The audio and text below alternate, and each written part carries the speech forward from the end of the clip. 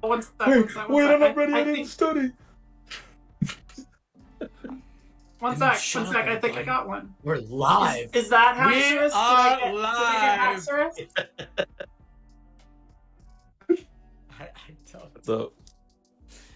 Konnichiwa, buenos dias, and welcome everybody to Pallet Town PvP. We have Gymbreakers finals happening today, where we are getting to watch the wonderful team of Japan versus Spain as they take on the Guardians Cup. This format is brought to you by Pokemon Go Raiders, so be sure to check them out. I am Sosaflo, and I'll be your host today, and I am surrounded by three wonderful casters who we've just been talking about this meta, reaching out for Haxoruses and what we can and figuring out where the spice is. We got Bubbly, Trainer Rem, and Final Boss AJ. So casters, go ahead and introduce yourselves. Right. Hi, I'm Bubbly. I'm from Finland, and here first time to cast these Gymbreakers tournaments, and looking forward to good battles. For Guardian, it was an okay cup. I wouldn't say it was my favorite, but it wasn't definitely not the worst. So it was like a middle ground for me. Me next? Okay. What's up? What's up, everybody? Yeah, My name is Trainer Rem, and this is my first time hosting Gymbreakers as well. And the meta looks really, really interesting for Guardian Cup. I haven't even looked at the meta infographics until today, and just looking at the information with having to use Pokemon with moves of the following types: Electric, Fighting, Fire, Flying, and Psychic. It seems like a really interesting cup with a lot of bans, so I'm interested to see how people built their teams and what they have. so I'm carrying this. What's up, y'all? Y'all know who I am. Final Boss AJ, the Queen of Ice, back to grace your screens for another Gymbreaker semifinal and final. I'll be at the final. Don't you worry, my French compatriots. I'm currently number 12 on the player leaderboard in Gymbreakers, and that's kind of insane. But I did go 16-2 in the B Division playoffs, so maybe warranted. But yeah. Maybe one day we'll see you on the finals. Canada B. But yeah. I'm excited. Japan, Spain, they've been two of the dominant forces of Gymbreakers this season. We get to see them go head to head here, and I'm just ready to see some high class quality play, in the face of Niantic servers. Now last month Japan was the world champion of it, and they've actually only seen Spain one other time, and that was during Brawler Cup, and Spain took that one very narrowly. Not that many updates have come through, big changes in the Pokemon world since the Brawler Cup, so could be seeing a lot of great fun Pokemon throughout. No dominant Pokemon from there, so it could still be in Spain's favor if they play Pokemon they like to play with. This meta here, with all of the bans and stuff like that, I really appreciated the meta, the Guardians Cup meta, because of the deep dive. You could reach down and grab something fun that could fill your team, and it didn't have to be a top 50 Pokemon. I really appreciated it.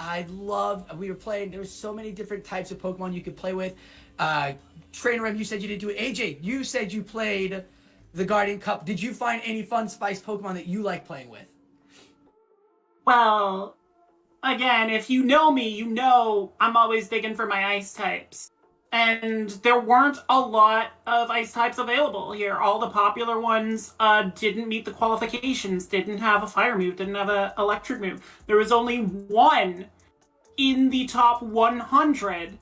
So, of course, I dug through my Bergmite collection, raised me an Avalugg, she my giant ice doggo. So I had that on my team, and as we saw Guardians meta kind of gravitate toward two schools of thought, having Avalugg on my team actually worked out pretty well, because that Dragonite Gourgeist Steelix core that we saw popularized, Avalugg loves that core. Loves to feast on Dragonite, loves to feast on Gourgeist, and can hold Steelix relatively level.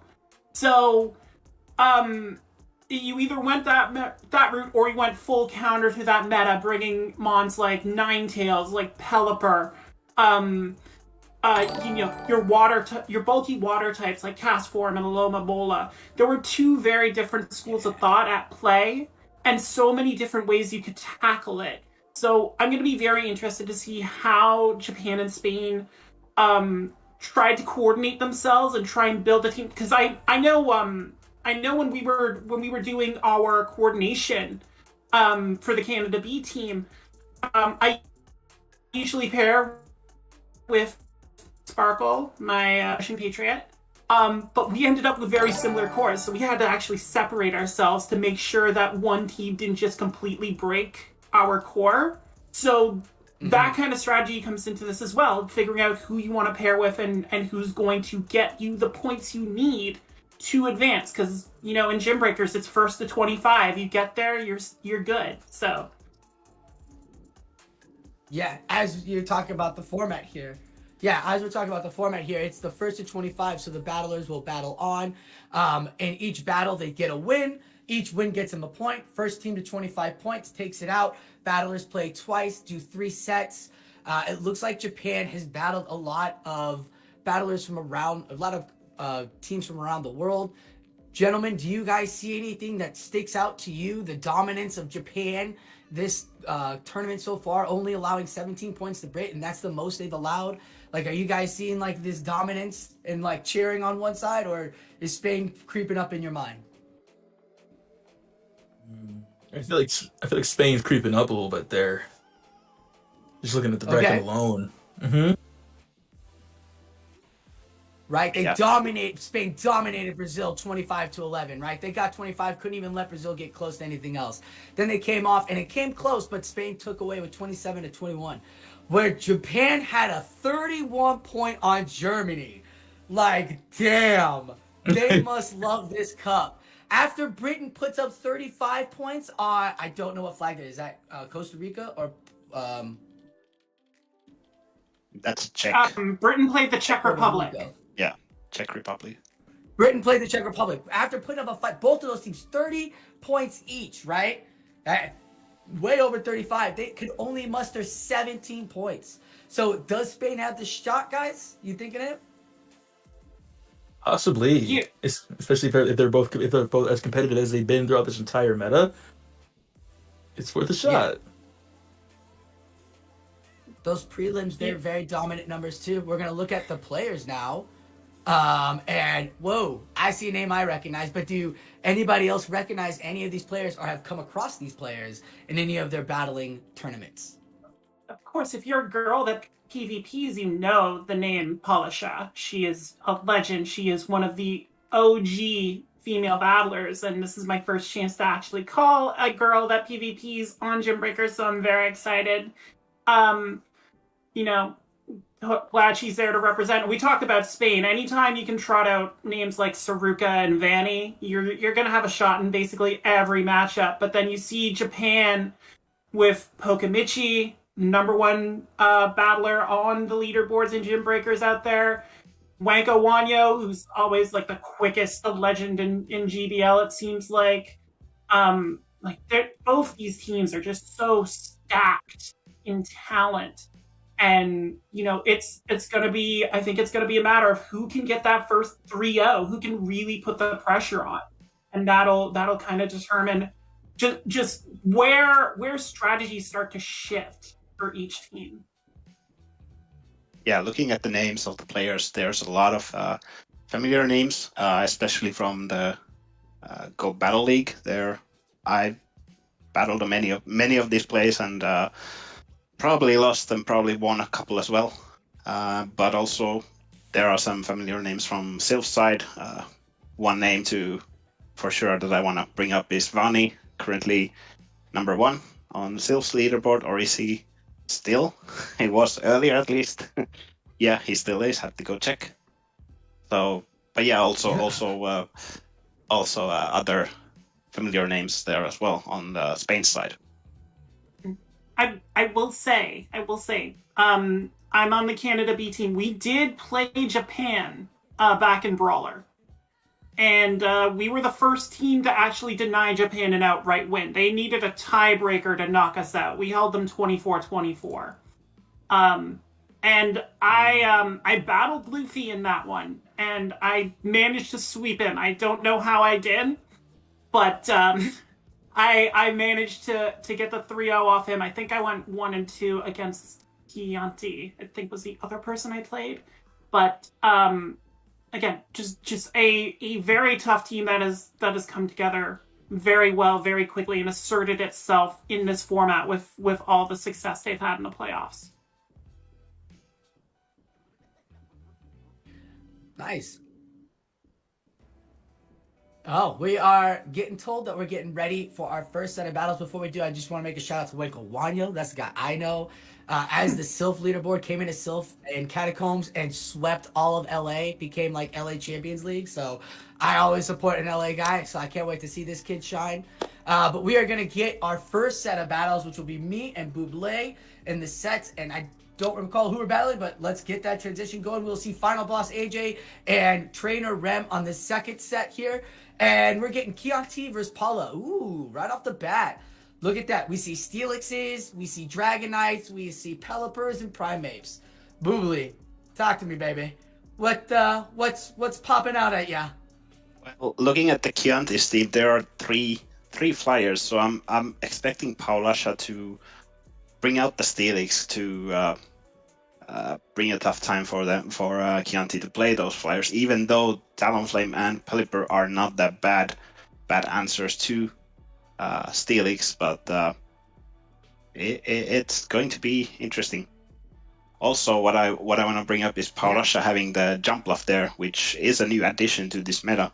And I personally didn't actually play Guardian, any Guardian Cups after the jump bluff community day, so that's kind of a new Pokemon for me in this meta as well. I didn't either. I didn't either, but we'll see if it's good. I know Dazzling Gleam was always good against some of those dark typings and whatnot, but we'll see about that. I wanted to point out the Rainy Cast form because that thing is a monster. Against all those flying, that water gun pressure is so huge that it's not really so much the weather ball pressure as well. It's really all about that water gun pressure first. And that is why it'll force shields. If it's 3 flyers, you're looking at building up the thunder, forcing even more shields, and maybe even playing a bait game. So we'll see how these opponents play it out. Paula and Chianti, are we ready? Let's get into it. Oh no! It's the Steelix and the Dragonite. That's not what you want. Immediate swap outs. Noctowl comes right in on the Steelix, and it's an ABB line on Chianti, and Noctowl going for that Shadow Ball. Noctowl isn't the best answer to Steelix, but it does have the Shadow Ball, which is gonna hurt, even though Steelix is pretty bulky. And here we see exactly how much damage that will do. Right, Steelix feeling so confident, doesn't need to shield that. No defense default on the crunch. Felix's swaps, and it's Noctowl versus Noctowl. Okay, and now Chianti is gonna want to keep that Steelix locked into that Dragonite, so this is going to be interesting how he's gonna manage this matchup.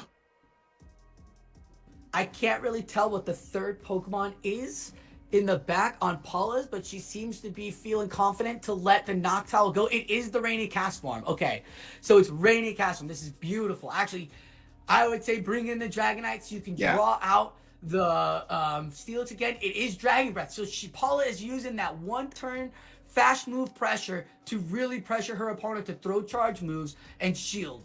So we'll see if the Sky Attack will get shielded. Yeah, no need to shield because the Steelix is going to come in. So just give it as little farm as possible here.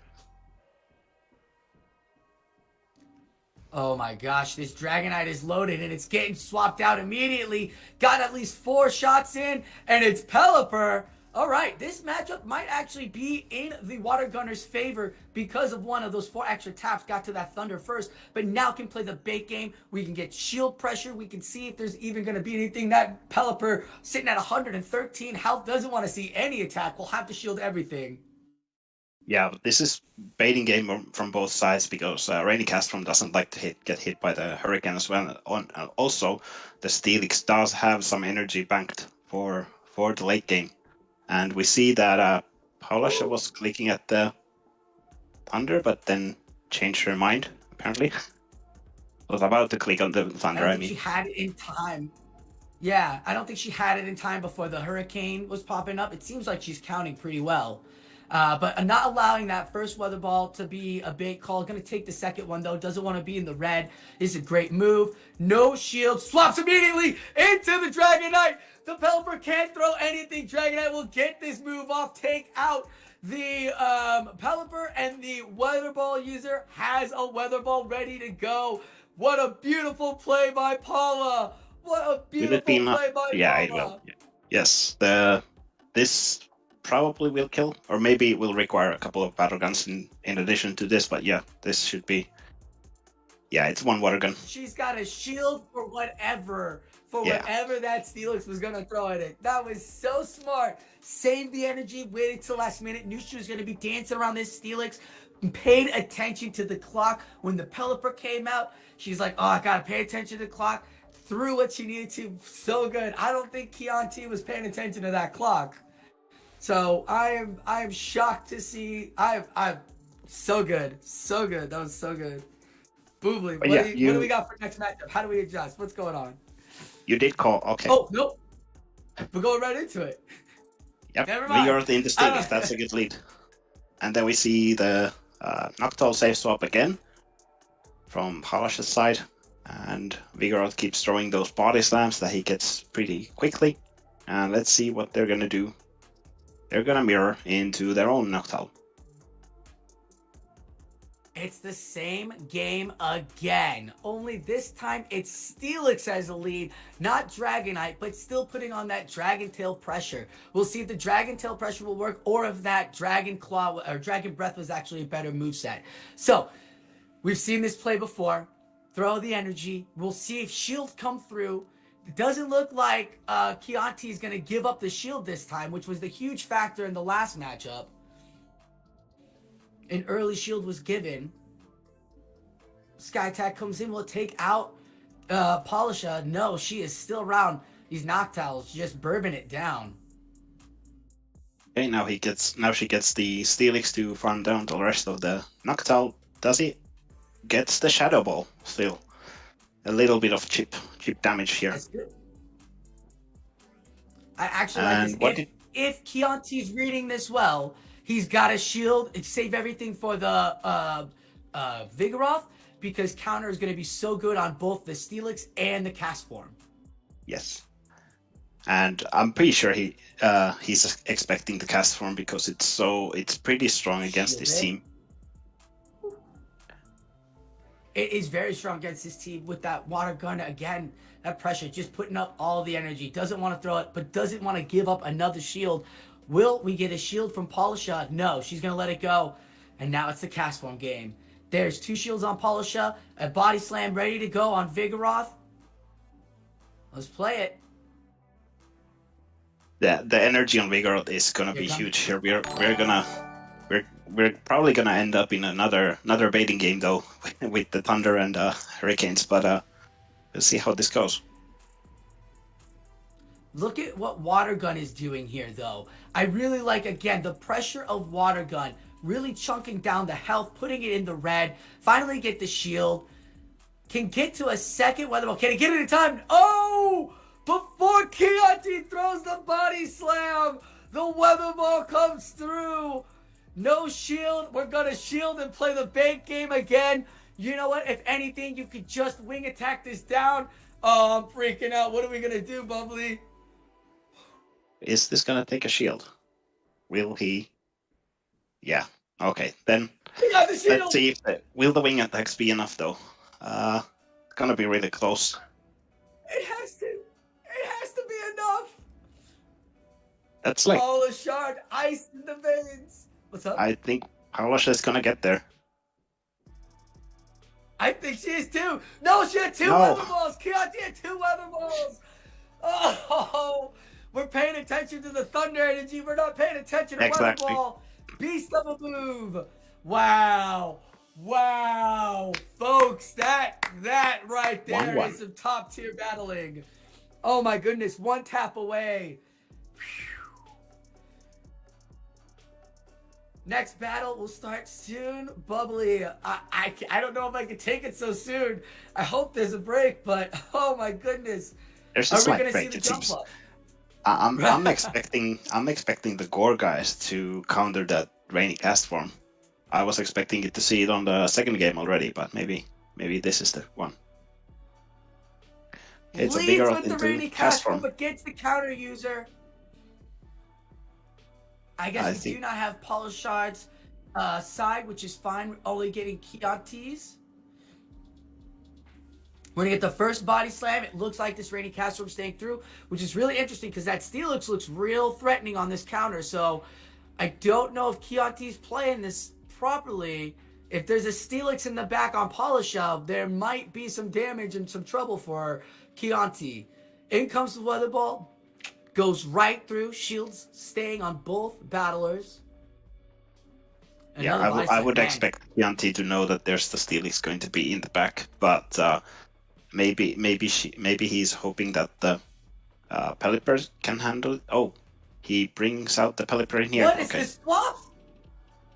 Okay, we got swaps galore happening. Dragon Breath, Weather Balls coming through. So we're locked in here now. Everything we thought about, throw it away. The Steelix could still see the Vigoroth.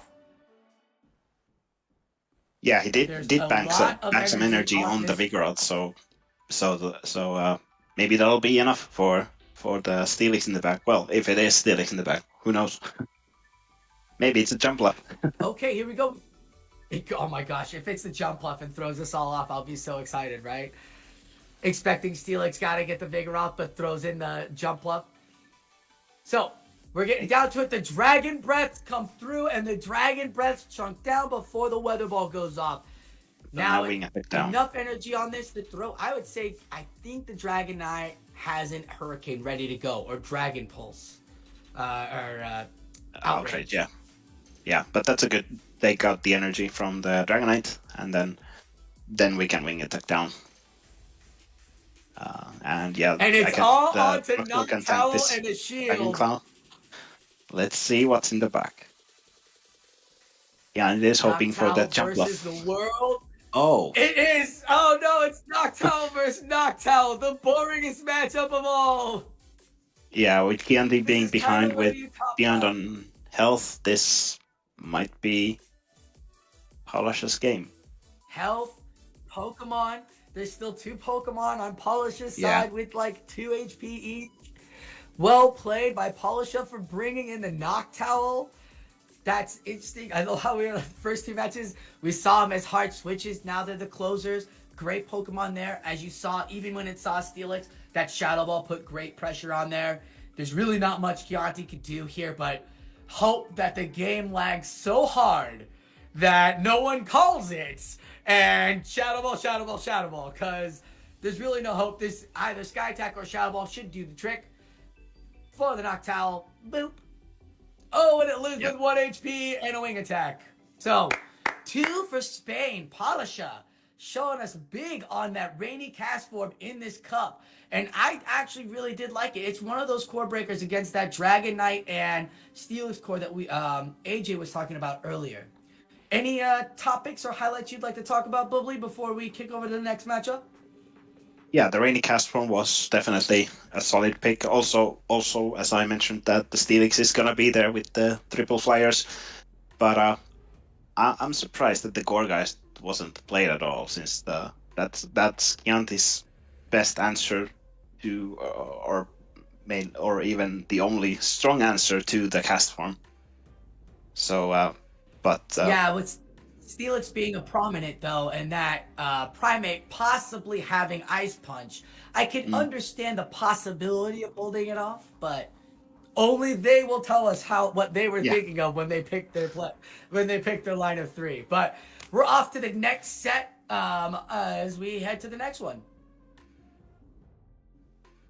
Here it is. So we have it's Polisha Bayoshi 5. Bayoshi. Mantine. Now, Mantine is a thicker Pelipper without Weather Ball, but could have Wing Attack and Bubble Beam with Ice Beam and Aerial Ace and Water Pulse. I think it's the final move on it. Yes. Yeah. And So then like Bubble as a fast move as well. Where, and you know what? I think we will find Gourgeist being played this round.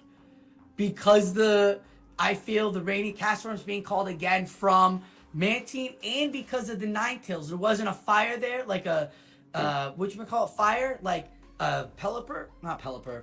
Talonflame. Where Ninetales can shoot off the fire, can overheat, can one-shot, like, that's a lot of fire pressure. I think Gourgeist comes into play here. Or we see the Vigoroth. Yeah, I'm expecting to see. Yeah, Gourgeist is definitely going to come out this match for sure. Or maybe I'm just calling it wrong again. But also, Mantine looks pretty good as well, with Paulasha having Jump Bluff and Dragonite against it, with Dragonite being still having to be afraid of the Ice Beam. So I think we're gonna see Gourgeist and Mantine from Dayoshi's side at least. Man. If it's Bubble Mantine, I'm gonna be so happy. Like, just bubbling down this Steelix for funsies.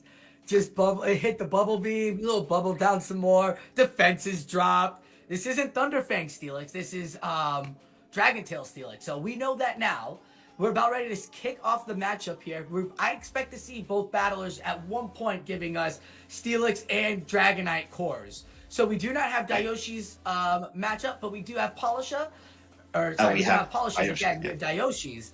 And it's Wing Attack on the Dayoshi, and I like that too because that hurts the Dragonite a little bit better. We make the swap, and it's into the Steelix, and it's a Vigoroth in the back, and it is the Primeape coming out to play. Yeah, Primeape's gonna get to a lot of energy from here, and then it will be dropping those Ice Punches or Night Slashes on the Mantine once it comes back in. But the Mantine did have Aerial Ace instead of Bubble Beam, so let's see how low Primeape will be. So if it will get farmed down by Wing Attacks, or if Dayoshi is forced to throw.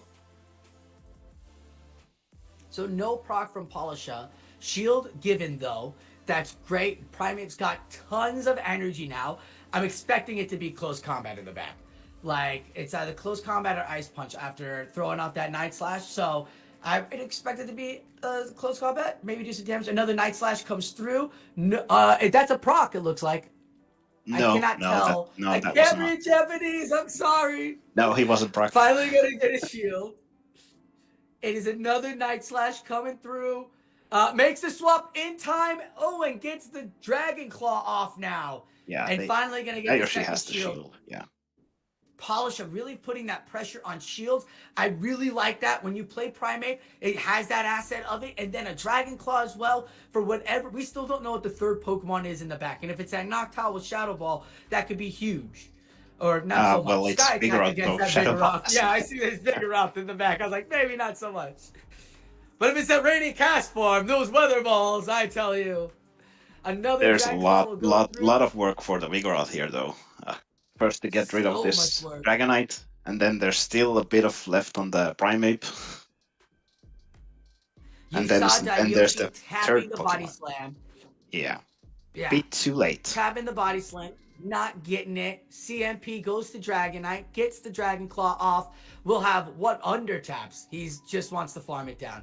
He's like, please don't KO. Let me get a tap in. He cannot get it in. It's the Noctowl. Double tapping, and it's the Noctowl. Paulasha loving the Noctowl. I wouldn't be surprised she's running through GBL. In comes the Body Slam. Not really going to do much pressure to the Noctowl. Noctowl's still sitting healthy. Oh my goodness. Noctowl. Here comes the Sky Attack. I mean, you could dirty play. You could Shadow Ball here. And it would KM here. Yeah. It would KO there.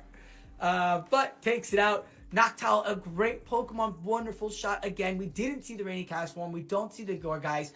We saw the Primeape this time. So that was really interesting. Didn't see the core out of Dayoshi either. So Steelix came out, but Dragonite did not. I was expecting Gourgeist. But yeah. Yeah. Are you expecting it in the second matchup, Gourgeist or Ninetales? Now that we haven't seen Rainy cast form? Maybe, but that might be a play from Paulasha to bring it now. Yep, there it is. And it leads into a Steelix. Yeah. That's a horrible lead. And there's also a Ninetales in the back. Dragon Tail. It is the Ninetales. You do bring it. Oh no. I bet you Paulasha goes straight for that Thunder. Yeah, Dayoshi's revealing now that they have Aerial Ace and no Bubble Beam, so not a bad move though. It's even if it's neutral, the Rainy cast form don't really need to worry about it yet. And this Thunder. I like this shield. This should be Thunder again. No, just the Weather Ball. Is that Weather Ball? Yes. Just the Weather Ball. What a big Paulasha playing on the big game brain. A big brain play, making a bait call. The Ice Beam comes through. The Ice Beam gets out without a shield. I like that. Yeah, Paulasha doesn't want to give a shield. Bubble Beam, yeah. No, they revealed the Paulasha doesn't want to Ice Beam earlier, but they don't want a shield because there's the Steelix, so the switch clocks are misaligned, so the Rainy cast form, yeah. So now that's right, the switch clocks were misaligned. That was good on Paulasha. Yeah, Dayoshi's gonna farm this down and maybe drop an Earthquake on the Rainy cast form and then try to I don't know what they're gonna do with the cast form afterwards. Double crunch on Rainy cast form. You'll get both shields. Yeah, Dayoshi sees it. He's got a double crunch. Remember, cast form was in the yellow. So the crunch could get that debuff, which would force the second shield. Here comes the first one. Did he get the debuff? No debuff. Yeah. They have to shield this. Will he get the shield? If he wants to get that second crunch. He doesn't want to get the second crunch. Oh, he stays alive. With the water gun, go through. Come on, Dragon Tail. It goes through. That's the first time Dragon Tail's outplayed the water gun.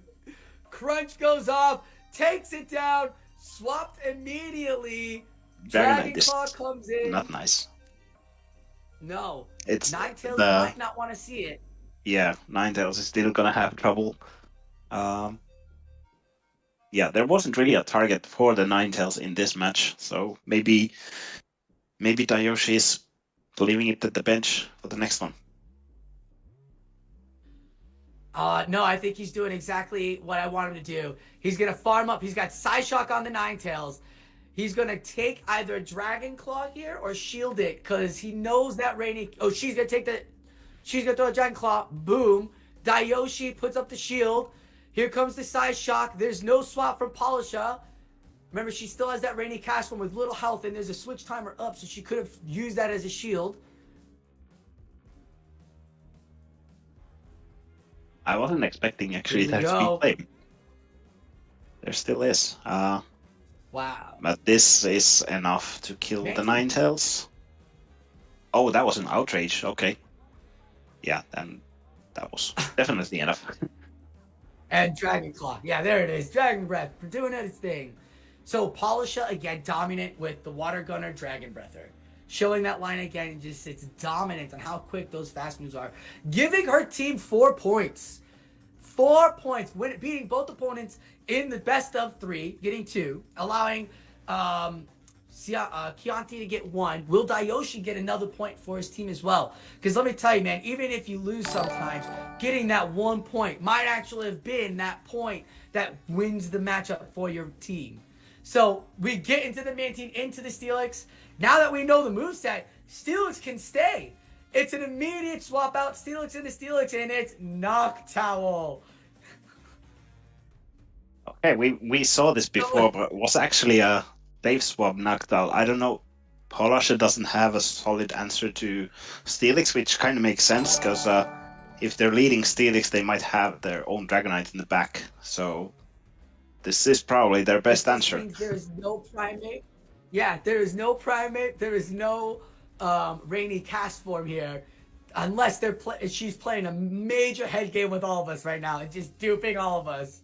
Maybe that's why she didn't submit her sets. She's like, oh, I'm going to outplay everybody here. Big brains. The crunch will go through. Will we get a shield? The Noctowl just so thick can take all the damage. Really hoping to get a debuff. Still not happening. Dragon Tail will come in. Now, Shadow Ball will take Steelix to the red. Not going to shield it. This will hurt the Steelix a lot. 1 Dragon Tail. 2 Dragon Tail. Hope that wing attack doesn't simultaneously KO. Polisha played that Noctowl beautifully. Look at what Noctowl left Steelix with Shadow Ball. Hopefully people start understanding that this might be the way to go here. Steelix crunches the opposing Steelix. Still no debuff. Did we get a debuff at all against with Dayoshi? No. Polisha anti-debuffing it up. But now Dayoshi has the Vigoroth paired up with the Steelix. It's gonna soften this Dragonite here and then go into Mantine. No, they're staying in. Okay, that's a... Okay, now they are going. Yeah, because the Mantine has no play against the Steelix with the moveset. Well, it has Ice Beam, but it's still not... it's still pretty slow and it doesn't hurt that much that Steelix would be afraid of it. Dragon is going hard, hitting that Ice Beam. Can't get it off in time. Might have to be forced to use a shield. They because leave he this. doesn't know. Okay. Yeah, they leave this and then Dragonite has to shield this, and I expect Polisha to shield it, and then Vigoroth needs to do a lot of work to get rid of these two Pokemon that are left. The 2 OG core, Vigoroth was meant for it with a little bit of energy. Can shield here and go straight for the body slam, then build up for the bulldoze and shield that Steelix. But here's the question. How much energy does Polisha's Steelix have? Oh, what a catch Makes here. the swap on the body slam. That's so dirty. That's so dirty. Get out of here. Polisha. Polisha, you dirty girl. Do you have it in time? Dragon Tail it down. In comes the shield.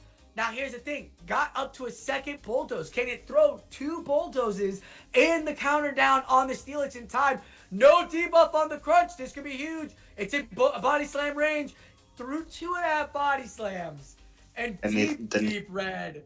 Yeah, he has body slam for the Dragonite as well, but is this? Yes, it is. And then the Dragonite comes in, and here goes the body slam. Dayoshi manages to get 1 more point for their team. I have to say that swap, even though that catch was so brilliant, costed her. Costed her that because she tried to be cool, but then she added extra damage and he could just count up all of the energy and then throw what he needed to because she didn't have shield. Like, as smart, as great as that catch was, that costed her. Because if she just would have let Dragon Tail go down, and he would have had to build up for the bulldoze, could have just done another Dragon Claw. But Dayoshi... I apologize. Oh my goodness, I did not understand that Dayoshi was a girl. I apologize. Polisha and Dayoshi, 2 wonderful female battlers here, showing us what it was. But you know now why I'm not happy. I'm not on this one. I don't know why you're not on this one either. Like, if you're only on Wenko, I'm gonna be really sad about that. Like, come on, AJ. But these two battlers here, great job. We didn't see the Gorgeist again, Bubbly. I apologize. I know you really want to see it. Maybe next matchup. We didn't even see Jump Pluff either, but we got to see the the Primeape actually play well, and we really are starting to see this Noctowl Shadow Ball really put up some pressure on some of these tanks that feel real safe. And I actually kind of like this kind of Pokemon. It's got a real nice coverage move set now. Nice feel to it. Yeah, I definitely made it a good Pokemon because the previous options with what does that, Nightshade and Psychic, they're a bit Psychic, not as good as Shadow Ball. So bad. So you were asking what changed from the last time these two teams faced in Brawler. Noctowl didn't have Shadow Ball back then. That was part of the Johto update in December. So there it is. There it is. Thank you, AJ. That was it. And Noctowl being there could be huge for everybody. We're going to get into the third matchup now, as we've just seen a wonderful matchup between Dayoshi and Polisha. And Polisha now has given her team Spain 4 points to 2. Can Dayoshi help her team out and get more points back and tack on what Polisha just left in the wake of Japan? Can Dayoshi get back into this? And San Judigo can add, again, another, literally the same team. It's actually the same team, except it's our boy Surfetch, who's got a wonderful moveset of Night Slash, Leaf Blade, and Hurricane bait too. So, or Brave Bird bait too. So, yeah, this is interesting. What are you seeing here from these teams, my friend? I'm expecting similar picks as last game. So, the Noctowl is probably gonna be a big pick here, as it was before. Steelix, yes, for sure, and probably gonna see the Rainy Cast form again. Right, I feel like this Rainy Cast both of your favorite Pokemon, yeah. Yeah, it's just gonna be regionals all over again. We got Mantine into Noctowl. We got Wing Attacks, and this Mantine is rocking Aerial Ace and Ice Beam as well, because it's the same Mantine from the last matchup. It's the same battler, Dayoshi. She's going to hit that Ice Beam. Now, will we get the shield from San Judigo? Did they talk to each other? No, they didn't. The Ice Beam goes through. No shield. And San Judigo has a Surfetched and Dragonite in the back, so this figure out safe swap is going to get punished by the Surfetched, I'm expecting. I like that too, because unlike Primate, it does not have normal typing, which is effective against counter. So this boy, your boy Surfetch, could actually come in now. But why would it? Because Noctowl again is just showing absolute dominance. This Vigoroth is down to nothing. Vigoroth with all of the energy throws the body slam. We get Dragonite back in, and boom, bye. Bye. And Judigo's playing smart. They're probably reading the team that there's a Steelix in the back. So yeah, they guessed that there's a Steelix in the back, so they saved their Surfetched for this matchup. I actually like the moveset on San Juan Digo's team, because he's got that Leaf Blade to pressure the Mantine. And they've got the Night Slash to actually boost himself up, or actually put a shield onto the Steelix. In comes the Leaf Blade, like we're saying. Here comes that pressure. I really love how there's a leaf sword, a green sword that comes across the screen nowadays. Yeah, the animation is nice. That farm down. It's a wing attack. He's got shields. San Judigo feeling real good here. Dayoshi trying real hard with this Mantine to get herself a point against Spain right off the bat. A Night Slash will come in, knowing that the Steelix just has to meet up with the Dragonite in the back, keeping the shield for himself. Steelix is just going to be a greedy beast. And look at that. That's a good farm for the Steelix. And do we now see a debuff? Because I think we're going to... Dayoshi's going to need one. Like, what's the percentage on this? I think it's 30. No debuff. No debuff again. Doesn't matter about shields. Again, Dragon Tail is so good that if the debuff goes through, it could take 2 Dragon Claws to pop. No debuff. Still gonna be enough though. Yes. Dragon Tail. Didn't she have Dragon Claw? No. Was it Dragon Claw ready to go? Yes, but they had a shield. So they had a shield. They had to get the 2. That's right. Dayoshi gets the point for her team. Yes. Well played on her part there by building the energy. It's still real upsetting we're not getting these debuffs.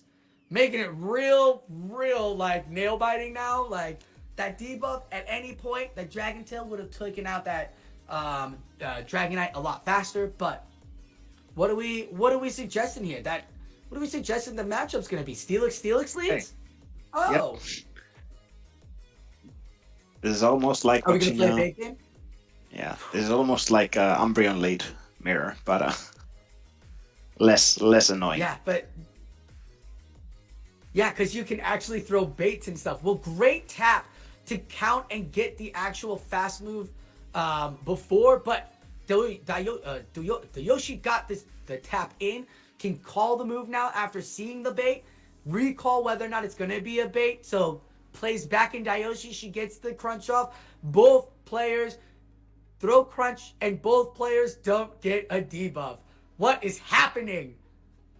Here comes the swap to Noctowl.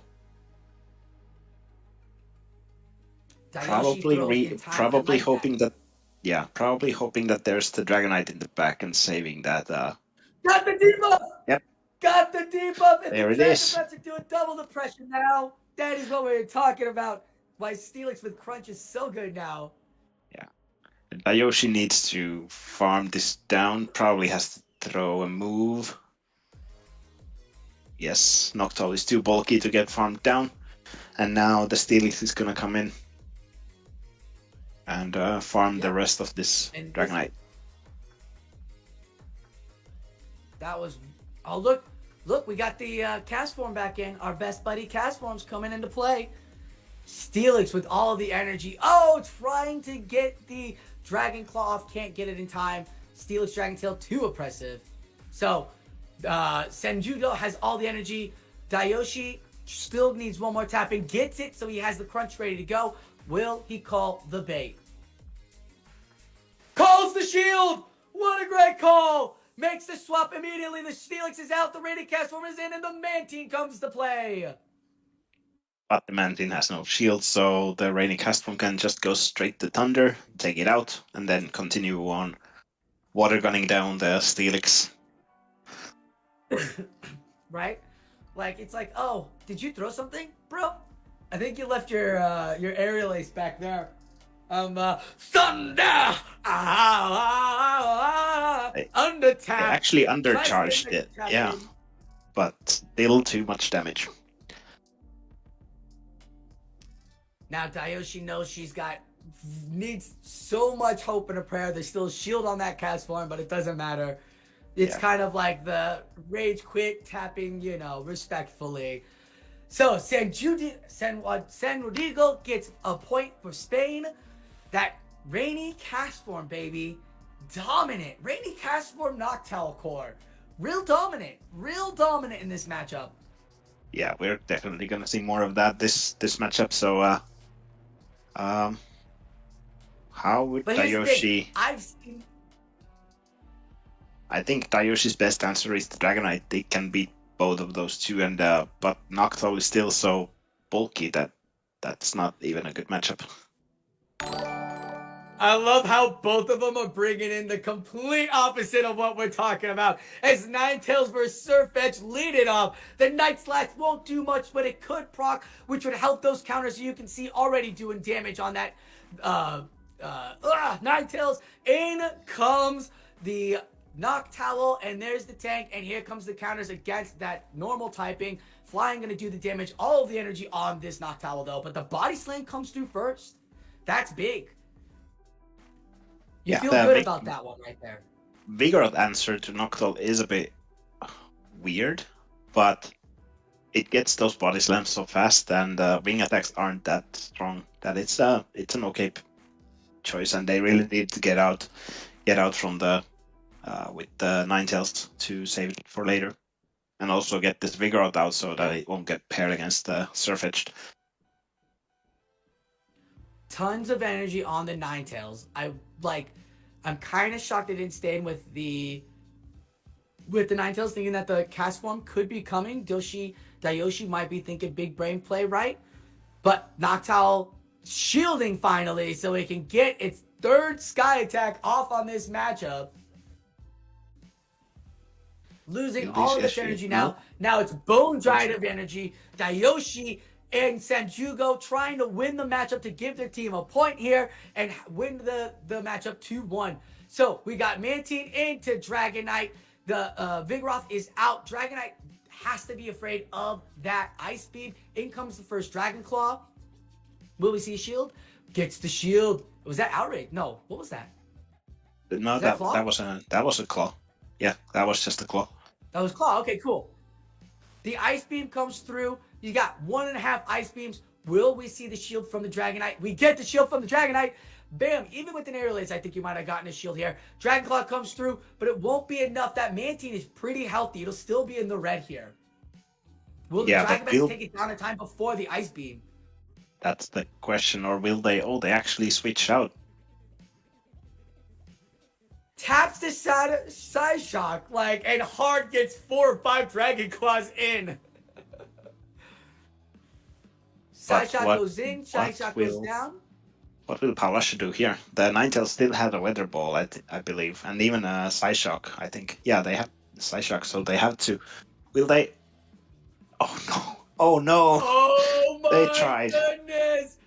Gonna just throw Dayoshi! Noctowl is the burb of the sky now! Move over, Mandibuzz! Noctowl's here! Good lord!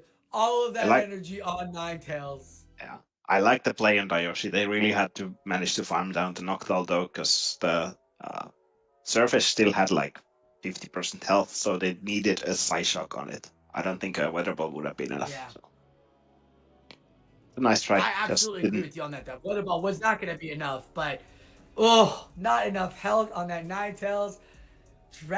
Wing attack's just too oppressive. You also had to worry about a swapping counter, because one counter could have done it too. Yeah. Like, that was tough. So, it is 6-3 Spain.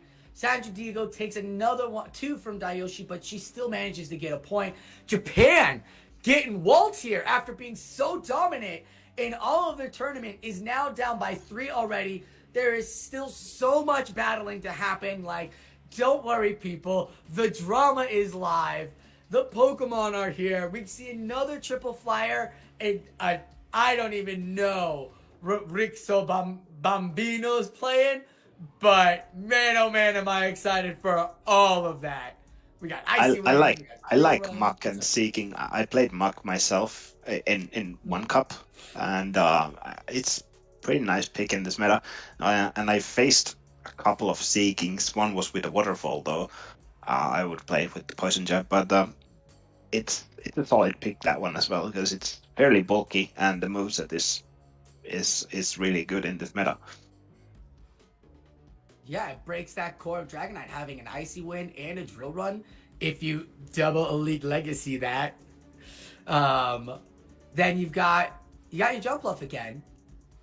Wow. So on Birushama's side, you have what looks like a very meta Guardian Cup, but a triple flyer, which is interesting.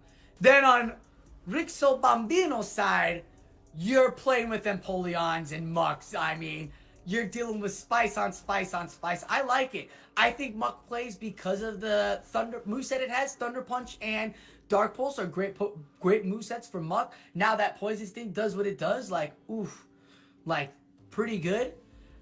Do we see the Surfetched? Who knows? What do you see in here? What are you spotlighting here before we get into these matchups? Anything exciting? Well, this time we don't have a Rainy Cast form, so, but looking at the teams, I think Seeking and Empoleon are pretty solid in this in these teams.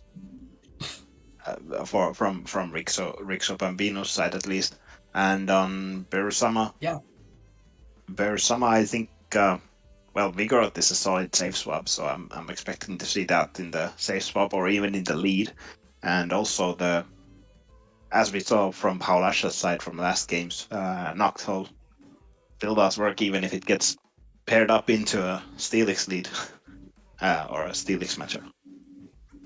So that might be a good solid pick as well. That might be. Well, let's find out. We're getting right into it. Great call by the editing to put it right at the end of that moment. We got Empoleon into Vigoroth. Boom, the immediate swap of Empoleon into your Jump Bluff. Now we're going to see how Jump Bluff plays, and it doesn't want to see a Noctowl. How is Aero Acrobatics? Acrobatics, yeah. It's like payback, so... Well, here we see how much damage. About 40%. It does. So they will need That's not bad on a Noctowl. Yeah, they will need 3 of those on a Noctowl because bullet seeds do nothing. Oh yeah, absolutely. Noctowl goes at Sky Attack, gets the shield, so you will see the second one coming in. Oh, the second Sky Attack sneaks in. Will either force the second shield or Rixo will have to say goodbye to his Jump Bluff. Interesting though that Berusama's Noctowl does not have a Shadow Ball. It has Psychic. So He that will doesn't? be What? walled by the Steelix in the next games. But obviously Rixo won't know that, or Rixo Bambino won't know that. That's an interesting pick though for this meta. That is going to be huge. I don't really see why the I like. Psychic is needed. I don't either. Maybe it was a misplay, maybe against the fighting, but you'd have Shadow Ball for that too. Who knows?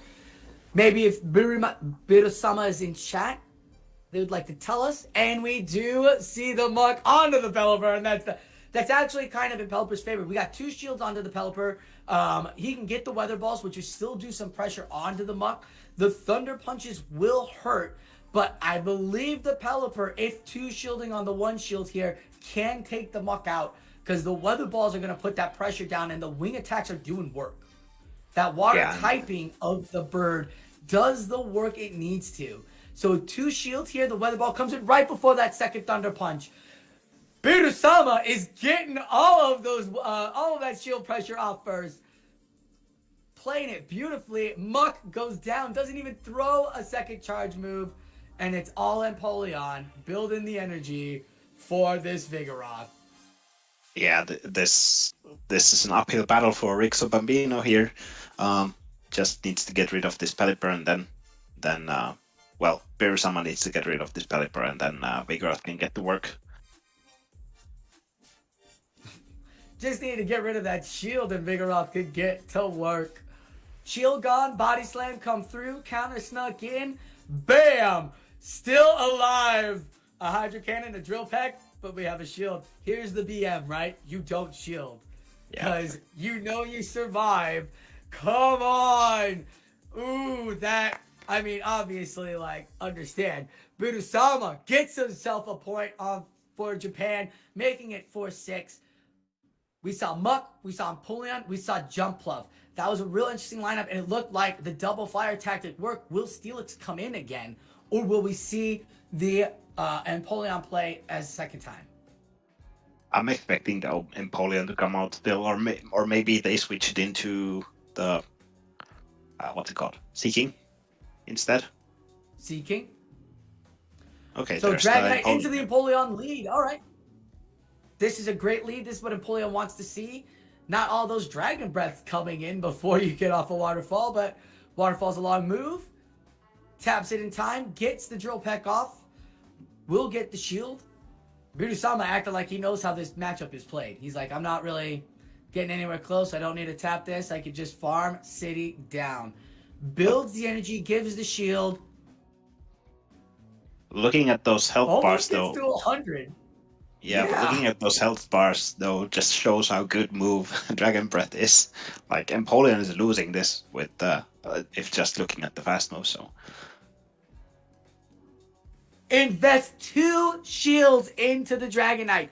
Now we will see if there's going to be an immediate swap to try to see if they can get somebody else to farm for the backup. And it is the Sea King. And it is Dragon Breath still doing the work. Like, look at that damage Dragon Breath was doing in that Sea King. Dragon Claw comes off. What's up? No, never mind. I got mixed with the moves. But yeah, here's the Sea King Dragon with Claw that got shielded? Yes. Icy Wind? No. It was Outrage. That Outrage was shielded and Dragon Claw got through. Yeah. Yeah, Dragon Claw got through. Yeah. So okay. The Icy Wind gets off. Oh, the Hurricane was tapped, but not in time. Birusama tried so hard. Will this take it out? Pelipper, so weak, so fragile, so gone. Viking has so much health that it's gonna get to another move. You kind of have to let the Vigoroth build up. Yeah. And tank the move from the Vigoroth build up. Okay. Yeah, that's a smart move. Okay. No need to get debuffed by the Steaking. And let's see. Poison not doing what it needed to. What's in the back? It's a Muck. Empoleon is desperately trying to avoid this. Dragonite has very little health. Empoleon has very little health. Can go for the Bulldoze. Can he get it before the Dark Bolts? Oh, what a catch! Rixo, get out of here! Get out of here, you maniac! What a catch! That's out of control! He just saved himself! Does he catch back though? That's huge! Nah, they can just load up He to should 2 have the Thunder Thunder Punch Punches. ready to go. Yeah, he was just waiting for possible catch, I believe. Or loading up to 2 so my they can. goodness. Yeah. But I didn't know Dragon Knight had it in him. Because there's a body slam. Can he get to the bulldoze in time before the poison jabs take him out? I think that was No. yeah, that was a visual Okay, bug phew. that Yeah. it showed. What a catch! What a catch! What a catch! Rixo Bambino! Holy moly! Yeah, That's that's amazing. We saw amazing plays there. What do we got? I mean, how do you match that up? We got the Steelix leads in those ones. There's still one more matchup. Does Seakeek come back? I'm expecting it to come back, and Empoleon probably too. Oh, that's a Muck lead. So do we Muck see? lead into Pelipper. He's in Bidusama's head. This is what he wants, yeah. And now let's see if they have what they have in the back. But Birusama has the Vigoroth and the Noctowl in the back, so Muck would still have play in the back line as well. So let's see how they play this. These weather Bidusama balls, trying to as win we the saw, first set for Japan.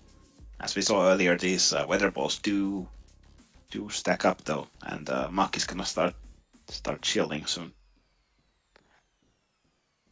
I'm still so hyped on that catch. Like, I cannot come off of this. Like, Weather Ball's gonna come in. We're gonna get shields. The next Thunder Punch will come in. Will he invest 2 shields again into Pelipper? He does. This is intense. Yeah, here comes the Immediate Seeking. swap into the Seeking. Will he just go for the Hurricane? Bidusama going for the Hurricane. Going for broke. Makes the swap. It is not a Shadow Ball on the Noctowl.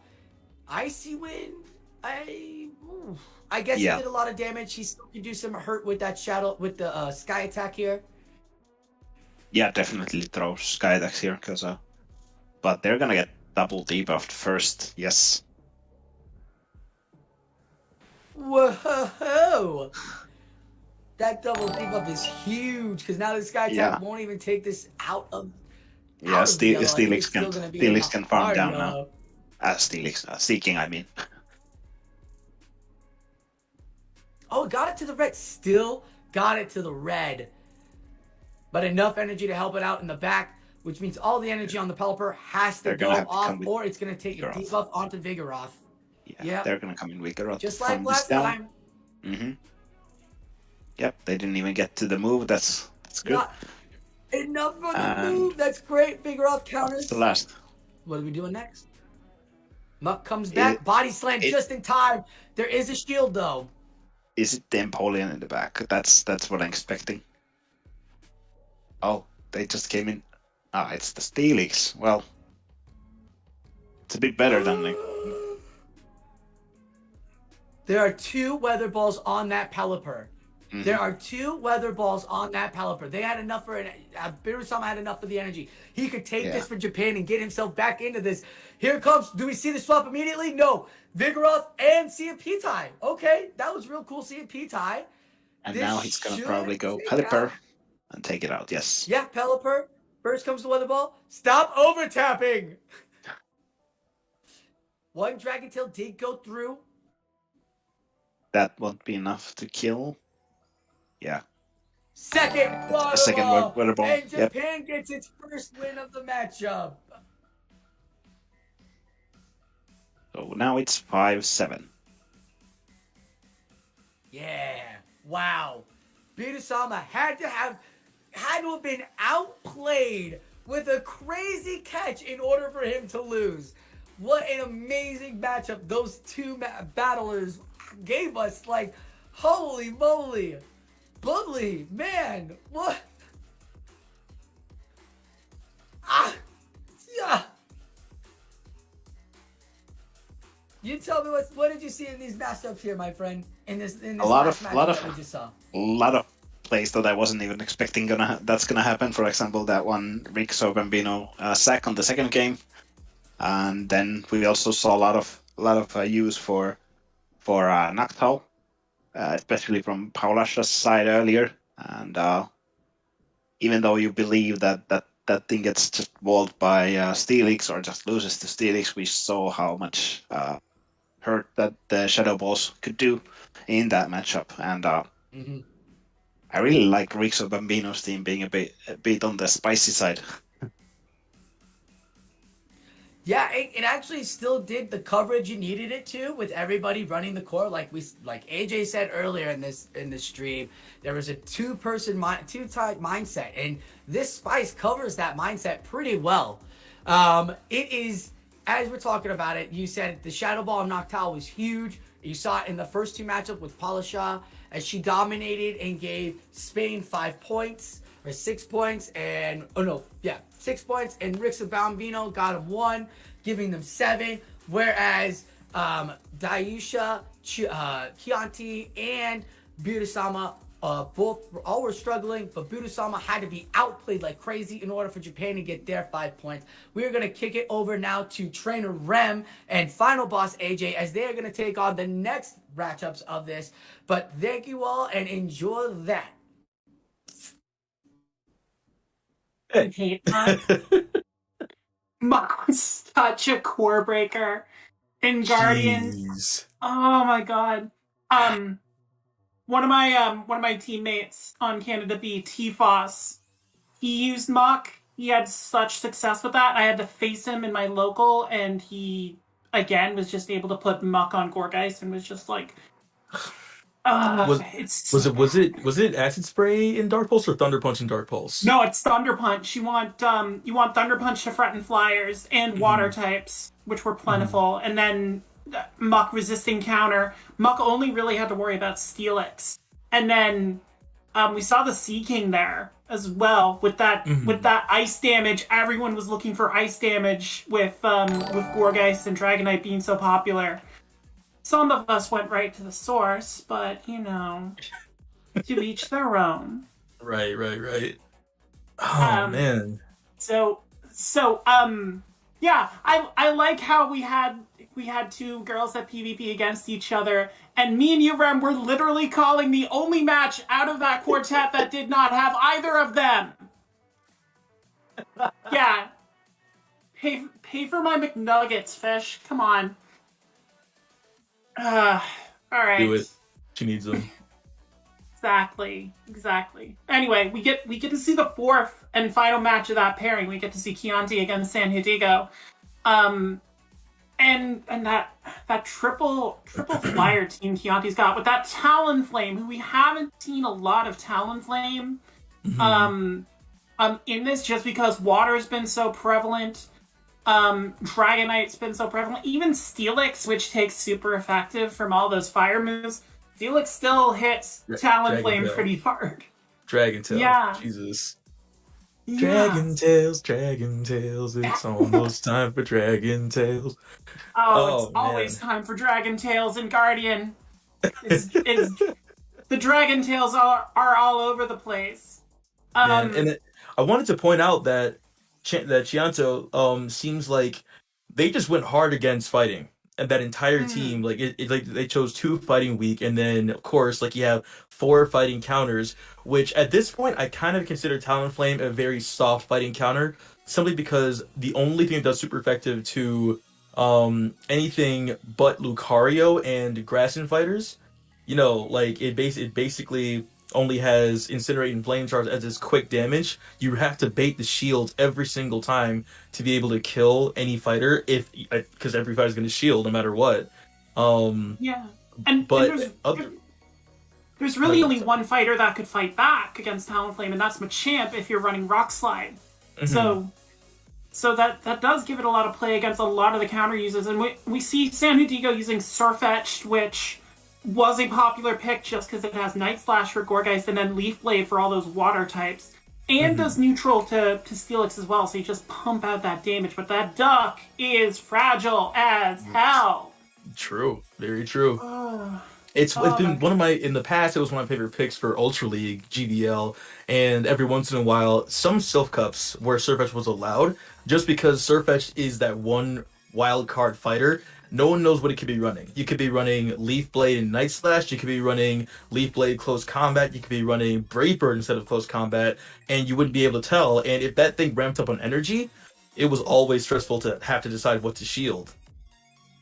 Exactly, and that's what a lot of Guardian came down to. Like, if you found yourself in that rock paper scissors scenario that a lot of Guardian matches turned into, you had to be able to play some mind games. And Surfetched, one of the best options for that, be Swiss Army Bird with the Lance of Leaks, gives you that option to try and bluff your way out of some things. But these battlers are going to know what each player is bringing with the coordination between teammates. So it's going to be interesting to see, once we get into these battles, how Chianti and San Hidigo respond now, knowing the info that they got from Dayoshi and Polishat. So yeah, so let's see some battles, Ram. We've been sitting here forever. Right? Oh no. Oh. Okay, That's so the thing not is that a Surfetch counter. okay, so this is also kind of a dicey matchup, even for Pelipper, just because Leaf Blade, like any grass type move, can literally destroy it, especially if the grass type move user has high attack. Like, look at that damage from Leaf Blade. Insane. So brutal to Pelipper. And now Dragonite. Man, okay. I'm wondering what Chiantio's plan is, because the fact they didn't shield Pelipper and Dragonite's coming in to overcharge and just ramp up on energy. They have to tank whatever is coming in. So they have to basically put this game on Noctowl's back. From the looks of it for Chianti, Vigoroth's going to come in against Dragonite. I don't think Chianti's going to shield this Vigoroth. And possibly.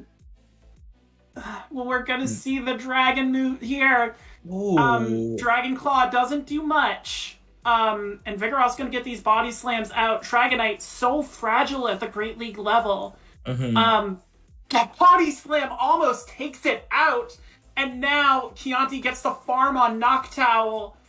And we see the mirror and that energy advantage for Chianti and shield advantage, because San Diego did spend a shield. This is going to be super, super close, but I still think that Chianti has it in the bag almost, because Noctowl with energy, seriously. Yeah, and being able to threaten, and Chianti knows that Surfetch threw that Leaf Blade at Pelipper and dipped, so it's not going to have the energy reserves. If this Noctowl is packing double Sky Attack, there's not a lot San Diego can do here.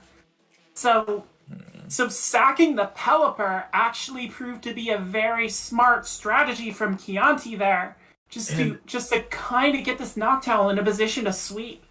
Ooh, and Chianti still has Vigoroth back there with a decent amount of health, but what I see Hudigo doing is potentially bringing back in Surfetched and doing just straight counter damage with maybe a Night Slash.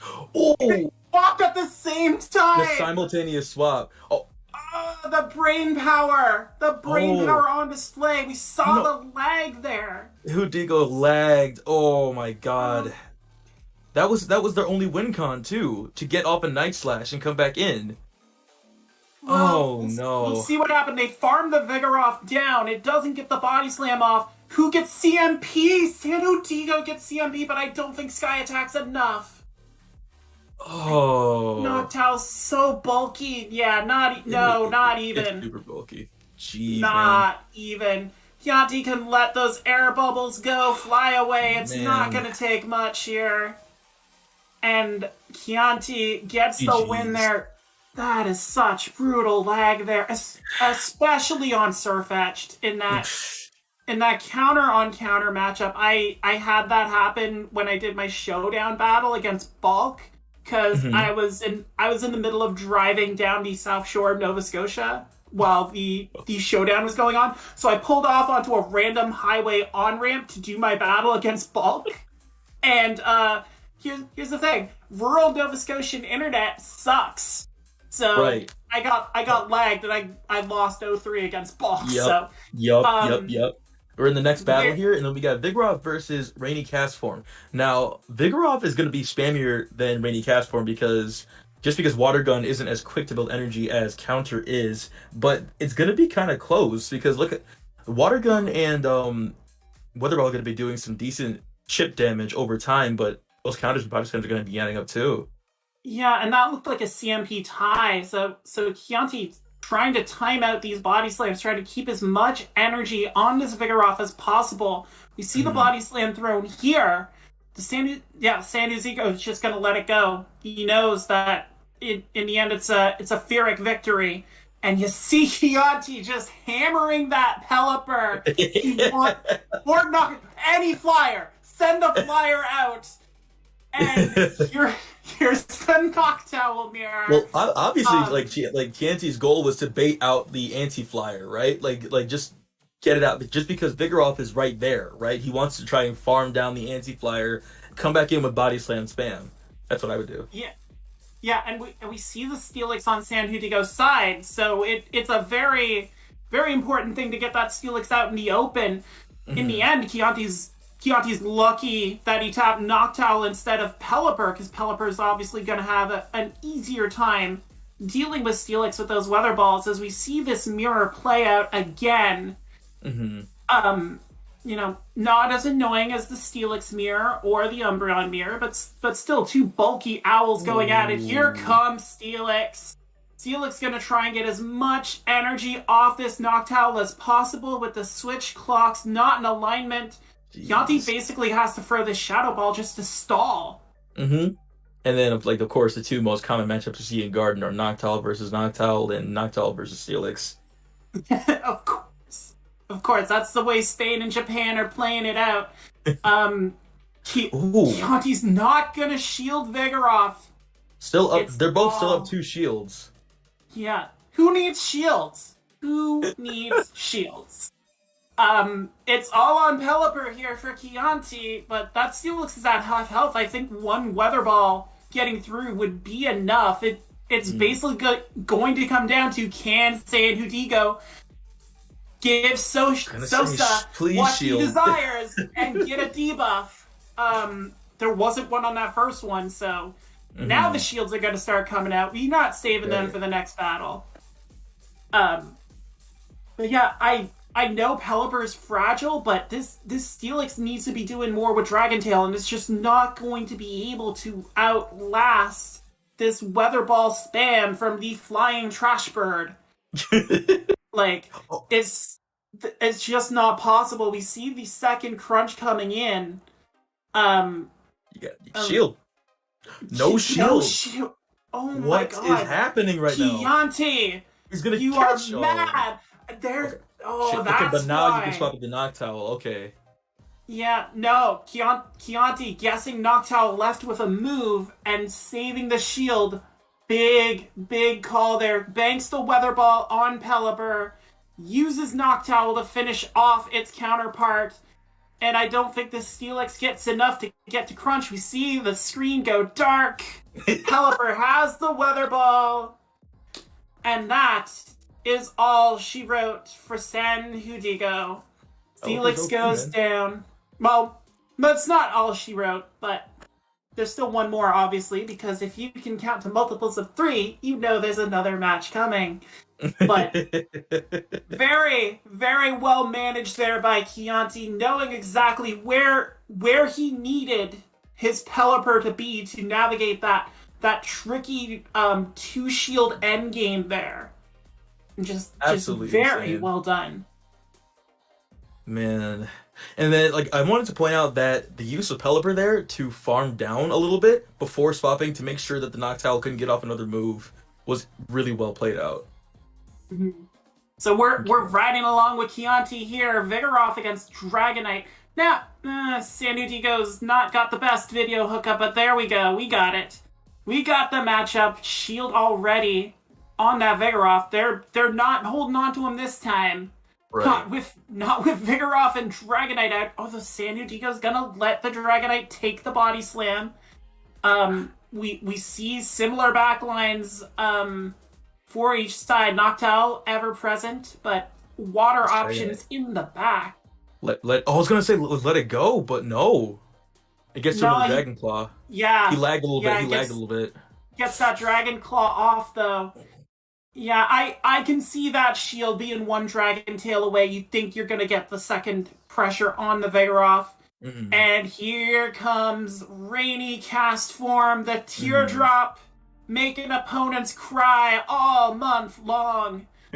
And Noctowl it's bulky, but so is Cast Form. I mean, anyone who's raised up a Cast Form for Great League knows how bulky the Weathermon is. And you see San Udigo just loading up, going for the Thunder here. CMP tie there too. Oh, I don't.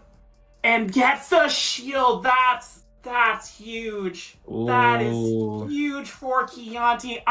That might have been a mistake by San Udigo, thinking the Weather Ball wasn't going to be enough, and now loses Cast Form there.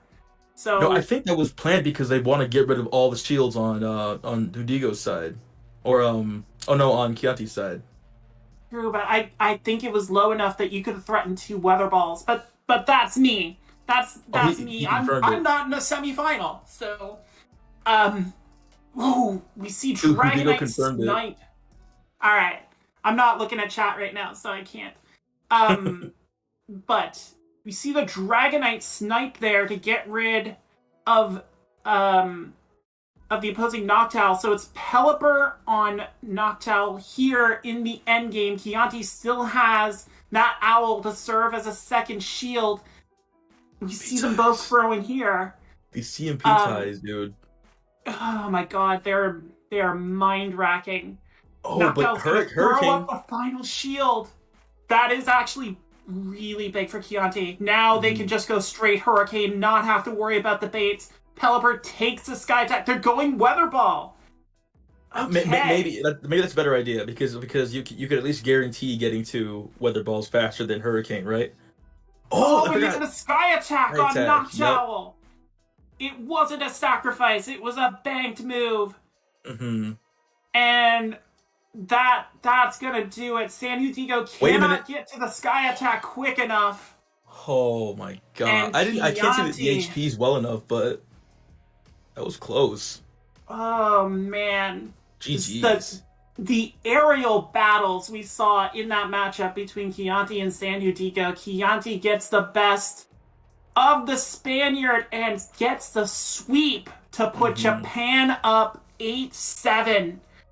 Big comeback for the Japanese side there as that quartet finishes their battles. And as Sosa said, just the way Chianti and Dayoshi were struggling with Polishaw putting up that big 4-2 to start, getting that sweep from Chianti against San Udigo, huge to get back to some level of parity here, position the Japanese team a little better for some of the other matchups we're going to see. Just very well played by Chianti in that trio there. As battlers, we both understand, I'm sure, that every battle, especially when it comes down to the wire, just is so intense that you feel the heart pumping, adrenaline rushing. You're trying to figure out, thinking of every scenario, what to do, how to come back from a terrible situation. And I'm sure in that one instance that both of them were feeling the exact same emotions, just how do I come back from this? What do I have to do? So exactly. Very well played on both sides. All right, we're gonna move into the next battle here. We have Bestiamax against 56 Luthi.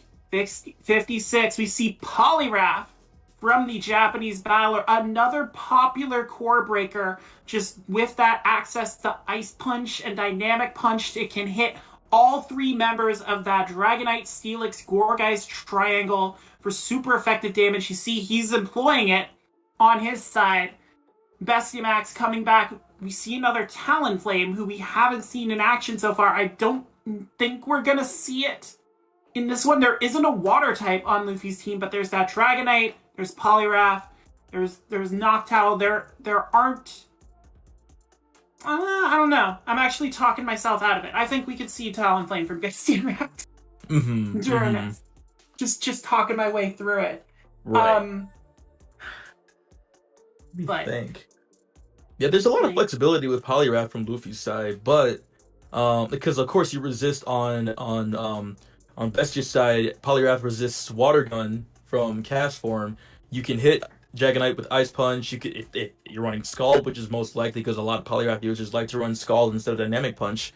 Um, you could hit pretty much anything on that team for strong neutral or strong super effective.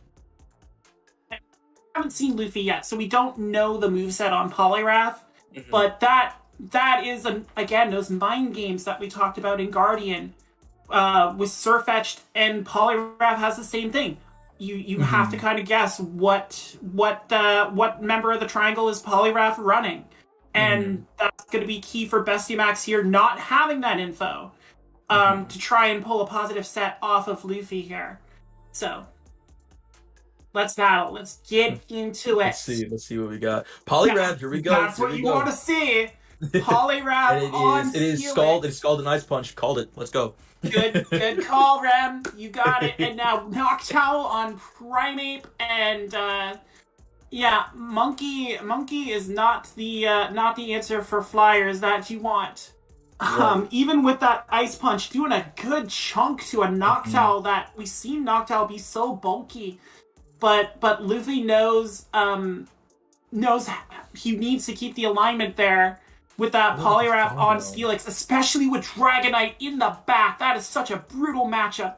Try to win with Dragonite on Steelix. It does not work. So Luffy's gonna have to try and survive this, and I don't know if he can. He gets the Sky Attack here, but Bestiamax should be shielding this? Doesn't shield it! Oh no! So Talonflame and Steelix, okay. That's huge. That's See, huge. but Poliwrath has Talonflame- Scald. Like 2 counters for Talonflame. That is unfortunate. But Brave Bird will KO either of those Pokemon. It will, but again, this is what we said. If you don't know the moves your opponent has, it makes it so much more difficult to actually plan it out. And I think once Bestiamax sees this Dragonite come out, I think he knows just what happened. Dragonite paper, dude. Like in Great League, a freaking Zen headbutt hurts Dragonite. But yeah, Poliwrath comes back out on Steelix. Now, oh wow, and that got the debuff. So, and it's gonna be a loss for Steelix, and I think it's gonna be a loss for Bestia in general. Like in general, Scald is super annoying to deal with. It really is. Like it can, like the attack debuff plus the the amount of damage that it can do. It's comparable to Dynamic Punch on almost anything that doesn't resist water. Yeah, we saw Poliwrath completely farm down that Steelix with Mud Shot, by the way, before it got to the move. I'm so sorry, dude. I'm so sorry, man. that is so brutal. Like, I know that Bestia was relying on Luffy not bringing Poliwrath, obviously, and then the fact that Bestia didn't even bother going for the Brave Bird, which is literally what anybody should do against the Dragonite. You get a guaranteed shield, or the Dragonite dies. That's basically it. Yeah. But we saw Bestie come in with Talonflame there, obviously trying to get that energy, trying to play the sweep game in the back, not knowing Dragonite was there waiting, not knowing how important alignment is. This is a better alignment for Bestiamax. Clicks on Noctowl, and then figure out on Monkey against Monkey. Monkey versus Monkey. One monkey has a clear advantage on the other monkey in this scenario, and it's the one that deals stab with its counters. And we see Bestiamax shielding immediately. I think he learned from that first match. He does not want to lose alignment again. He's gonna throw the Night Slash here. Try and find that debuff. Self-boof. Sorry. It's too much crunch on the brain. See, shield the Body Slam here. Again, he has learned. He has learned he needs alignment in this after Luffy just RPS'd him in that first match. Jesus. Vigoroth goes down. Luffy bringing back Poliwrath because he knows how much Poliwrath destroys the other team, except for since he's not running the Dynamic Punch, Cast Form would be a good pick to beat that Poliwrath in the back. And we see the Rainy Cast Form on Bestiamax's back line as this Primeape can it get... Oh my god, it got the other Ice Punch off. And Luffy's just Oh. gonna let Noctowl go. Oh, man. This is Luffy's bad for putting it Luffy. all on Polygraph. Yeah, And here's this the is where you bad regret getting news. scalded. Yeah, exactly.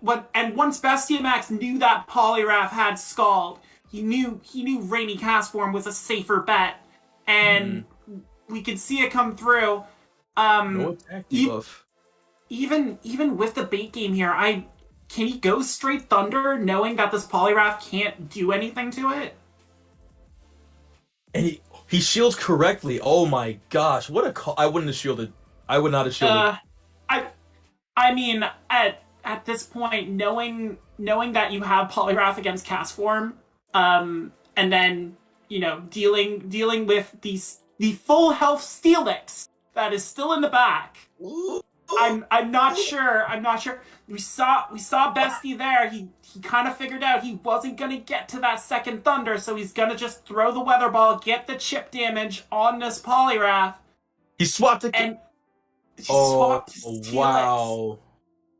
Wow. So Luffy's gonna get the Scald off, but again, that is a sliver of health on this Polygraph. I don't think it's going to matter. Gets the second Scald. Bestia still has Primeape too, so Bestia was able to swap between, keep all three of his Pokemon. Well, now just two, but still. Yeah, but one counter. Gosh. Now Luffy's okay. Go. So it's good because this is what battlers do. They tend to run a similar team. If they won the first game, and they want to try out to see if the team works again, or at least a different team comp, a different order with the same Pokemon in their second game. They want to see if their opponent brings the counter to the Pokemon that swept their entire team, which is pretty much what a lot of players do. So now that Luffy knows that Bestia is going to bring Castform, he's probably going to bring Dragonite and Noctowl. We could see Gourgeist as well, a very good Castform counter. We see Primeape on Steelix, though. That what did I say? What did I say? There's Noctowl. Noctowl and Dragonite in the back. You are correct. And we San Diego in chat just mentioning once he knew Polygraph was going to be just using Scald, essentially just not worrying about the rain. He said it a little more colorfully than I can say on a broadcast. But once again we get this Noctowl on Noctowl mirror that we have seen a lot of today. A lot of lag there. Oof. Let's see. And they actually, it's funny because Luffy didn't bring Poliwrath and Bestia didn't bring Castform. No, just decided they had enough of that matchup. And they both brought Noctowl and Dragonite. They were both ready for anything in this match. Rate 9 stink alike. As this Noctowl is just going to fire off these sky attacks, it is going to take out the Japanese Noctowl, so Bestiamax wins the mid-game there. But it's bad for Luffy. It's bad for Luffy. Yeah, this is not what Luffy wants to see. He reveals the Dragonite, so now Bestiamax knows he can come in with his own Dragonite, keep it away from the Steelix. They're both on Dragon Breath. So he might swap. He might swap to catch the move. Yeah, but you see how quickly those Dragon Breaths are just chunking away a Dragonite? You see the swap into Steelix here. One shield left on each side. Primeape is relying on counter damage here. But Dragon Tail's doing a lot to Primeape. Yeah, this is kind of the problem with Primeape and Surfetched as well in this meta. They both have that Night Slash for Gourgeist, but are paper fighters in the highest order. He got the boost though! No, my Night Slash! Oh my gosh. No way. This is gonna be close. It's gonna be super close. Does the Dragonite have a move though? Yes, it does. It does. If I were Luffy, I'd be so upset at that loss because if he didn't get the boost, then I think that Shields would have farmed down easily. The RNG gods smile on the plains of Spain. It rains pain on Japan. Oh my god. Man, I thought that was gonna be. I thought the Primate was gonna be annihilated by Dragon Tail. I didn't think that Bestia had that much energy on Primate to get off like basically Ice Punch and double Night Slash. Yeah. Well, that's crazy. It's 15 turns for Steelix to hit Crunch. And then only 10 for Primate to get a Night Slash off. So if you factor in the math, it's possible, but it's a matter of Primate actually surviving to be able to get to that third move. And Bestia Max's Primate, top tier Primate, did all that training. I was gonna say that's probably like the rank 1 Primate. Oh my god, just able to tough it out like that. Bestie knew what he was doing. He knew what he was doing. He had faith in his monkey being better than Luffy's monkey, and pulls the 2-1 to tie this up at 9-9. We expected a tough fight between these two countries, and we are getting it. No one is ceding any ground as we see Rixo Bambino come back onto the stage. Going to be facing Maro Maron, who's got triple flyer in a different sense, because he's got Empoleon, much like Rixo Bambino. And as someone who ran Avalugg in Guardian, I hate Empoleon so very, very much.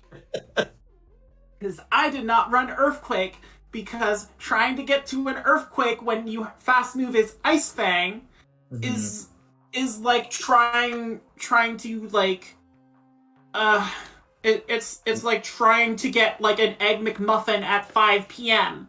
at McDonald's. You're going to be waiting for a very, very, very long time, and it's not going to be as fulfilling. So, I want to point out, like that. I want to point out that every team that we've seen so far has had at least 2 of the strongest core of teams, which is Steelix, Gorgeist, and Dragonite. Every team has had either Steelix Gorgeist or Steelix Dragonite, and I have never seen, because Steelix is such a staple in this meta from what I've seen, and here Bambino only has Steelix and Jumpluff, so that's actually, I would say that's a bit of a safer bet against, let's say, like something like Primeape, because Primeape has Night Slash, and that can do a lot of damage to Gorgeist, but Jumpluff is a safer bet. But that Ice Punch, if someone were running Primeape, it'd be rough for Jumpluff, but still, Jumpluff would be tanking a lot of those moves. Yeah, and that is a main reason why we saw Noctowl rise in popularity in this meta, because it just blanks Gorgeist completely.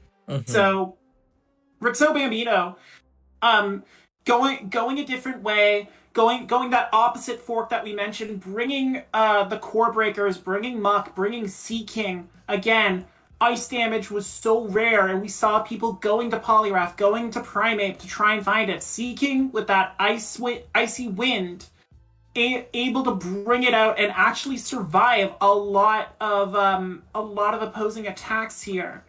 So, Maron doesn't have a strong counter to Sea King. I think Rixo's probably going to bring Sea King all 3 times.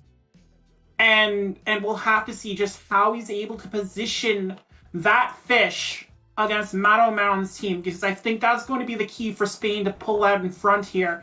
We're riding along with Maron, and we see Gorgeist on Jumpluff. Both the grass sides of the teams on each other. What are the chances of that?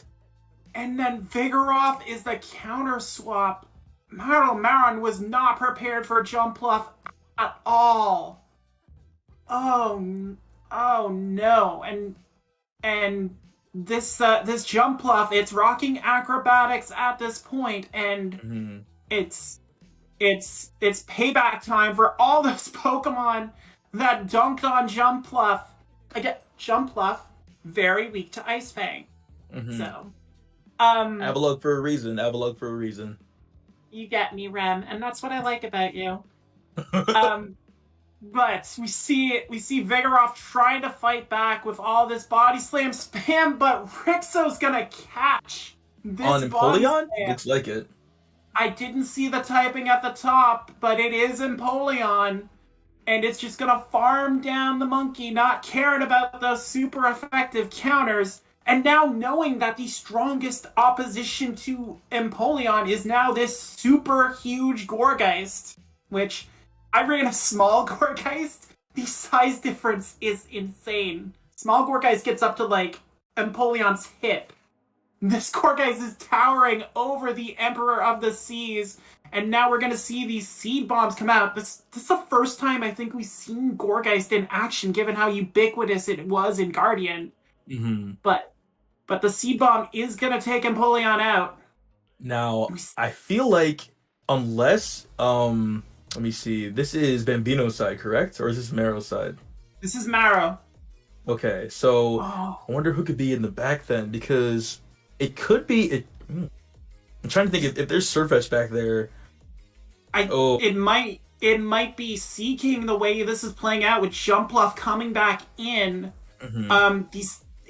Rixo Bambino's got to know how many seed bombs this pumpkin has stored up. Can't expose Seeking to that at all, even with the shield advantage. So Jumpluff is going to take it. There it is. There's Seeking. Yep, you called it. Occasionally I know what I'm doing.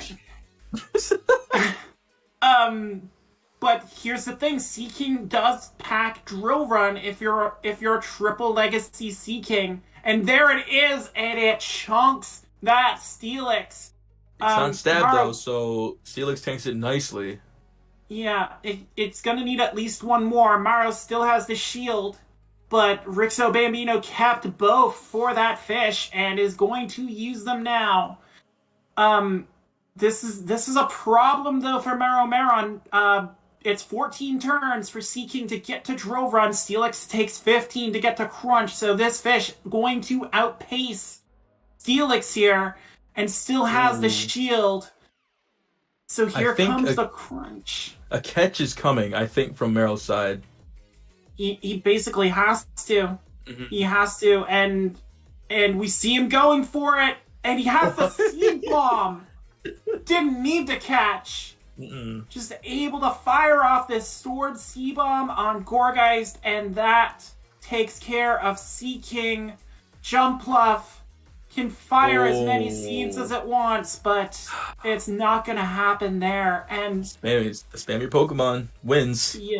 Yep. And we saw there from Maron exactly why Gourgeist was such a threat in this meta.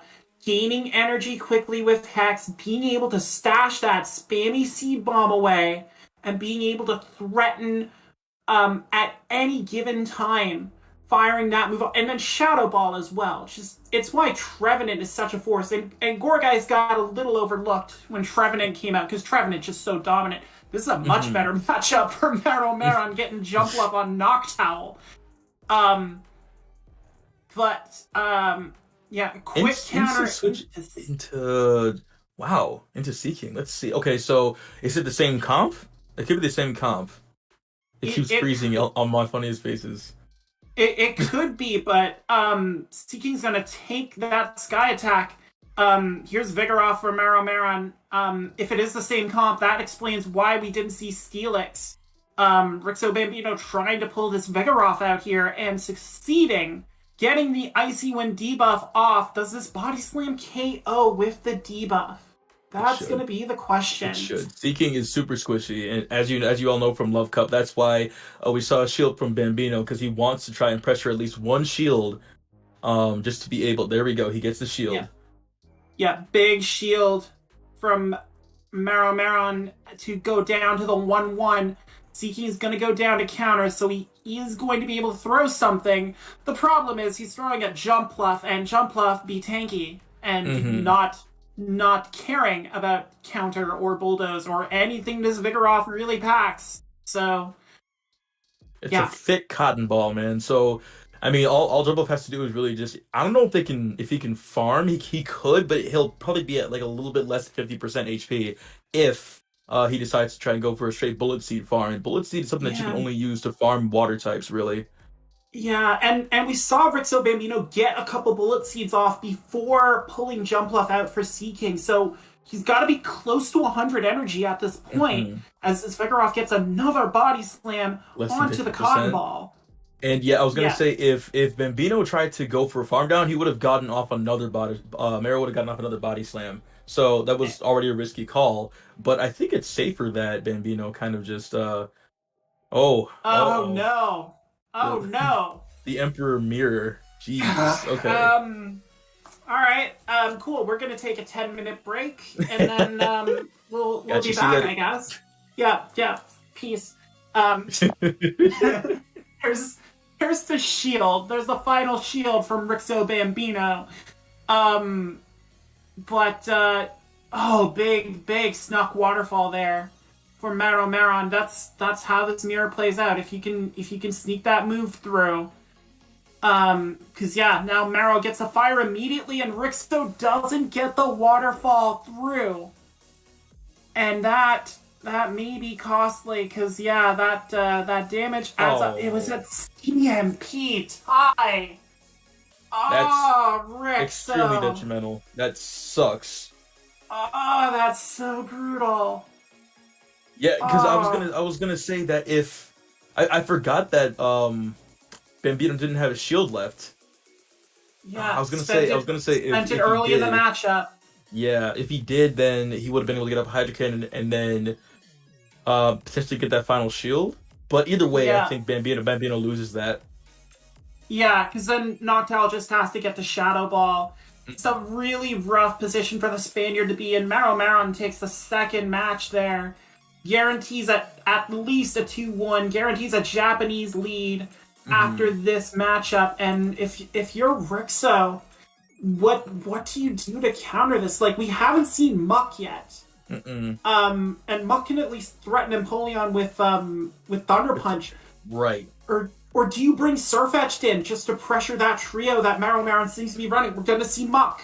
We're going to see Muck here against Vigoroth. And yeah, that actually works for Rixo taking resisted counter damage. Okay, so we did see Mero get to the bulldoze, but I think it was a CMP tie there, a slight CMP tie. Dark Pulse. Oh, and his shield's the Dark Pulse. That's a big shield. And Maro's gonna throw the bait here. Gonna throw this this body slam. Does he get? He gets the shield. So you gotta count. You gotta count the swap. Yeah, I have to question that one too. You might have been able to let that go after throwing the energy, but yeah, that should be Thunder Punch. It is shielded, so Maro throws both shields up here. Going for the second body slam. Does Rixo give the shield back? Yup, they're desperate to win this lead. They are desperate to win this lead. Yep. So Rixo has to swap out. Oh, no. Oh, I think he thought he had more time. But this Vigoroth just spamming away, gets the bulldoze through there. Here comes Seeking. This is actually... It's gonna do a lot. It is, but Rixo's gonna get all this energy up, and Icy Wind hits Maro's backline very hard. And he caught I didn't even see the swap! He caught it on Empoleon! Wow. I didn't see the swap at all. I really didn't. No. But you know what? I really do think that this is already a loss for Bambino because he lost Muck, which is probably the most important Pokemon on that team. And I'm honestly not too sure why Rixo didn't try to go for at least a swap. At least just pre bulldoze, just in case, you know? Yeah, and we see Maro undercharging this Shadow Ball here, wanting to get the farm on Gourgeist, and that is perfect. Wow. Perfect. This Empoleon doesn't get a move off. Poor Rixo. This is tough. This is tough to watch. It's tough to watch. It really is a little bit hard to watch, and I understand the pressure because you have to make sure you win that lead. That's why they both doubled down, because whoever won that lead could potentially win the entire game. Vigoroth would be out of the way, and then Empoleon had free reign basically. But then Mero had Gourgeist in the back, so yeah. it would have been dicey either way. Yeah, could have been expecting Empoleon maybe trying to get ahead on that mirror, but Yeah, He was gonna try and catch this for the BM. Wow. The disrespect. Oh, I'm sorry, Rixa, buddy. I love the spice, but that was oh my god, what was it was a bay leaf kind of spice. I was trying to think of like my lower level spices. But Maro Maron just playing that well, getting the alignment he needed, not giving Rixo a shot to try and get back into any of those matchups, and a big 12-9 advantage now for Japan heading into, I believe, the final match of our... Okay, alright, this kind of makes up for me getting shut out of my girls. Because we get Pokemichi, the #1 battler on the Gymbreakers leaderboard, against Vani, the #1 battler on the Self leaderboard. So, thank you, Fish. And this is our first look at both these battlers. Pokemichi, a very conventional team. We see that Steelix, Gourgeist, Dragonite core. We see Noctowl. We see the counter user. We see Poliwrath, probably running Scald, like you called it, Rem. Vani, going a little bit different, bringing Skarmory to the party, and Skarmory hasn't been used much in Guardian, but I've seen it at top levels. It's another hard Gourgeist Dragonite counter. It can attack fighters very well with those flying moves. It just doesn't want to see Steelix, and Vani's got Surfetched and Rainy Cast Form to try and deal with the giant metal snake. Again, this is basically what Guardian is. It's like, who's going to get the alignment they need to put their Pokemon in places to succeed? Now, my guess already from the beginning is that Michi's going to go with potentially Steelix double Flyer or Steelix double Anti-Fighter, just because that seems like a pretty safe team against pretty much a majority of Vani's team, right? Vani's running 3 Flyers, and obviously, like, if it's like Surfetch or Cast Form, you can say swap. You can say swap. Probably Dragonite, honestly, because Dragonite seems pretty safe in general. Yeah, I could see that Steelix double anti-fighter line as well. You use Noctowl to pull out a Skarmory or pull out a Steelix, and then have Gourgeist try and sweep in the back. That seems like a very sound strategy for Pokemichi, but Vani is Vani for a reason. This is good. Let's just do this. Let's just do this. We can sit here and analyze all we want. That is brutal. Wow, what a call on the lead. Skarmory on Gourgeist. What, you're going triple. Word.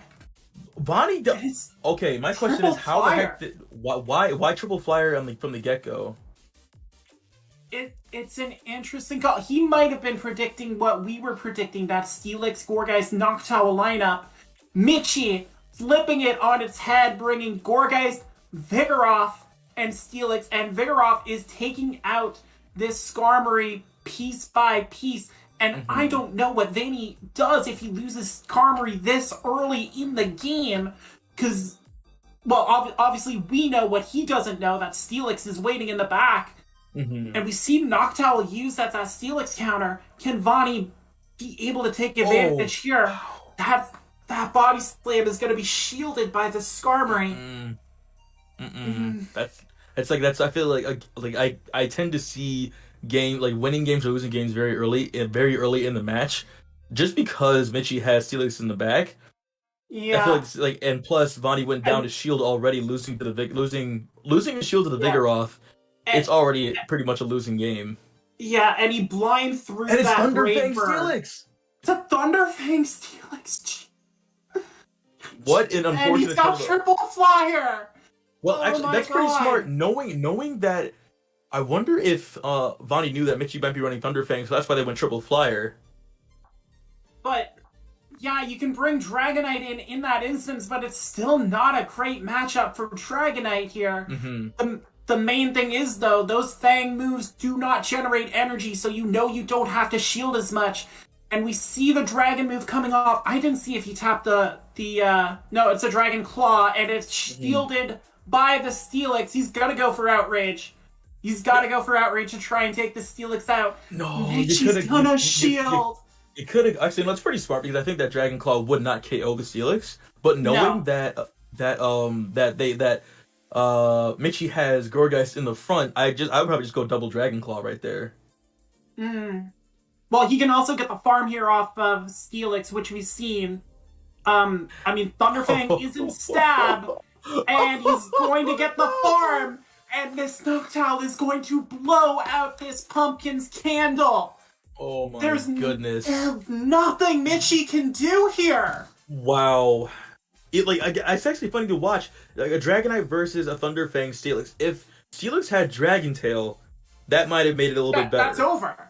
That is done. Steelix just rips Dragonite apart if it has Dragon Tail, but because it's Thunderfang, the Dragon was able to hold on long enough to get Noctowl in a position to farm and just wreck that Pumpkin's day.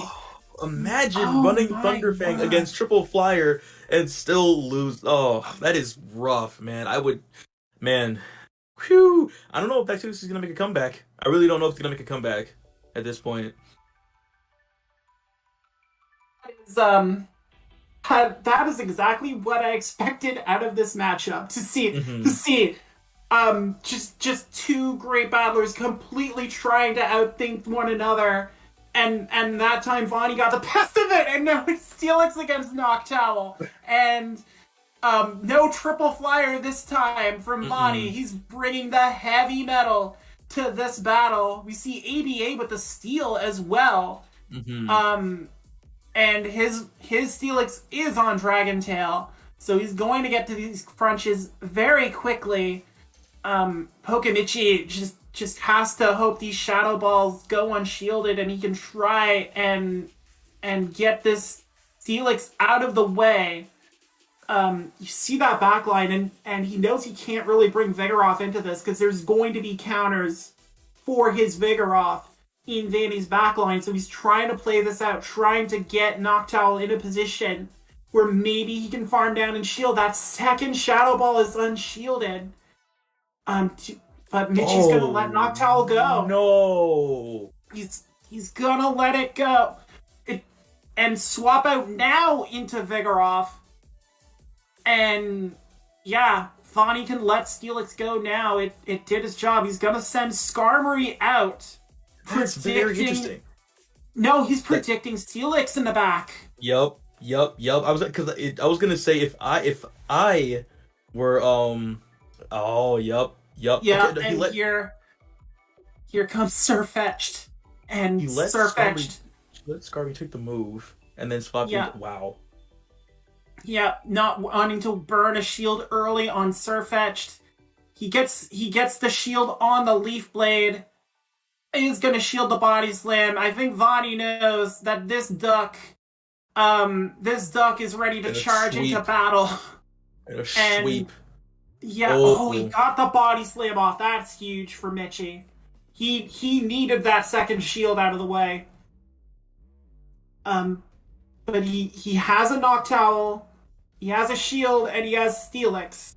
Is that enough to take out this duck? I wonder if they're gonna try and catch. They do! Oh! He caught Vanny going up to the double Night Slash and catches the move on Noctowl. No! Huge play by Pokemichi. And Steelix is going to Thunderfang that bird. And now, what can Skarmory do? You need to get off double Sky Attack. I'm not even sure if that does enough damage. But if they get the debuff here, that's GG. Oh, that's guaranteed there's GG. the debuff. That's guaranteed GG. Of course there is. Of course the debuff comes. And Vonnie's not going to have the time to get up to that double Sky Attack. And I think it might have been enough too if he got there, but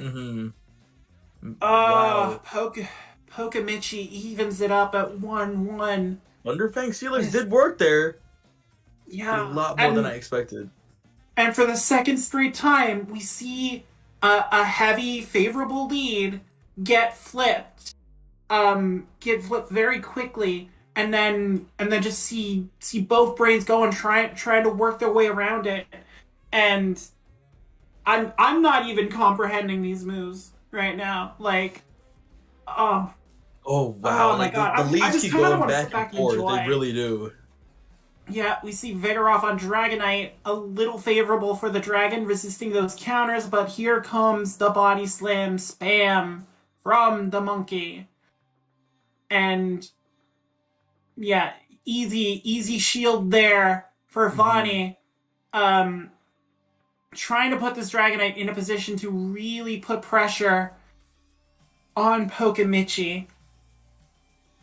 And gets the shield with the Dragon Claw there, but can't get the second one off. Does he go...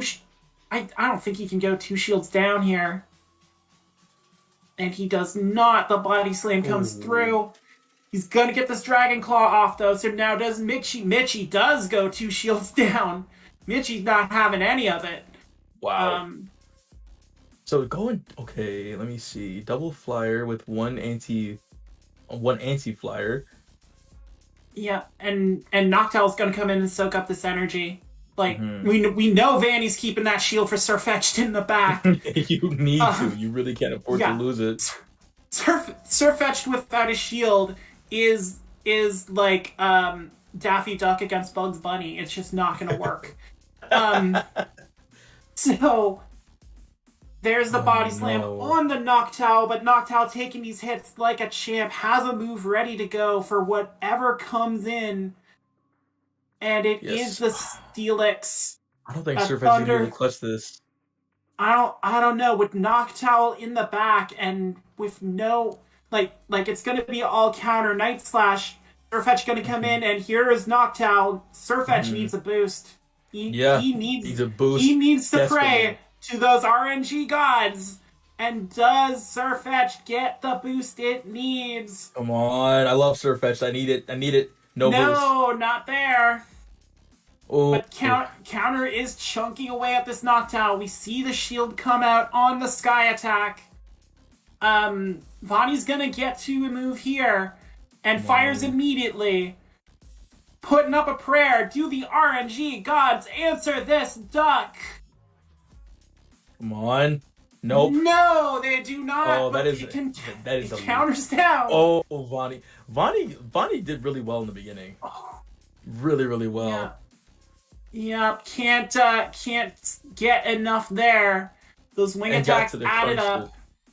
And that's gonna do it. Michi, after dropping the first game, comes back with 2 straight wins against the #1 Sylph player in the world to put Japan up 14-10.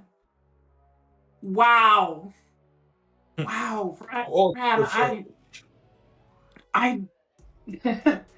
that is how do we even match up to that battle of minds there? Like, man, like it was interesting that Vani went triple flyer in the beginning, but then chose even that second game, it was a good play to let Skarmory take the hit and then try to get him energy with Sirfetch'd. But the entire downfall of Vani's strategies was that they tried to keep getting energy on Sirfetch'd.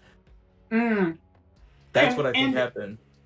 And I think the presence of Gourgeist and Poliwrath on Michi's side, we did not really see either of them. We saw the Gourgeist in the first matchup, but keeping Rainy Castform pinned on Vani's bench and allowing that Thunderfang Steelix to just run wild in the second and third matches. I think Vani's going to be kicking himself for that one. Maybe I would maybe not trust in the teardrop, but Pokemichi #1 on the Gymbreakers leaderboards for a reason. He does very well, and I need to take a break. I need to take a break after that. Let's wait here. What was that? What did we just watch? You guys You guys were harping on me earlier in your sets about how, oh, Sosa just wanting debuffs, and yet 2 huge matches came because of a crunch debuff and a Knight/proc. Like, come on. Debuffs are so good. I love them. Those are great. All those matches were good. Watching that Bonnie and Pogamichi. Whoo. I have to say this. Of all the gore guys we've seen on every team, I think we've only seen it come out once. Yep. Because it was so meta. It was so meta defining early that people scrambled to come back and defend against it. That's why you saw Noctowl rise in popularity. That's what Steelix is ubiquitous, because Steelix does win that matchup against Gorgeist going straight crunch. People loaded up on counters for Gorgeist. So if you were running a Gorgeist like me, you had to adjust and get your teams in better positions. And, kind of helps when a lot of people's answer for Gorgeist have flying type, and you have a giant ice doggo that loves flying types and eats them for breakfast. You do. We've seen, 4 teams? Triple bird? Triple flyers? Yeah. Right? Flying We've seen quite a few flyers. Yeah. And then, of course, the penguins. I guess we're calling penguins flyers. A lot of birds. A lot of, ducks. A lot of penguins. A lot of owls. My faction's teammate, Hurricane Kaz, is just loving Guardian. All the bird types are out for her. And it's very interesting to watch like a lot of people choose what flyers they want to run, because we've seen Jumpluff and we've seen Pelipper, and barely any, there's only one game I think with Mantine, right? One set. One battler has Mantine.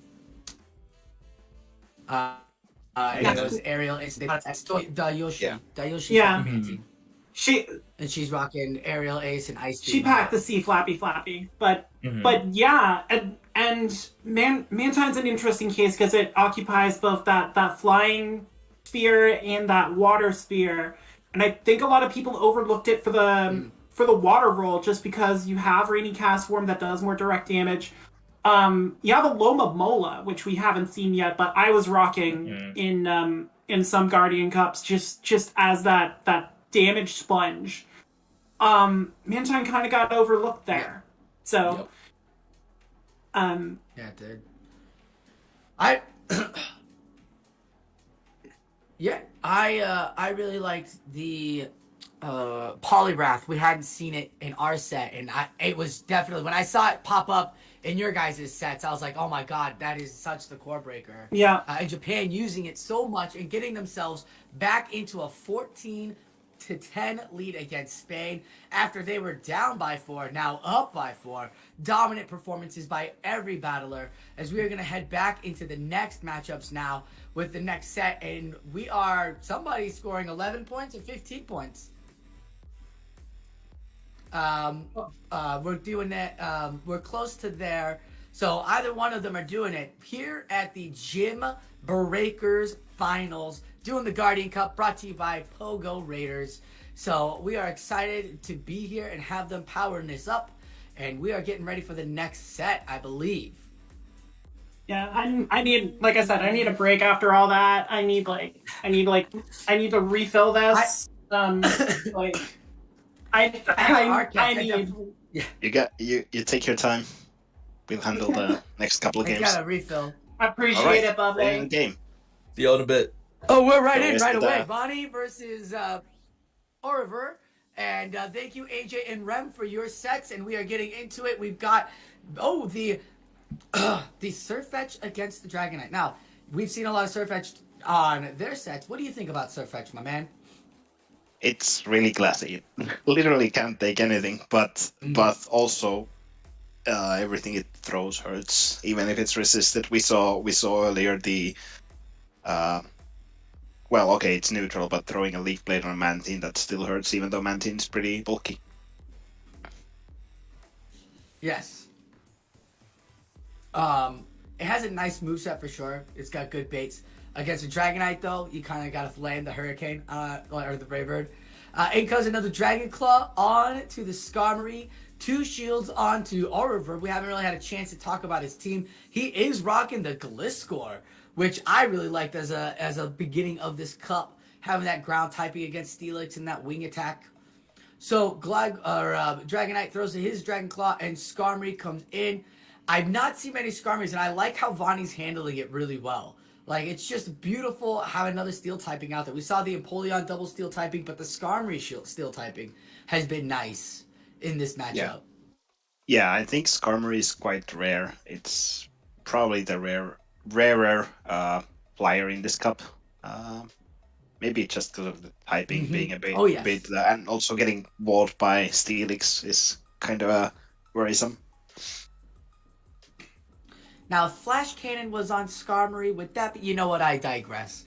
Dragonite finally gives up a shield. Vonnie does, and he's going for that Dragon Claw. Gliscor could survive this, but the Dragon Claws will come down fast and hard and does not get that Night Slash off. So will not be able to get his attack off. And in comes the Thunder Steelix. Man, these guys fighting Vonnie really bringing in the Thunder Steelix. And against those triple birds, no Thunder Steelix. It's been real interesting there. Real thought process from the Japanese team. Mm-hmm. And I'm not a fan of Thunderfang Steelix, but some people are. So, but for this matchup, I feel you really need the Dragon Tail. But there are also like the water flyers where the Thunderfang is gonna chunk through. Or the water typing. Just having that rainy cast form itself. Dragon Claw comes through and Steelix goes down. Vonnie gets one back for his team. Says, you know what? I might have lost to number 1 in Gymbreakers, but I will not lose to anybody else. For I am Vonnie. So what do you expect to see in the second game? So, you know what? I do expect to see that Poliwrath come out. And I do expect to see another Steelix and Okay, Skarmory. there's the Steelix into Dragonite. Well, since it's running the Thunderfang, it's not that Poliwrath strong of a and matchup. Steelix. Okay. No, that's Surfetched. Or did you have a... Surfetch is there, yes. No, but there is Oriver bringing in the Poliwrath and Steelix, yeah. and the Poliwrath is in the back. Vonnie bringing in the Surfetch, doing the counter work, getting the Dragon Breath to the face, but giving us a shield, and we'll live for Surfetch a day. You know, I really love this Galarian Pokemon with the sword and the shield. Like, yes. Yes, yes, yes. Surfetch, amen. Like, it's such a fun Pokemon. We will get a shield from Orivo as well. What's up? Even without the Brave Bird, look at how much damage the counters and Night Slash do on the Dragonite. Mm-hmm. So good. No. Vonnie's Dragon Tail comes in, chops off that Dragonite.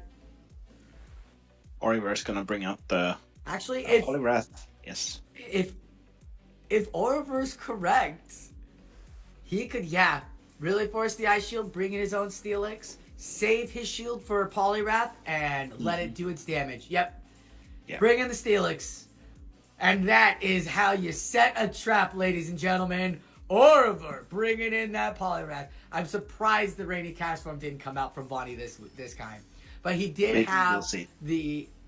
He thought about the Surfetch having that Grass Blade being his water coverage, and didn't think that Poliwrath would be in the back. Tough all around. This is clearly a debuff. Not needed debuff. Getting some extra 17 Dragon Claws in before we can get Thunderfang. Thunderfang! Oh! Right before the farm down. Doesn't need to shield. Even if it would kill, they would still have... Stays alive! There. Yeah, stays alive, and then Poliwrath comes... Oh, even got to a crunch here. Can we get the debuff? Come on, chat. Go for debuff. Debuff. Debuff. Debuff. No debuff. Oh. Debuff would and just then be here comes the such Poliwrath. a hard slap. Poliwrath rocking the dynamic punch. Very awesome. Very awesome. Taking that out. The other one was rocking Scold, I believe. We saw one rocking the Scold. Dynamic punch goes through. Dynamic punch does its thing. I mean, with that debuff, that dynamic punch would have knocked out that Steelix, but whatever. Yeah, it wouldn't be able to get to this. If this crunch debuffs, right? Like, have you noticed how sometimes things debuff? Like, when you have 2 health left?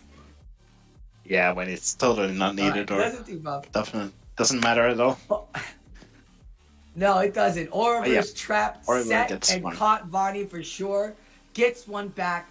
Gets the Poliwrath in the back to take out the core, which is what Poliwrath was meant for. Literally the Dragonite Steelix core. You couldn't ask for anything better in a lineup right there. You can now sit Poliwrath down, bring in Gourgeist, because you know Rainy Cast Form or the bird is coming back. Like, incoming. Gliscor's coming in, and it's into the fighter. Immediate swaps, and it's Vigoroth and Steelix in the back against Steelix, and it's Rainy Cast Form in the back as well for Vonnie.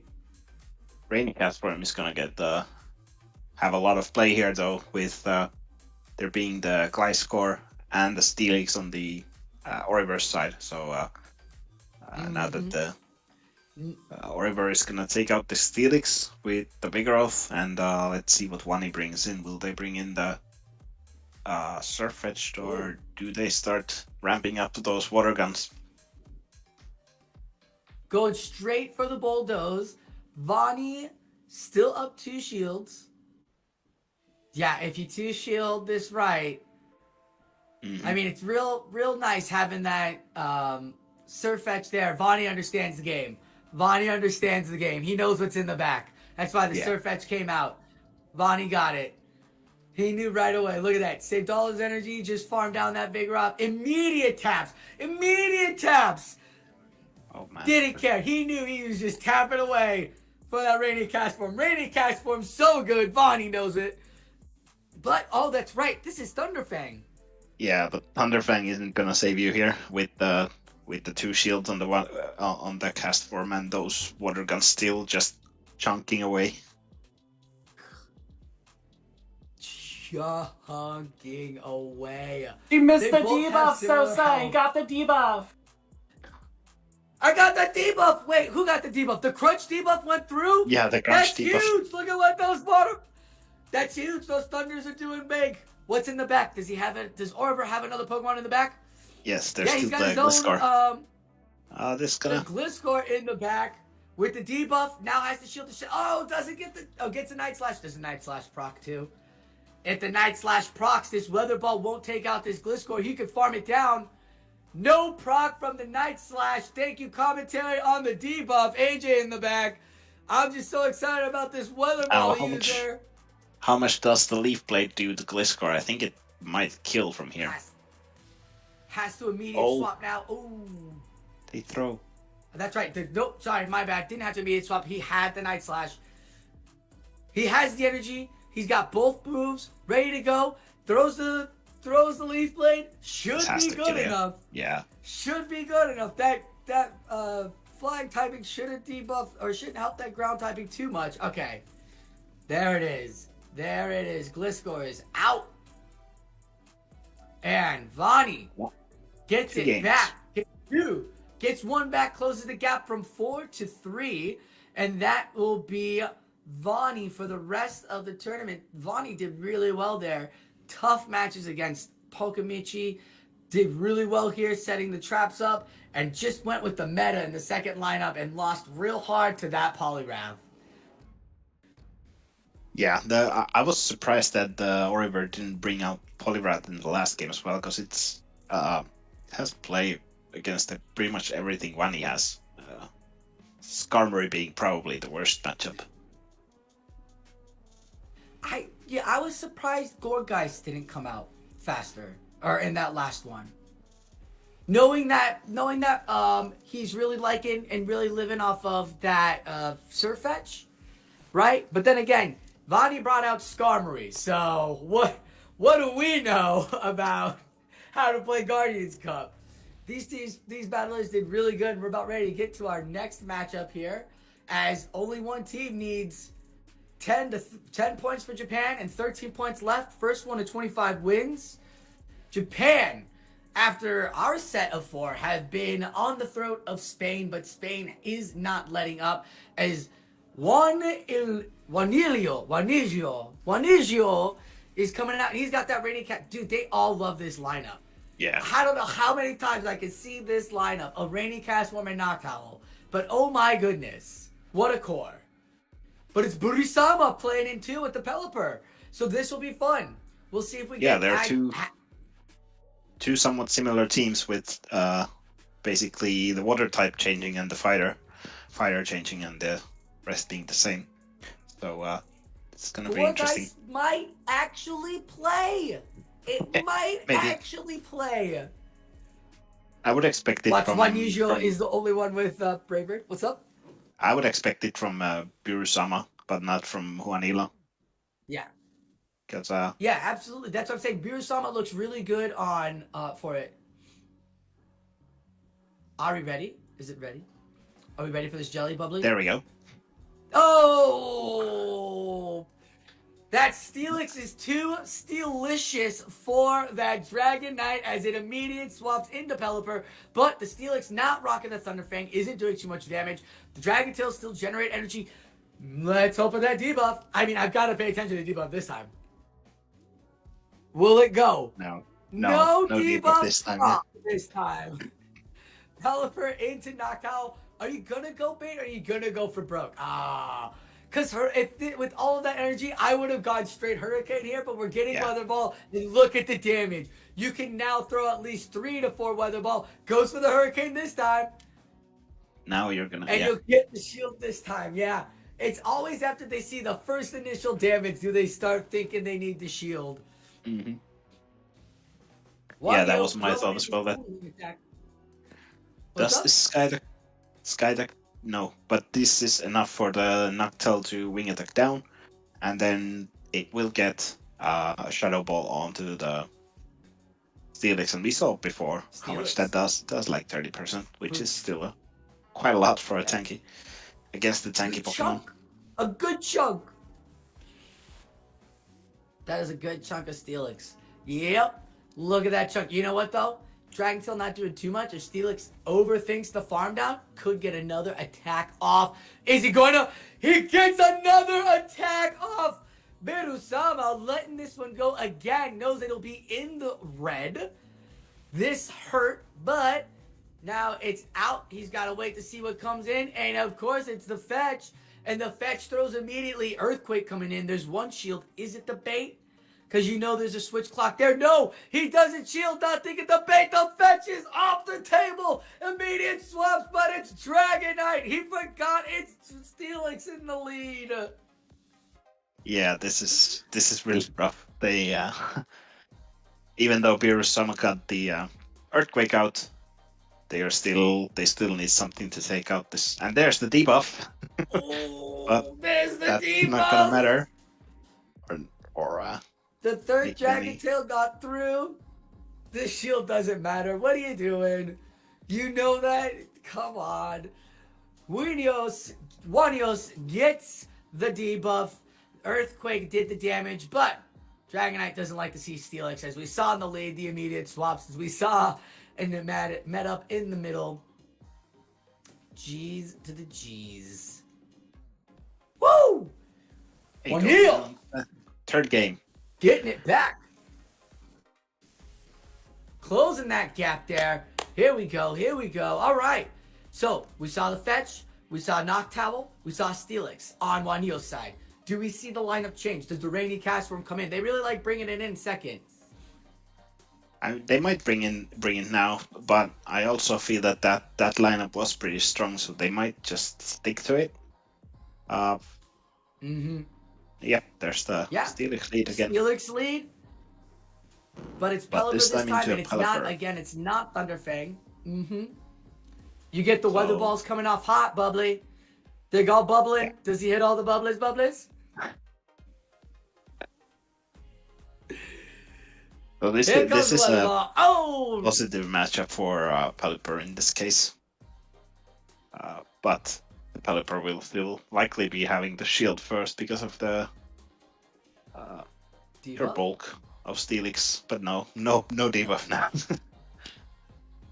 No debuff. Steelix has 2 shields. There's 2 weather balls coming in to the Steelix. Now, see, this is how you want to play Pelipper. If you're going to throw Hurricane, throw it at first. If you're not, just triple Weather Ball. That's the beauty of it. In comes the shield. Now we're going to see if we're going to get the second shield. Budusama has a game plan, and he's thinking one Pokemon against no shield opponent might be the way to go. He builds more energy up, gets to the fourth Weather Ball. Whether or not this opponent will shield the Steelix, he still has another Weather Ball ready to go for whoever comes to play, which is Noctowl. And Noctowl can't get that Sky Attack in time. Ooh, but he doesn't have enough health to take another Wing Attack, so he goes for the Weather Ball. There's the, what's it called? Surfetch in the back on Juanilo's side. And here comes the Steelix. Will they switch out? No, they're gonna drop a Shadow Ball first. Maybe then switch out. And Virusama has their own Noctowl there. Okay, and now he gets it lined up with the stun. Surfetched.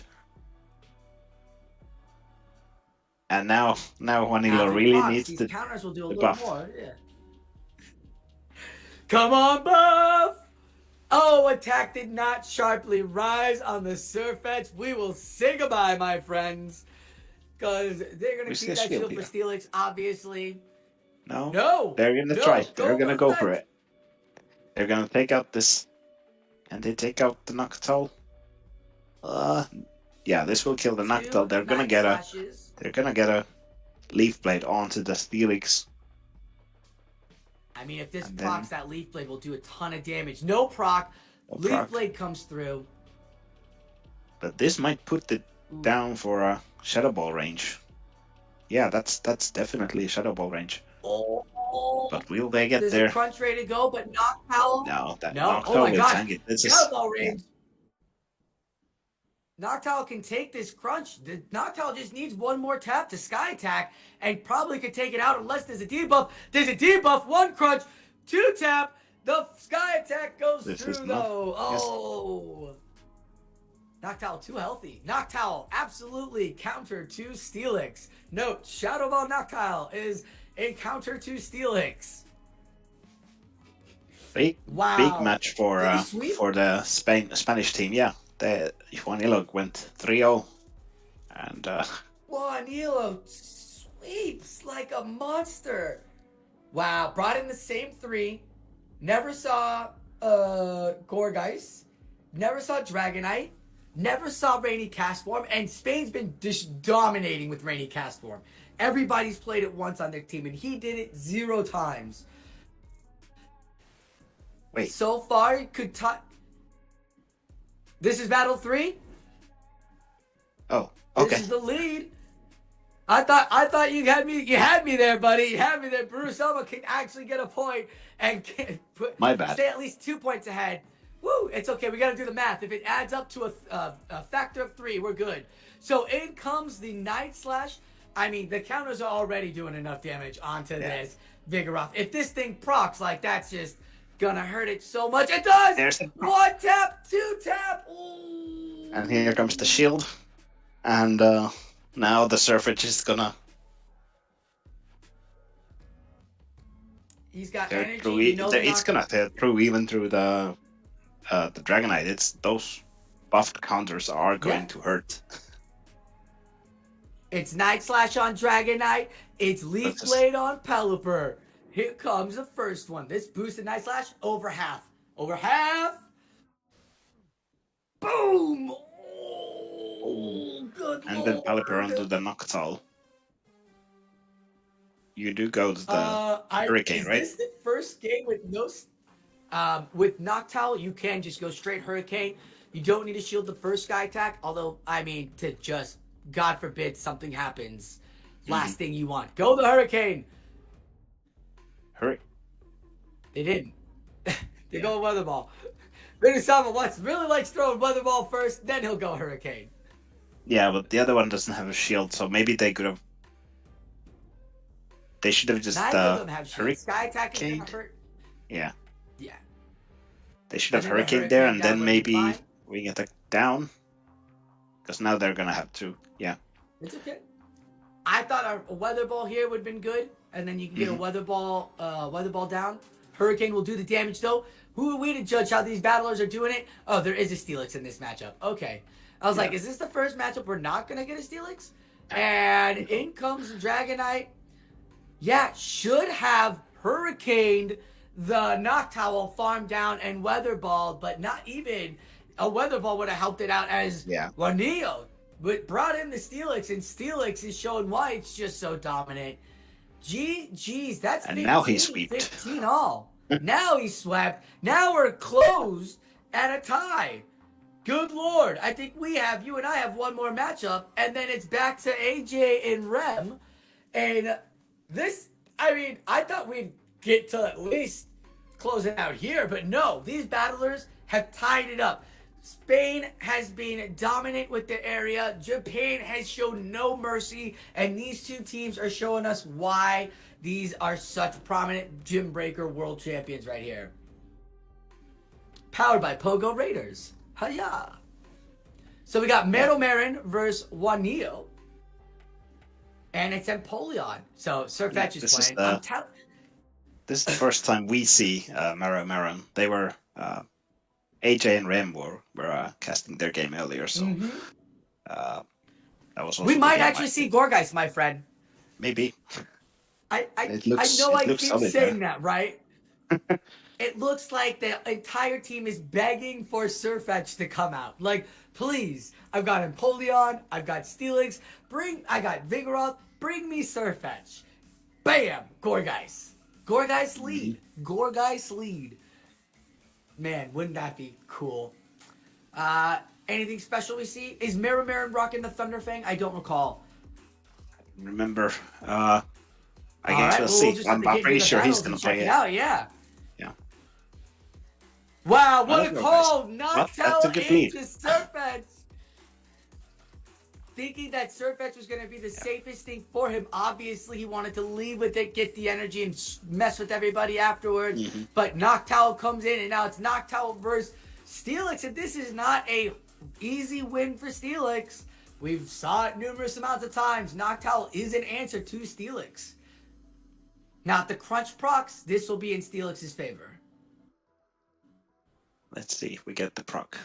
Or debuff. Let's see if we get the proc. There it is. We got the debuff. And look at the Dragon Tails. Yeah. Now the Steelix can farm down. Yes, absolutely. Shield this, farm down. No need to shield.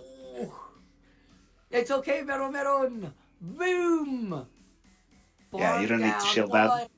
Okay, that's probably safer play for the crunch here. Yeah, but they're shield there so that you can farm down with a healthier attitude on the, and then throw the crunch here on the Sirfetch'd and see if you get a proc here with a little bit of health. Now Sirfetch'd could farm you down, but you're fighting against a Noctowl. Sirfetch'd doesn't have many things against a Noctowl that really hard walls it or hurts it or would be forced to use a shield unless this Night Slash procs. No, the Night Slash doesn't proc, and we don't care because it's immediate swap into Rainy Cast form. Wow, we are dancing around this Sirfetch'd. This is amazing. Meron. We said it before. The entire team is begging for Sirfetch'd to come out to play, and Noctowl is staying on top of it. Great defensive play by Meron there. Yeah, Meron is definitely looking closely when Juanilo is swapping out, so they can keep that Noctowl perfectly balanced, perfectly paired against Sirfetch'd. And also keeping their Vigoroth and Steelix away from there. Yeah.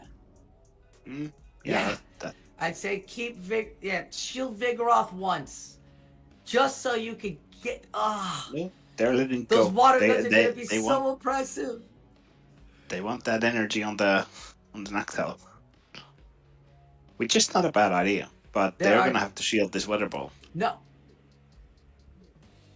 If it is a Weather Ball, right? They're going to shield that. I remember Sirfetch'd has the energy there too. There is a Sky Attack and a half on this Noctowl, as Sirfetch'd cannot take a Sky Attack or a Shadow Ball due to the fact that fighting typing will be super effective. First shield comes through, Sky Attack, there you go. Now does he get to that Does he gets get the to net the one. Shadow Ball? He gets to the Sky Attack. It says, au revoir.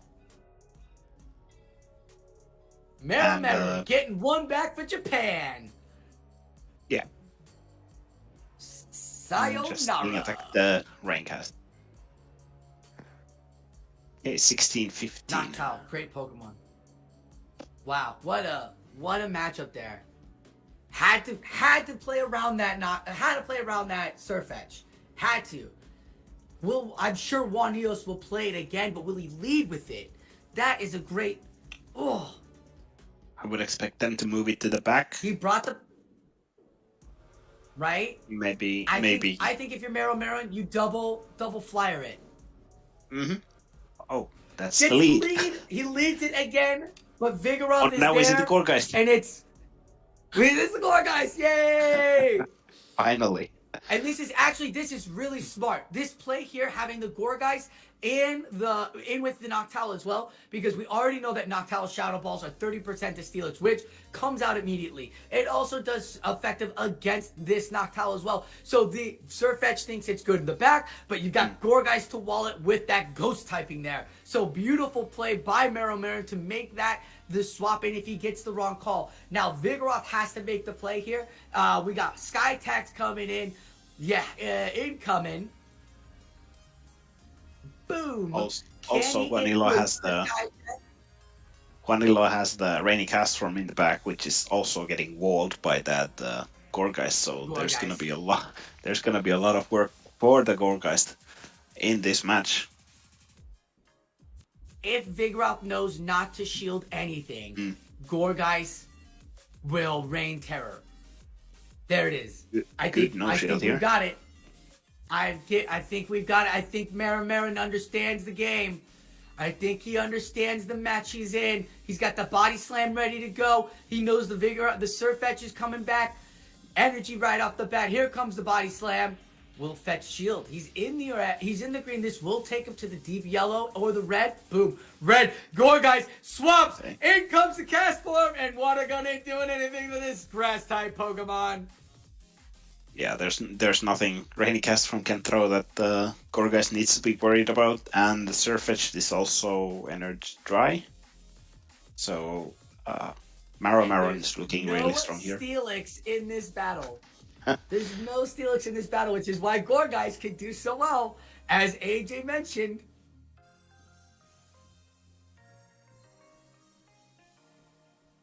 And just a couple of farm downs here. No, it's shields. Neither of the players used shields. 2 shields on both opponents at the end, and it wasn't a timeout too. It wasn't like we're watching a bunch of Chanseys beat each other up. This was a wall of a matchup. Mero Mero came out huge. Juanilo is definitely gonna have to make an adjustment. Steelix might have to come and play here. What do you think? I'm expecting Steelix in the last match. Though it's not that good against. Okay, well there it is. I was just about to say that it's not that strong, but we've seen how much work it does in this meta. But yeah, this seems to be going in Juanilo's favor so far. So save swap Vigoroth, and that gets answered by Surfetched. And Surfetch is gonna make sure that Surfetch is just farming it down. Yeah, Surfetch makes sure it also has energy to threaten Night Slashes onto the Gorgeist. And there's the boost! Oh, but it procs! So that might be a trap proc. So if it procs, you force the second shield. Now there are no shields on Juanilo's side. But no, they have one. Surfetch is loaded with energy, and he's got to worry about the boost. Oh my god, that Night Slash is gonna wreck. This Night Slash is gonna wreck this like Ghost 50%. Typing. Oh my goodness! Damn, it hurts. Farming down. Can he farm down enough without the next Night Slash popping through? He swaps in time. Makes the catch. The Seed Bomb will go on the Noctowl. Juanilos, even though he knows he's got the foot on the gas, he's just destroying it, making catches like that. Yeah, now the Noctowl is gonna drop a Shadow Ball onto the Steelix tank this crunch, and Vanilla has their own Steelix in the back to take out the rest of the Gorgeist and this and the Steelix from Maron. Vanilla also has some I'm HP just so left. excited we're seeing all these procs. What is that? Finally.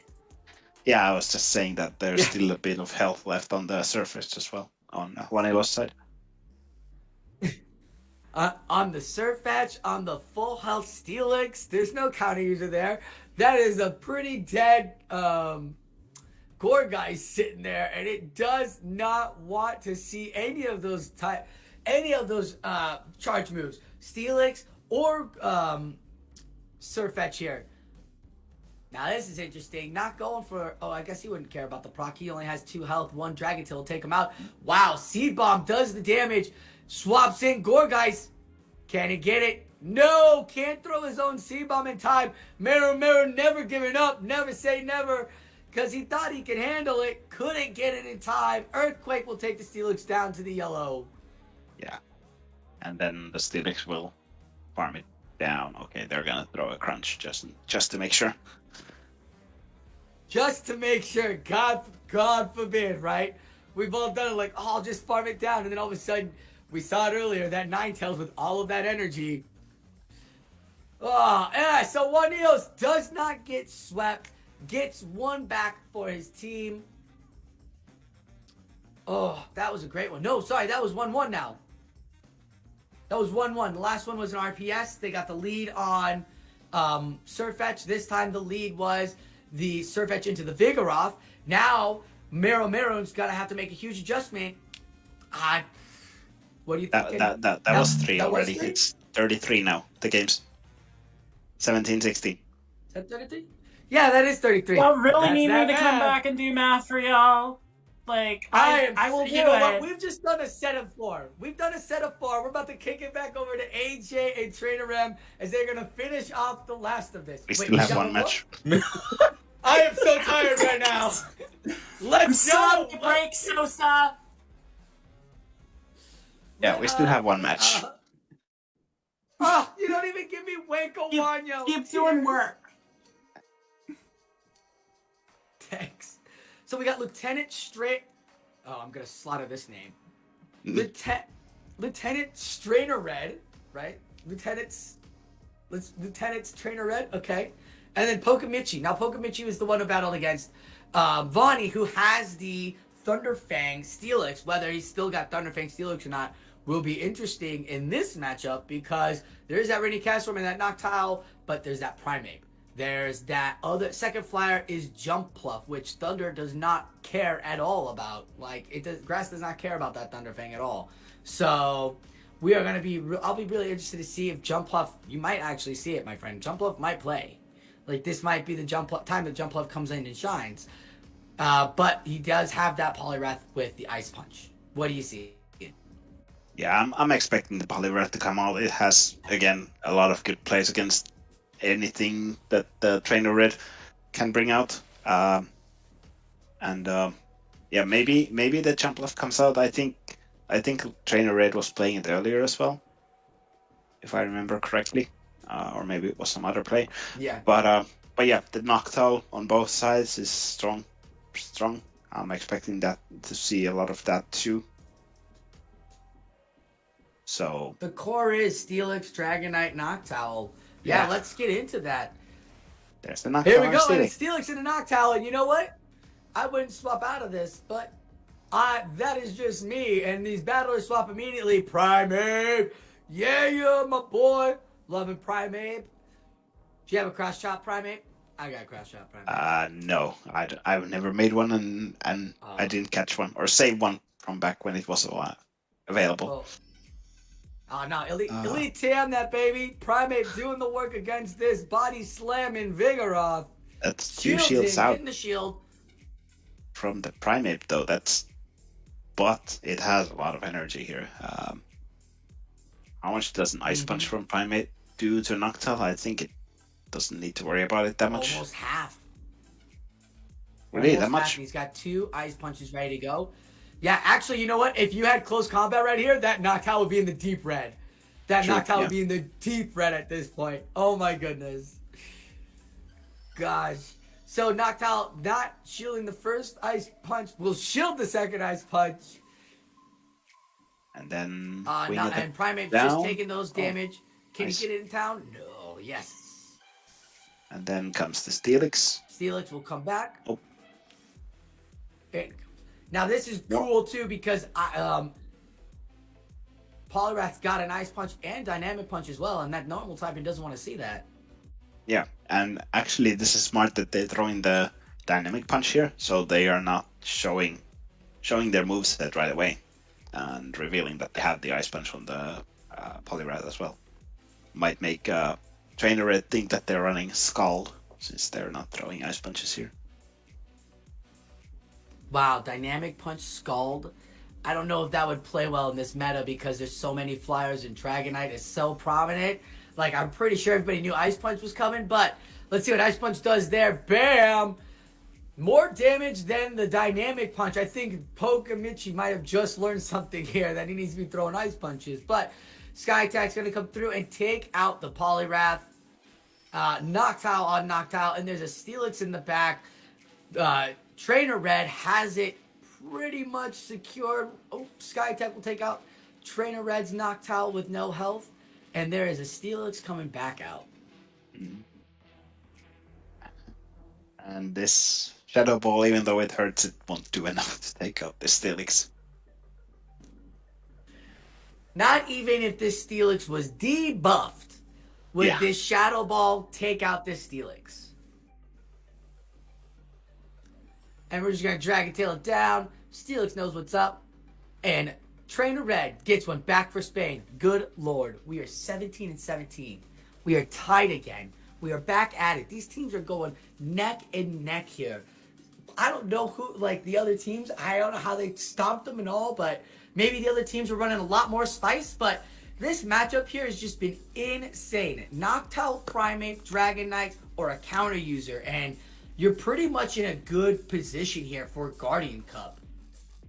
Yeah, I'm expecting similar teams continuing. Okay, there we go. Vigoroth into Steelix, that's a good lead, and there's the Primeape again.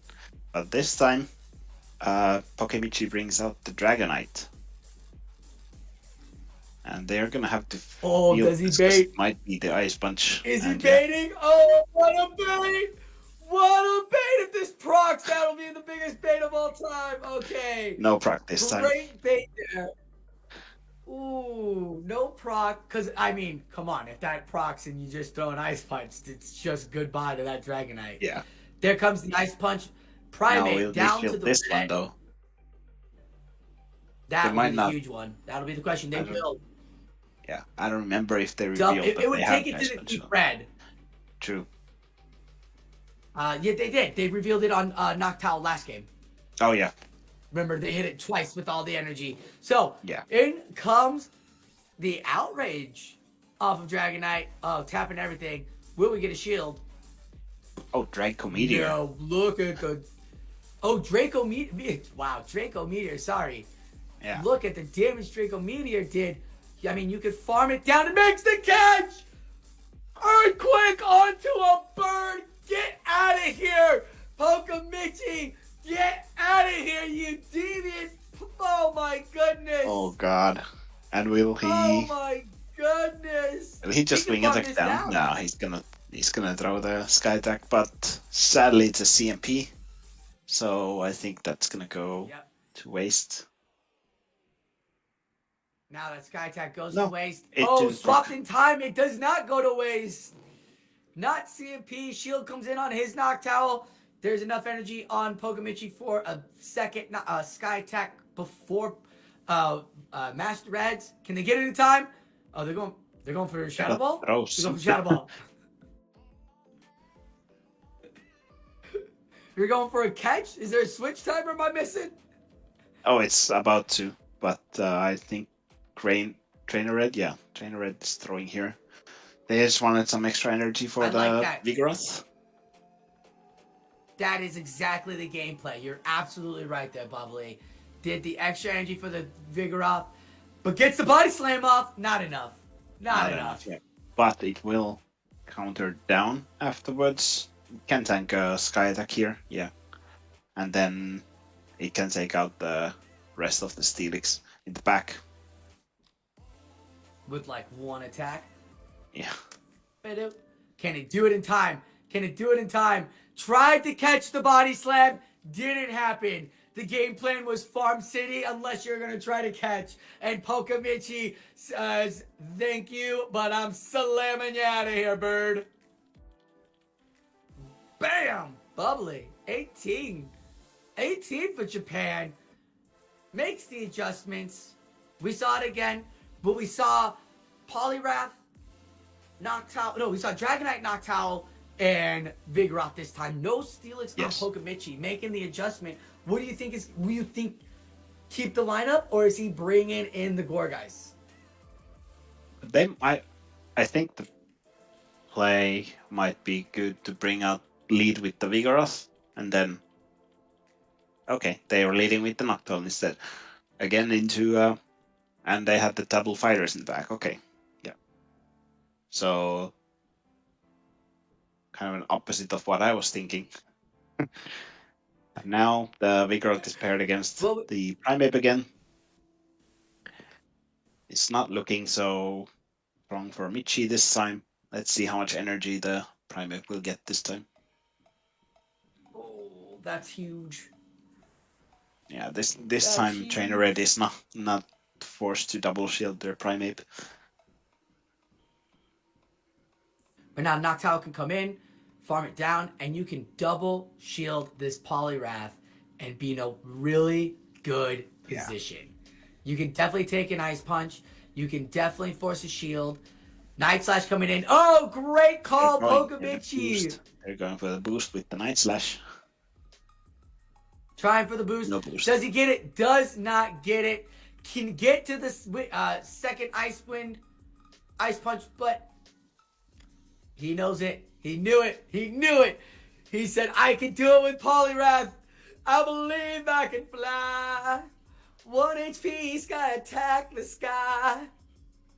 Poliwrath now has to deal with the Ice Punch of Noctowls. Or has to give off the Ice Punches to the Noctowls, returning the favors. What are you thinking, my friend? Is this pretty much caught? Is this the bait that the trap he set? Yeah, I feel like he had this plan all along to get the Primeape out, force them to shield, get a shield advantage, and then just hope that the Poliwrath can sweep with 2 shields, and it seems it's working out. Well, maybe. Let's see.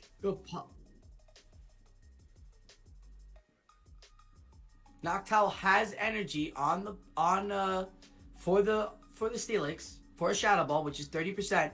So we gotta do it where you go get to the field goal range, get to the 30% health of Steelix range. But look at that, Poliwrath, just a beast of a Pokemon. Will Pokemichi catch or Trainer Make Red? the swap. Yeah. Yeah, that's what I was wondering. God, if Either Trainer Red was to have made a play, right? But If Trainer Red was to have made a Poliwrath is play. low enough for it to be Dragon Tail down before it gets to the Dynamic Punch. Yes. Oh, they tried to. What? Were they He trying tried to throw catch and onto the move? move. It looked like he was trying to catch. It looked like he was trying to throw before so that he wouldn't lose CMP. Noctowl couldn't throw because the crunch, the Dragon Tail, which apparently came in real hot and fast, got it again against both Pokemon. And so Trainer Red with Dragon Tail. Get out of here. The long move there takes out 2 Pokemon with full energy and ties it up. So we're going to be seeing AJ and Trainer Remus. They're going to finalize and finish off these last matchups. But, Bubbly, before you and I go, what did you see in this last set? It was 14-10 going in here. Now it's 18-18. So Spain, when we watch, Spain dominates. Yeah. Should we be watching and shoutcasting? Do we want Spain? No. What have you been seeing? Well, Spain really came back from being what was it, 4 points down? 4 points And down, now yeah. it's all down to the four last pairs, and it's gonna be really close battles. I expect there's gonna be big names facing each other, and this might come down to the wire. Yeah. All right. I mean, I can't argue with that. I mean, Nah. I was gonna say as we came back in, we haven't seen Wanko Wanyo battle for Japan, and we haven't seen Saruka for Spain yet. So there are some big names to come here. Brad, this is such a tight battle, dude. Like, my God. Well, now we got Trainer Ram commenting on Trainer Red, so we'll see what happens with that. I know it's the crossover everyone wanted to see. It's Trainer Rem on It's Trainer Red, who's facing O River 1207 with that Gliscor, which we haven't seen a lot of in Guardian. Gliscor, another flying type that Avalugg loves to eat for I was lunch. gonna say. But you look at Red's team, which again being the fourth matchup, these battlers are going to know some move sets in this. With only Primeape being able to threaten that ice damage, Gliscor, it could be an interesting swap here. Just trying to like threaten Steelix. Obviously can't Earthquake the Flyers, but Wing Attack doing damage to that Jumpluff. What do you think? What do you see here for River to try and stop this Spanish momentum that Trainer Red and Waneo were able to pick up to get this matchup tied? I really don't expect Gliscor that much here because did Red have Ice Punch on Primeape? I think we saw Ice Punch. Okay. On there. So then, considering like everything that's going on Red's team, I don't see Gliscor coming out that much because you literally have Cast Form, while you have Wing Attack that's doing super effective, Jumpluff still does neutral with Grass, correct? Is it neutral or resisted? Yeah, it would do neutral because the flying in the ground would cancel out. Yeah, so then there are so many things on that team that actually can destroy Gliscor, so I think that it's safer for O River to just go with Steelix if you want to do ground type damage. For let me think, probably Vigoroth as a safe switch per usual. Hold on one sec. Alexa, stop. I was wondering where that was coming from. And then Poliwrath. I think Poliwrath might be coming back out. Yeah, I was gonna say Poliwrath probably has to factor in pretty hard for River to try and gain the advantage for Japan here in these matchups. I don't know. The Spain team making like Alexa, not stopping for anything, but we'll see if River can stop the momentum here. We are riding along with the Japanese side, and Poliwrath likes Steelix a lot. Here comes Primeape. I said Vigoroth, Steelix, and Poliwrath. And River goes with all three. You know your stuff, Rem. Show that off. You called it, dude. You called this line, and Primeape's just coming out here having to give up these shields, and River's going for the KO with this dynamic punch. Does it hit? No, both shields gone for It's Trainer Red. And now Vigoroth's gonna come back into soak. Cause yeah, you know this Primeape's not gonna threaten if it still shields the Night Slash. Interesting shield there.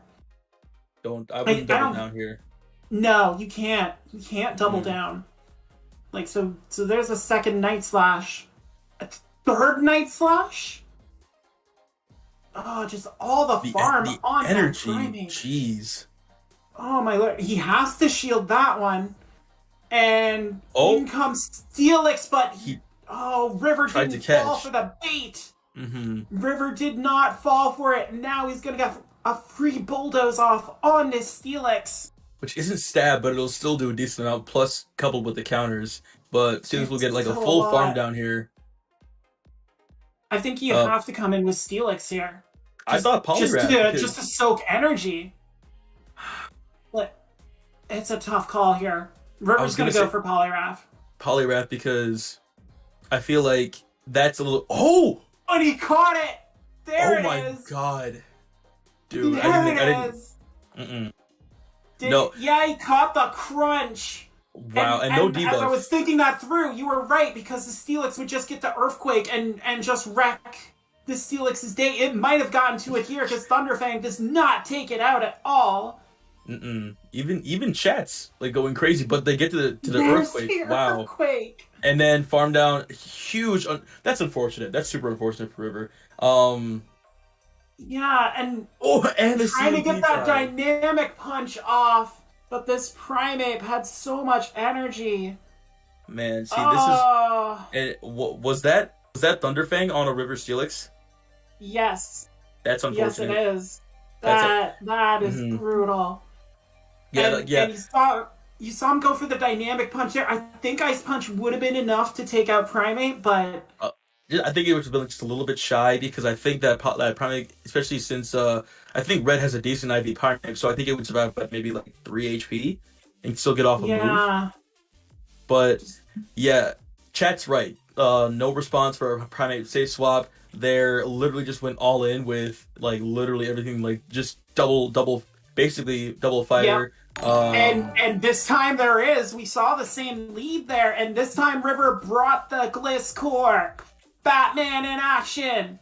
Let's go! Ooh, now here's the pressure I was talking about, because now that River knows that, I think they know that Primeape has... Oh, and the boost! I didn't got the boost, jeez. Oh my gosh. Well, let's hope for a double boost. We're getting a double boost?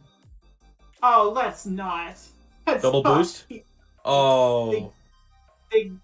They get the shield on the Night Slash. Does Primeape double boost? That's what I thought you were asking for. Oh, no, for the Gliscor, because that's literally all they would need. Yeah, second shield coming. Oh, River just wants this Primeape out of here so badly, and undercharging the Night Slash doesn't matter, gets the final shield from Trader Red, and can it wing attack down? Still another Night Slash. Primeape is ripping through everything. Oh my god. Well, Red saw he wasn't going to get the Ice Punch off, but Night Slash is enough with the boost. Dude, that Primeape is literally just like the best IVs. Did he take it to the gym? It's literally doing that much for him. He must have, and now Red gets to respond with his Dragon Tail Steelix against this Thunderfang Steelix, and as I said in the opener, this is why I didn't run Fang, and they both swapped. They expected the Earthquake throws at the same time. But is Red one behind? Earthquake? I don't think Red got there. I don't think Red got to the Earthquake before the swap. And now Poliwrath trying to deal with this Noctowl and Sky Attack. Red's gonna KO it here. Yeah, Poliwrath goes down, and now River gets to farm up. River wasn't at the Earthquake either, so they both bailed early, expecting an Earthquake, and now River's gonna just no-bubble this crunch. Imagine the debuff here. And it is nothing to this Noctowl, but I see exactly what River's going for. Just get the energy out there. Get his little chip. Make sure you have the Earthquake for whenever this Steelix makes its reappearance. Yeah. So there's the swap. And Red had the Earthquake. He did get there on that last Dragon Tail. And times it well enough to take out River's Steelix. If I were River, I would. That's worth a phone throw, I think. Oh my god. That's definitely worth the phone throw. The Night Slash boost on Primeape was worth the phone throw. Mm-hmm. Just the sheer RPS nature there. River had alignment up and down, but that Night Slash boost on Primeape, the RPS gods clearly in Spain's favor today as another Night Slash boost. Worse their benefit. Same lead again. Why not? Red's up 2-0. He can keep working as we see Gliscor and Primeape. Same matchup, but we'll see what happens this time, because it seems like River is terrified of that Ice Punch. But Trainer Red knows that, so literally is still going with the Night Slash. Boost and again. He knows he can win if he gets the boost. Doesn't get the boost here though. And does he take it now? No, he is going to shield. He wants to get all shields. Well, yeah, both these Pokemon very paper, and yeah, River's going to do the same thing. He's going to double shield now. Not getting the boost on that first Night Slash might be enough, and no boost on the second. So this Primeape trying and trying, but this time it does not have enough. Gliscor able to take it out and maintain alignment for O River as Noctowl comes in, just neutralizing that energy. You can't get an Earthquake off. Yeah, takes no Night boost. Slash like a champ. You know, like it hurts when your opponent gets the boost and you don't, when you literally need the boost. Yeah. Oh, exactly. And like we saw what happened in that second game there. Just completely flipped the matchup. Gliscor is going to keep pumping these Night Slashes out as long as Noctowl allows it. And there's the dip into Steelix, and here comes Poliwrath. We get to see this lead matchup play out. I think it's interesting that River keeps bringing Gliscor and not Dragonite, but I understand why, because of Steelix, right? Yeah, you can't risk letting that snake run wild on Dragonite. And we saw the final shield go up. Red got to the Earthquake. Red said, "Wait for it." Yeah. Oh. Goodbye. And now if you're O River, I don't know what you do. That Thunderfang Steelix is going to get outpaced. You're going to have to try and build up. No, he's going to go Gliscor. Nope. Oh. Why? No, I don't think that was it. Gliscor's going to Night Slash. Dude, even with getting rid of Primeape, O-Red, or O-River, just O-Red. O-River. O-Red, oh my. I don't think Red, that was the call there, because here comes Red, Earthquake. You kicked some booty, man. Like, you really did. But I feel like it's gonna be a catch to BM. That's that. And this is why. Watch. Yeah. He doesn't even have to throw Earthquake. Just don't crunch. Yep. That's why I love Nestle Crunch. I'm so glad we got a song out of you there. Yeah, G to the G. Trainer Red just painting the town with O River's team. Going 3-0 there. And now Spain in a commanding position, 21-18. And as I said, we haven't seen Wanko. We haven't seen Saruka. They're coming up. So... honestly, I feel... Oh, go on, sorry. No, I was going to say, usually Spain likes to keep Vani as their ace in the hole, just for this scenario. And Vani's already done. He's out of it. So they still have Saruka, I think, in that Vani role. But yeah, that was just masterful from Trainer Red. And you know what? I feel like also shooting the Dynamic Punch was huge, because even though Noctowl was still in the back, like the fact that Red still called that and shielded just to farm down is disgusting. Yeah.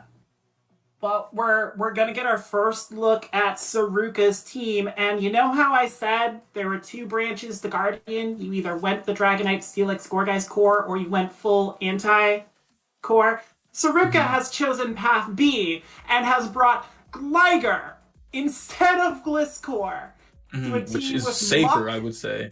Yeah. Muck, Jumpluff, Ninetales, Sirfetch'd, and Empoleon, totally trying to break up that core that Luffy's running. And yeah, Gligar doesn't have the hard-hitting moves that Gliscor does. It still has Night Slash, but it only has Dig as its ground move. But so much more bulky in Great League than Gliscor is, able to take those hits that Gliscor could not. This is a very bulky team that Saruka has outside of that Surf Edge. So we could be seeing just like save shields for the duck and pray it works out. But he's gonna Dragonite, straight up from Luffy, Dragonite. I mean, it's hard to argue. Like not knowing what that Glider's moveset is. Like I'm thinking like Fury Cutter is the fast move. So yeah, Dragonite looks pretty safe if Saruka doesn't keep Empoleon in the back forward. I think that's his play.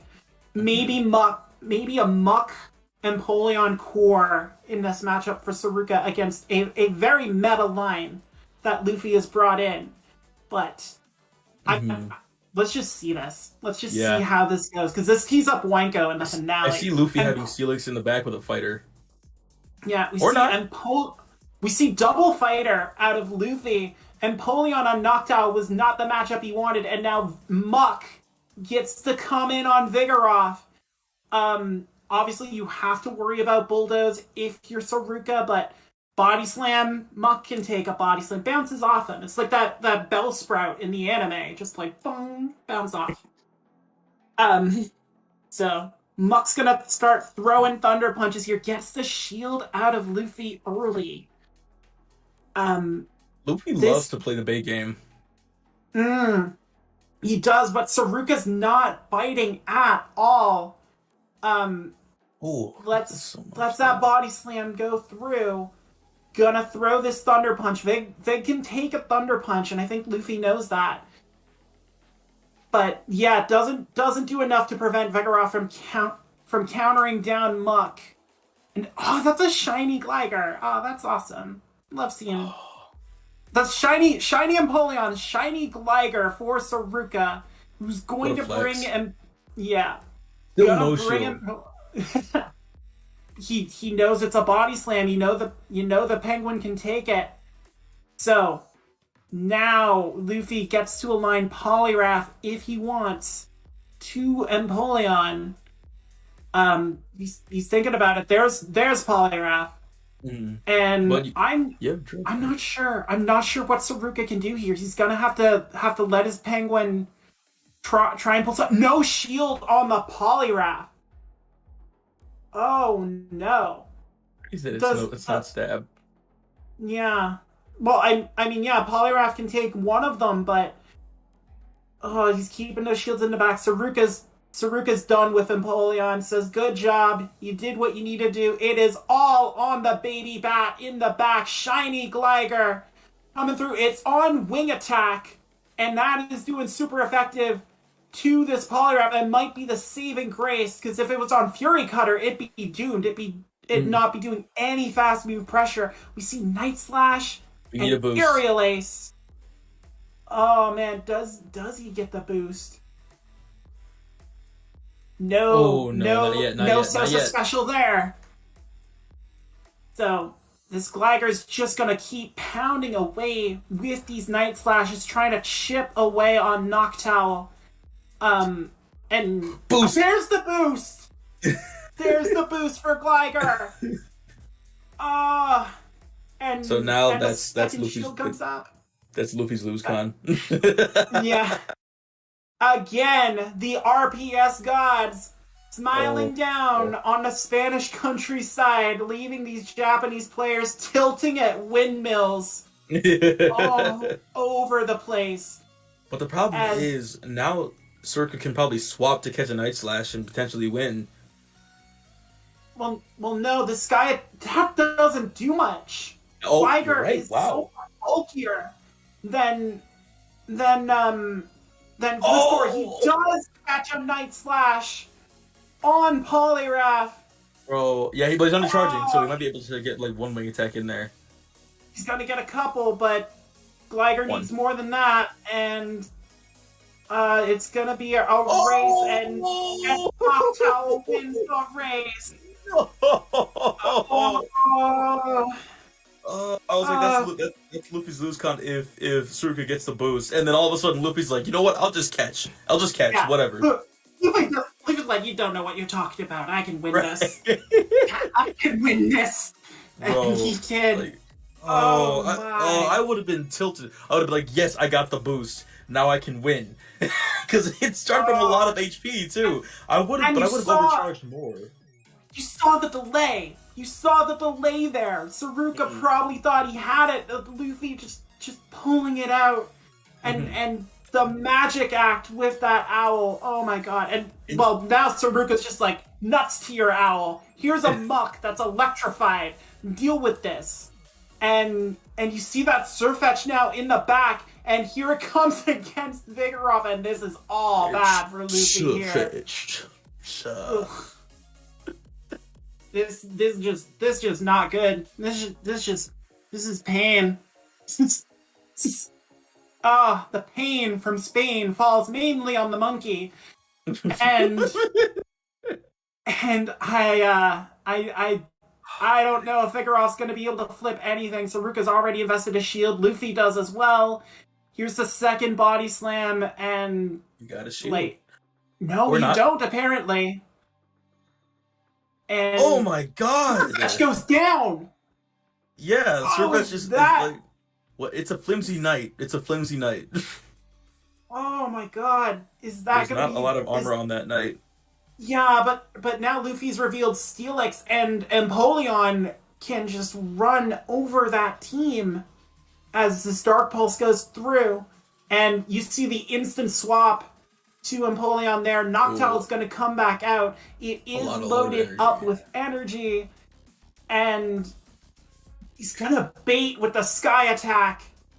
And Saruka shields. He gets that final shield on the Sky Attack, saving a Wing Attack there. Big bluff by Luffy. And we see Saruka just, he knows he's gonna have to take this. He knows he's gonna have to take the Shadow Ball. Wow. Empoleon does survive though, and is gonna be able to get up to 2 Hydro Cannons. He's at 100 energy. Literally no more else this penguin can do. You see Saruka trying to undertap a little bit. Get that extra waterfall in. It does not work. Instantly throws at this Steelix to get the final shield. And I don't know if Muck's Dark Pulse does enough. Not from here. Not from here. No. And he's gonna fire immediately before this Steelix can ramp up. Oh my god. Is it enough? It's not even close. Nope. Steelix is gonna throw the crunch though. Maybe a bit of a panic throw by Luffy, just trying to take this muck out and get it into Dragon Tail range. Can Saruka get to a Dark Pulse? No, okay, yeah, I was gonna say No, throw he's- Thunder Punch, please. Yeah, he's gonna have to throw the Thunder Punch before Steelix knocks it out. It's minimal damage. And then But- already at a crunch too. Oh, and the waterfall does go through. No overtap from Luffy there. And Steelix Poor Luffy, man. survives. Saruka. Saruka had that if he kept alignment, but Oh, wait. letting that Never mind. stretch go down, that is brutal. Saruka, you can argue, is just getting everything he needs, but it's just washing away as Luffy's just Stretch Armstronging these victories out of nowhere. And what do here? You bring Ninetales, apparently. That's switch to do if you're Saruka. You get Vigoroth, and Luffy's got Dragonite in. There's the Dragonite.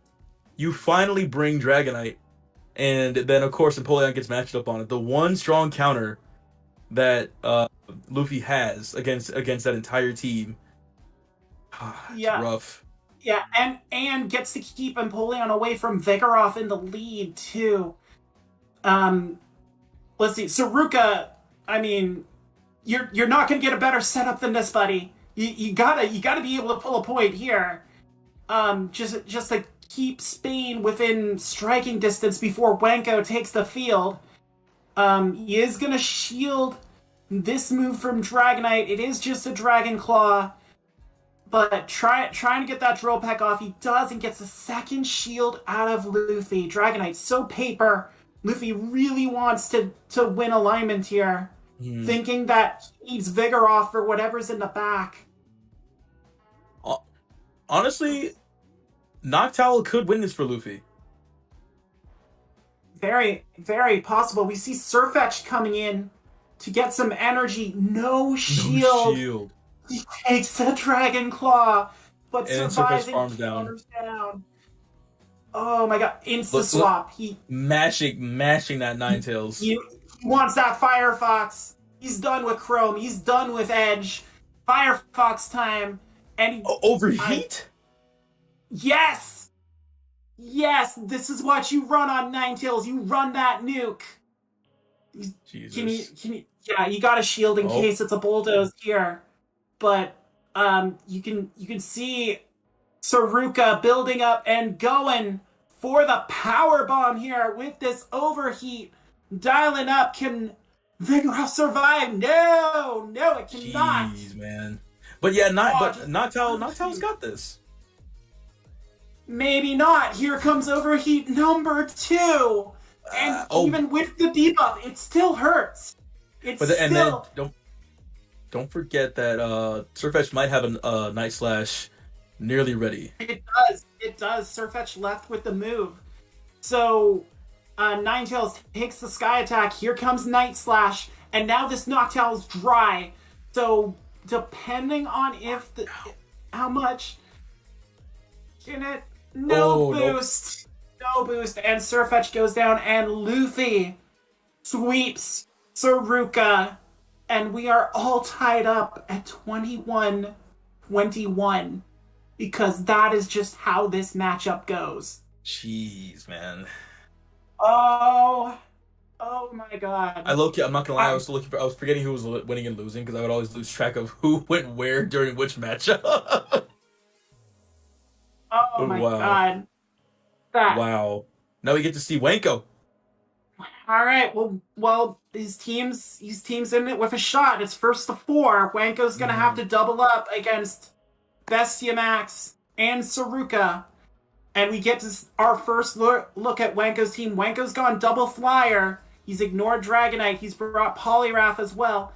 And an average Gorgeist. Because you don't need to show off your giant pumpkin when you're Wanko. You know everyone knows what you're capable of. You just bring that average pumpkin and get that extra little bit of leveling here. But Poliwrath looks like it can have some fun against Bestiamax's team. Honestly, yeah. Is Wanko running Scald or Dynamic Punch? We don't know.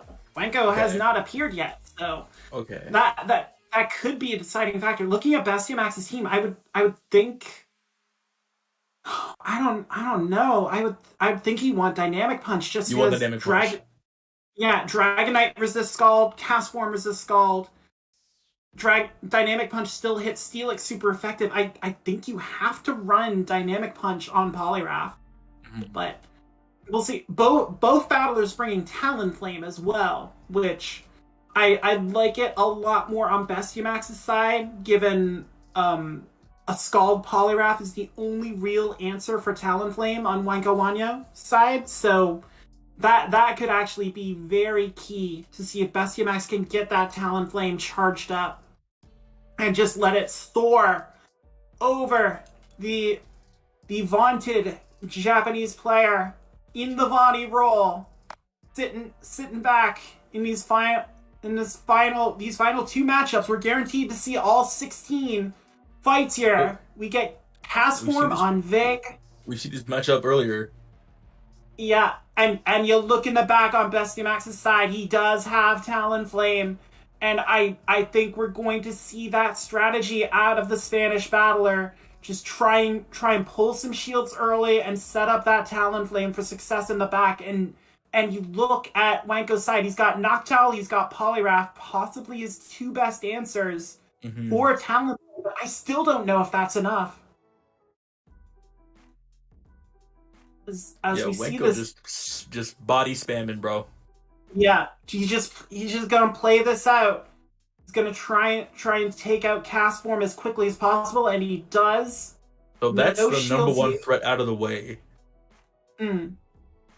So See. we'll see. Bestimax gonna come in with Primeape next, and That's smart. we see a quick swap into Noctowl for Wanko Wanyo, and he does throw up the shield on the Ice Punch here. Big shield, keeping that Noctowl healthy, and here comes Talonflame. My favorite Firebird. The scourge of so many dreams, and he's gonna go for it here. That's what you do. You gotta go straight Brave Bird here. Either they shield or they die. That's literally how I play. Yeah. That's how you play Talonflame. Takes. Don't bait. Don't bait. Oh, he got that extra. He got that extra Incinerate in. Okay, good. Okay. So shields that Sky attack, and yeah, just go straight for the Brave Bird. Yep, he's going for it. Like you said, no shield from Wanko Wanyo. Let's call it. Stealing it. Boom! Bye-bye, Noctowl. And you look at that switch clock, he might be able to get Primeape in quick enough because Poliwrath's not doing any fast move damage, and he catches a Flame Charge on Vigoroth. Thinking that it's Brave Bird, which is pretty smart. Yeah. Jeez, these catches, bro. Just so next plane. He gets to the Brave Bird. Wanko, you got a shield. You got a shield. Wanko. It doesn't shield.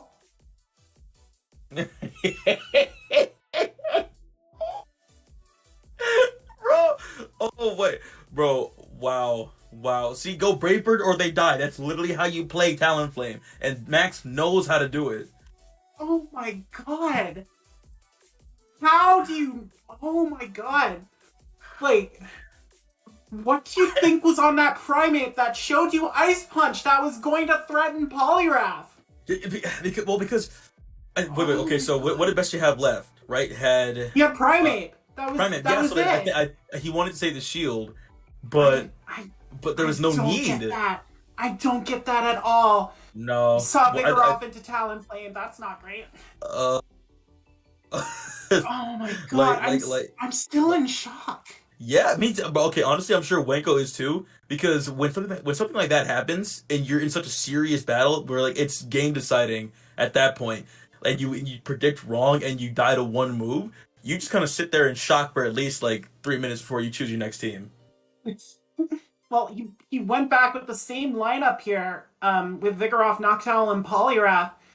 Bestimax put Talonflame out front this time, and as we saw, shielding, saving the energy there, bringing in Rainy Cast Form to try and deal with this Noctowl, and Wanko's just trying to get as much out of his owl as possible here. Doing a pretty good job. Got that Talonflame in the red, but the Talonflame left with a move. So Wanko's going to have to be very aware of that as this Rainy Cast Form ramps up. Noctowl's in Weather Ball range. That's all the Teardrop needs to do to get rid of the bulky bird. And you know what? I've noticed that in both these games so far, neither of them have run Steelix. No. Yeah, no, I think that's what Talonflame's for. Talonflame very good at keeping Steelix on the bench. And does not catch a move. And Bestie's going for the Thunder. No baits needed, and again Wanko's not gonna shield, and that it's not as painful as a Brave Bird, but that's still chunks. And now catches a move on Primeape. Catch because Primeape's way too squishy. So it can take a body slam that counts, and it counters down Vigoroth. Oh. And is able to throw on Poly. But this is what I was saying. Instant no shield from Wanko because he knows this Primeape has nothing that can threaten this Poliwrath. So Ice Punch is going to come out just to get the monkey out of here. He's wasting the energy. The shield. He's wasting the energy on Poliwrath right now. Yeah. Exactly. And no shielding again. Oh, I don't know. Wanko's playing a dangerous game here and throwing the Ice Punch immediately. he's gotta be wondering where the energy levels on this Primeape is at, and this just opens the door for Bestiamac, because as we said, that Talonflame left with a move. He's gonna try and... for it, but this cast form, oh my god, he swapped him through. Okay, wait. So if Wanko can get double Ice Punch, that's the play. And by doing this, I think Bestie just do the game. Yep, he did the game. He did. Yeah, and Wanko's gonna stunt. Dude, yep. I didn't see if Bestie got to the weather ball before he bailed out on that catch. Well, I think two water guns off. Matter. Yeah. 2 water guns off. He should have stayed in. I think he should have stayed in. Yeah, and you can see in the chat, Bestiamax is holding his head in his hand because he knows. Why did I do that? He knows. He knows what he did. Yeah. Oh, man. So big point there. We are tied again. It's hard to commit. It's hard to commit to a lot of strategies, especially when it's that game deciding. Like, I'm shaking because I'm like, okay, so can Talonflame win it for him? Nope. Too slow. And also, at that point, Brave Bird should have just done a Flame Charge. Yeah. Well, Flame Charge would have done it. Same teams again, and this time Talonflame's in on the swap because Primeape does not want to deal with Noctowl. Nope. So, strong commitment here. He thought about it. He went for the shield. Shields the sky attack. You could see just the circle around there, deciding if he wanted to shield. And he's gonna go for the flame charge here. He's gonna try and ramp up this Firebird, and see what it can do. Brave Bird or no? That's how you play Talonflame. To Brave Bird or not to Brave Bird? That is the question. But this Talonflame is choosing not to Brave Bird here, going for the flame charge. Yeah, Wanko's gonna let Noctowl depart in flames. He's got a 2 shield advantage on Bestiamax here. It looks like Noctowl flew to cope. See, couldn't handle the heat. Didn't want to be mistakenly thrown in that KFC bucket by a Talonflame. And big finger looking good. Yeah, well, Vig's got the big fingers for it. Incinerate's always too long. It takes too long because you can get through a full turn, but the energy won't be produced until right after the 5th turn. And the animation only lasts 4 turns, so it's sneaky. Like, you think, okay, now I can't. Nope, they threw it early. And, Poliwrath just has all these ice punches for Noctowl on the opposing side. And it still needs 3 of them. See, that's the problem with Poliwrath. Ice Punch is not stab, so it actually needs 3 Ice Punches to get rid of Gourgeist, 3 Ice Punches to get rid of Noctowl. And we'll have to see if Poliwrath can get there. Wanko has the shield. Yep. And plus, he just like another mud shot if he touches shield here, but he doesn't. It's in shield and Poliwrath goes down. Oh, that's a GG. Oh, and he's no charging the body slam here, trying to get the counters. I think he's underestimating what Primeape can actually do to Poliwrath. Stab, bro. And yeah, he's given up. He's given up. Jesus. Wait, poor Wanko. Poor Wanko. That is brutal. You had to shield that that sky attack, and he just did not want to. He didn't want to shield his Poliwrath because it's so hard to decide what to do. But Poliwrath there, in a lot of scenarios, can get to and can outpace a lot of the Pokemon. Like in game 2, Poliwrath could have shielded and gotten to multiple Ice Punches or 2 Dynamic Punches.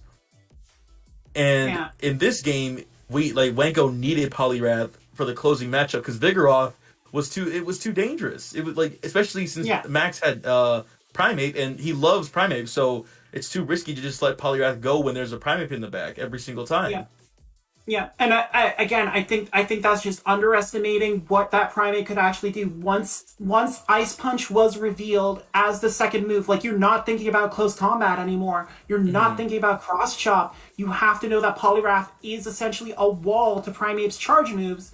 So you Fast have to move. press that advantage. So Also, I don't know. you gotta account for that counter damage. And again, I want to point out that I think in all three of those games, unless I missed it somehow, Steelix was never brought.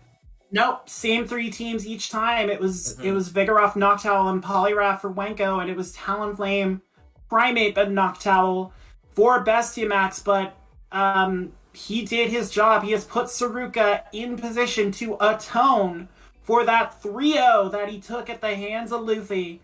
And if he goes 2-1 against Wenko Wanyo, if he can repeat the feat that Bestiamax did, Spain will move on to the final of Guardian Cup. And that's what's on the line here. And he has that Spice team to try and deal with Steelix and he's got Empoleon there, which is such a hard wall. To so many Mons. This is gonna be tough for Wenko because I'm looking. I don't even see like a strong Ninetales answer from Wenko, especially now that Saruka will know that he's running Dynamic Punch and not Scald. So this is gonna Crazy. be tough. This is gonna be tough for Wenko to try and pull off here. Ooh. Noctowl on Empoleon is not how Oh, you do it. Wanko is not having good luck here. No, and now Vigoroth comes in against Gligar, and Gligar prevents Vigoroth from doing a lot of what it wants to do, and it can take body slams. Rather Look at that! easily. Nothing for Gligar. It takes him better than Gliscor for sure. Very true. Very true. But now Gligar's gonna start ramping up with these Night Slashes here on Vigoroth. Trying to find the RPS God's favor just one more time. But Wanko Wanyo's not gonna stop believing yet. He's throwing those body slams off. He's forcing Saruka to use the energy here to try and deal with the spammy monkey. But I think he's gonna have to calm throw. down. Oh, No. he could. He had to throw if he wants to keep the shield. Just because it gets the Night Flash so quickly with those wing attacks. So gets the win in the mid game, but now Muck gets to come in against Vigoroth. And yeah, that's a dirty body slam to get off. But yeah, but I'm looking at, since Wenko has both Noctowl and Poliwrath, and Saruka's up with Muck with energy and 2 shields, it's gonna be dicey. yeah, and Poliwrath doesn't have Scald, so it can't really throw things at Muck. So he's relying on Noctowl here. Now that he's gotten it away from Empoleon, Noctowl's gonna have to come in and eat some Thunder Punches. And this CMP tie is pretty nice for Wenko because he gets the shield out of Saruka here. Saruka really wants to keep that Muck alive. After losing the mid game there. You see how Wenko has Poliwrath for Empoleon, and then Saruka has Muck for Noctowl, so it's super, it's so RPS. So RPS. Welcome to Guardian. Yep. Oh, but still up in 2 shields with Poliwrath sweep. Calling it right now, Poliwrath sweep. Well, we'll see. It's gonna have to start here. He's gonna have to shield the doesn't shield the Thunder Why Punch. aren't you shielding anything, Wenko? What? Poliwrath does need shields, Wenko. You have to give it something here. I guess I get it may not matter. Like Poliwrath's so spammy compared to Empoleon. but the waterfalls are going to be chunking, and poison jabs might add up over time later on. Yeah. Well. He is running down the razor's edge here. Gets to this Dynamic Punch to finish off Empoleon. Even chat's a bit weirded out by how Wenko is playing right now. Oh, hey, that's fine. Never mind. 2 shield flex. We're good. Gets to the Dynamic Punch.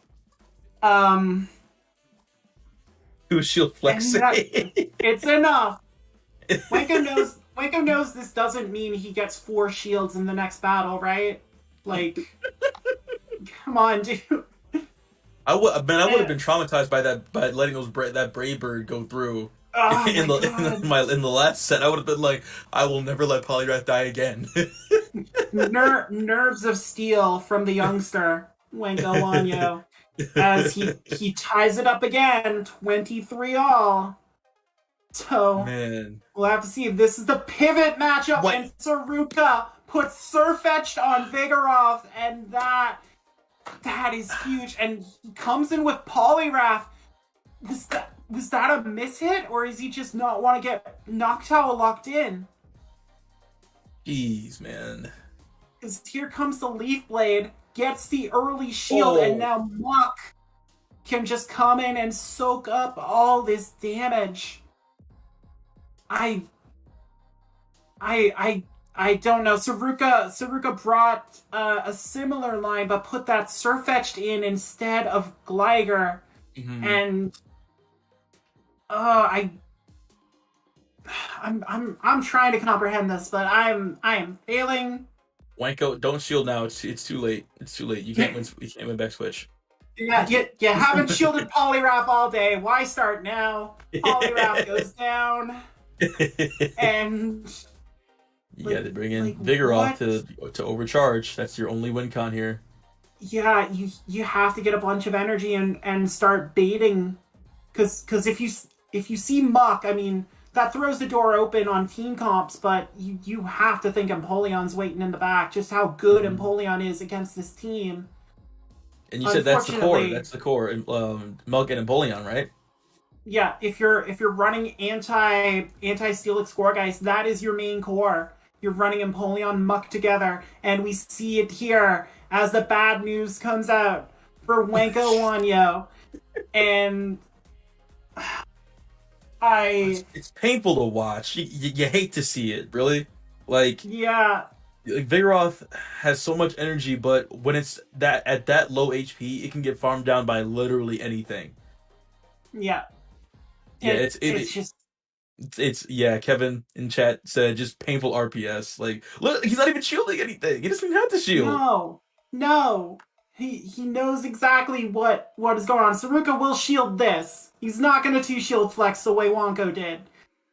I think Wanko's afraid of Muck. Honestly, I get not wanting to bring Gourgeist just because of the Ninetales and the and the Dark Pulse from Muck.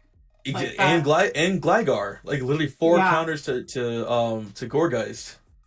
Yeah, that was the plan for Saruka. Just neutralize that core and make him rely on the other members of that team, and it worked to perfection there. And Spain goes up 24-23, like as you did, Rem. Saruka just dabbing on Wanko Wanyo there. And now Wanko's gotta win the tiebreaker, but our boy is 2-3 now. And you have to come with something different here. You have to have a better answer. That is not it for Saruka. That's better for Wanko. Yeah. I had to flip for a sec. Okay. Vigoroth on Muck is Wanko interesting. loves running double fighter. Yeah, just sticking to his guns. He's left Steelix parked on the bench. And then Saruka's leading Jump Bluff. He hasn't used Jump Bluff once. No, well, with Noctowl there, it's a pretty tough matchup. And Talonflame. Poliwrath does have the Ice Punch, so we'll see. But this is still not the best situation to have to rely on Vigoroth to beat Muck to maintain alignment. Vigoroth not the safe swap it appears to be in Guardian, and like Saruka quick shield knows that he can just poison jab down this Vigoroth and get the alignment. Oh, nope. Oh, now I know Saruka's got to be like puckering the butt right now. It's like he did not get to bulldoze. Okay. No, it's just a body slam, and the farm down is complete. And in comes knocked out, and Saruka Double. might get 2 Thunder Punches I was off gonna here. say double Thunder Punch coming through real soon. At 1 HP, I assume there's gonna be Thunder Punch number 2. Oh Yeah. no! Oh, and he Oh, caught it.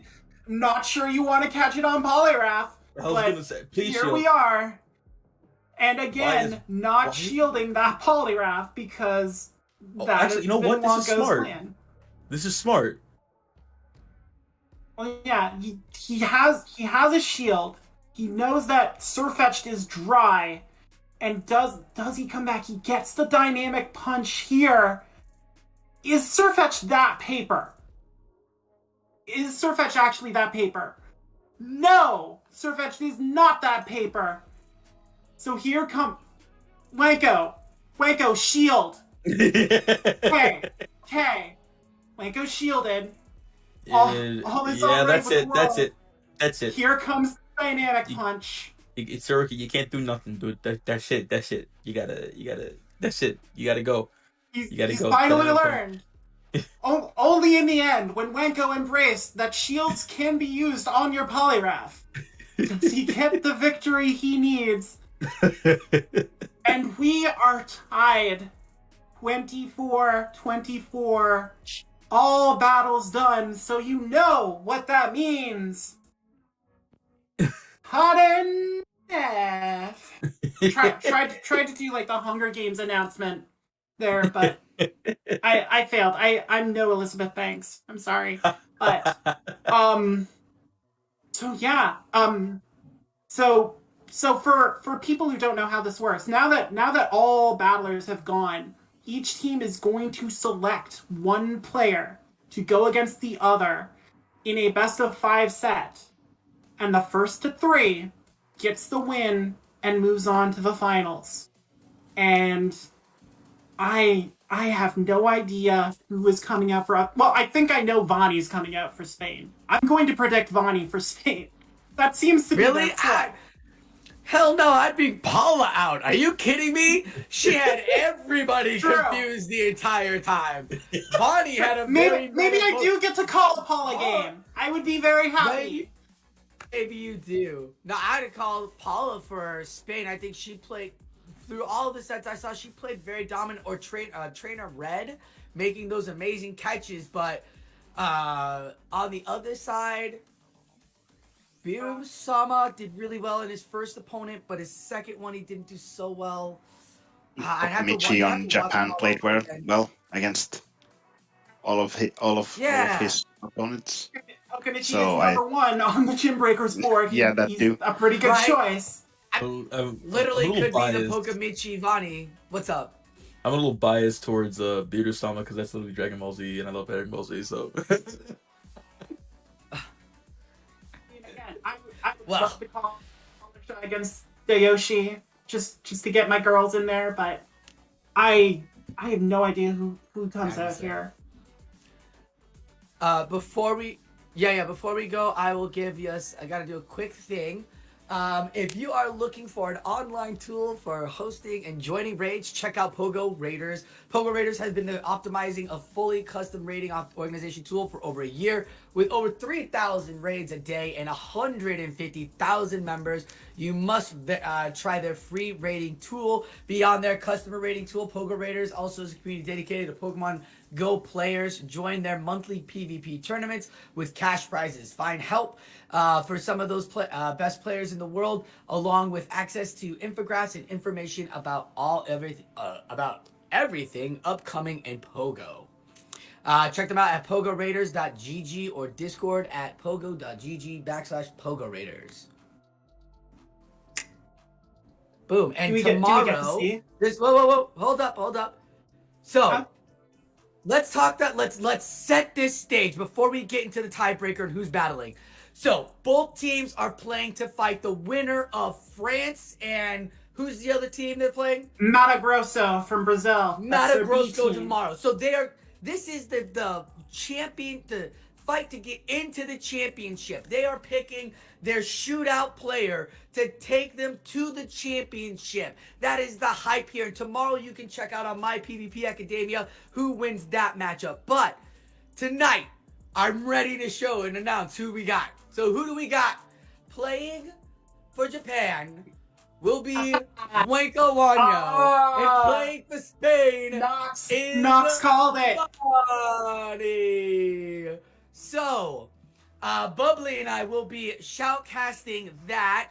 But actually, just real quickly, AJ, Trainer Rem, you guys, give us your breakdown of what you see on their teams right now. I know you guys are off screen, but we'll love to hear from you. You've seen both these battlers so far. What have you seen from them, and what do you expect? If I'm Wenko, I can't be bringing that same team that I brought both games against Saruka and Bestiamax. I look at Vani's side, and there is a distinct weakness to a Talonflame that I see. Yeah, he has Rainy Cast Form, but that's the only strong counter, and nothing likes what Talonflame can do. So I think if Wanko can put that Talonflame in a position to just wreak havoc on a double steal line, or if that Surfetch comes out, I think Wanko has a shot against Vani, but he's got to change it up, and he's got to shield his Poliwrath. Awesome. All right, so Talonflame and Shield and Poliwrath. Trainer Rem, what do we got? What's your thoughts?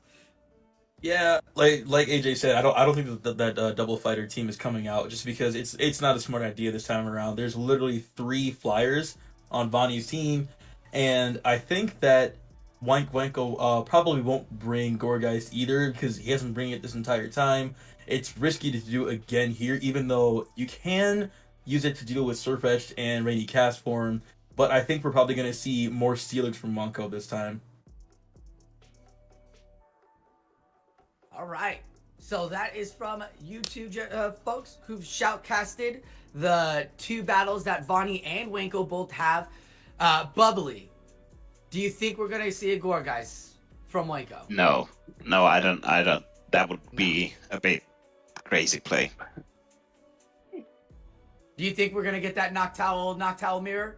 Yeah, for sure. All right.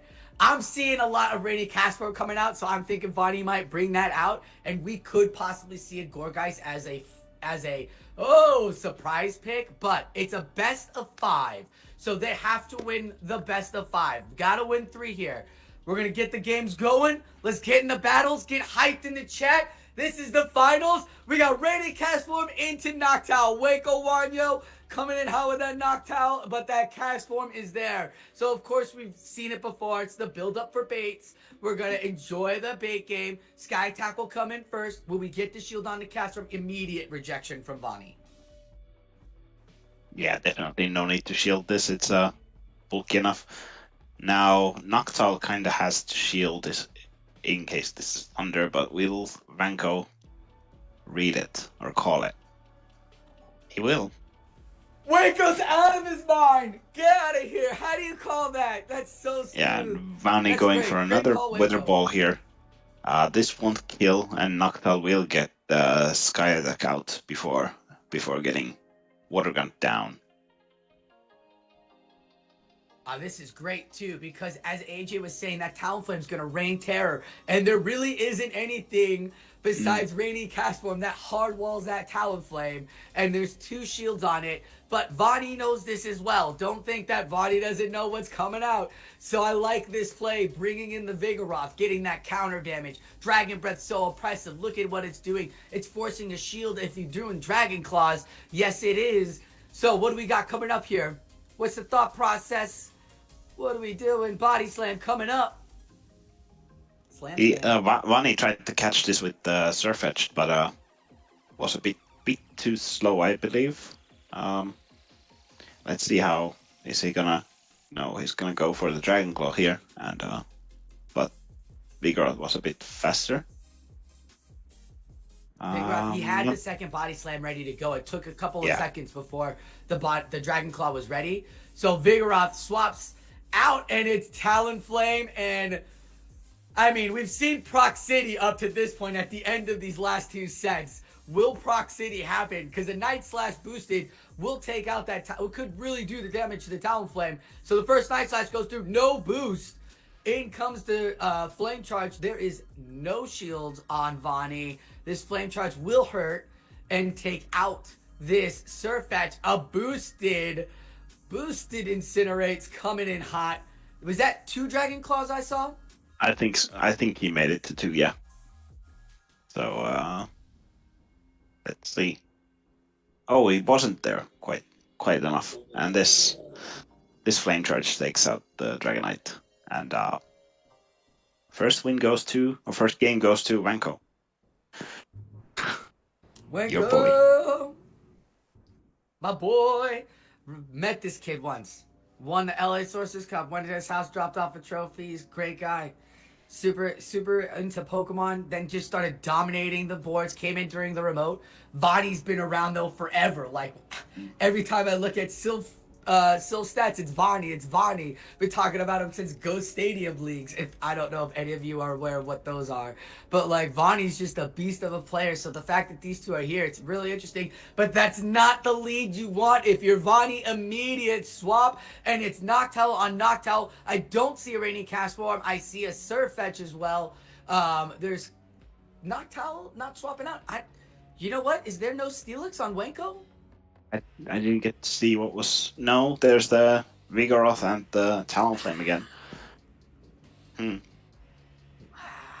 And Vani has a Skarmory. Noctowl, yeah, Skarmory there.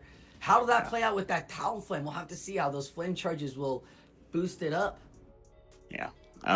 It's a smart play from Wanko to keep this coming with the Vigoroth, keep it away from the Surfetch and also from the Skarmory, even though he doesn't know that there's a Skarmory in the back, but let's see if Vani takes the shield advantage here, or... Yeah. I mean, look at Wanko counting perfectly, too. Like, he is 1 tap away from a Sky Attack. There was no fast move. He's not going to get it off. There's no shield coming. Like, he's either forcing a shield or he's knocking out that Noctowl. And in comes the Skarmory. Another body slam because he just counts so well. He's just doing chip damage because all we're waiting for is to see that incinerate. See that incinerate. Was this Sky Attack? I don't know. I can't. Yeah, I see. yeah. No. Sky Attack. Yeah. Okay, yeah. The incinerate did sneak through, so that's the second one. Ooh, flame charging it down. In comes the first one, obviously to Shieldin. But again, Incinerate, such a powerful move. The Community Day Pokemon definitely jumped on our charts after Community Day. I don't see Wanko shielding this, and he'll just let it go. Come in with the Noctowl. It's gonna have to eat or shield this Night Slash. Probably no shield. And this is where those procs come in. Yeah. This is where those procs come in. If he procs, he could turn it. No proc. This time. Wing attack is yunking down. Yeah, they will get to. Oh, he tried to make a catch. And he manages it. He had to because Vigoroth still had enough health. Actually, Vigoroth has more health than the Surfetch, so he had to throw, or else Surfetch would have been out, and he would have lost all that energy. Wanko Wanyo, oh my goodness.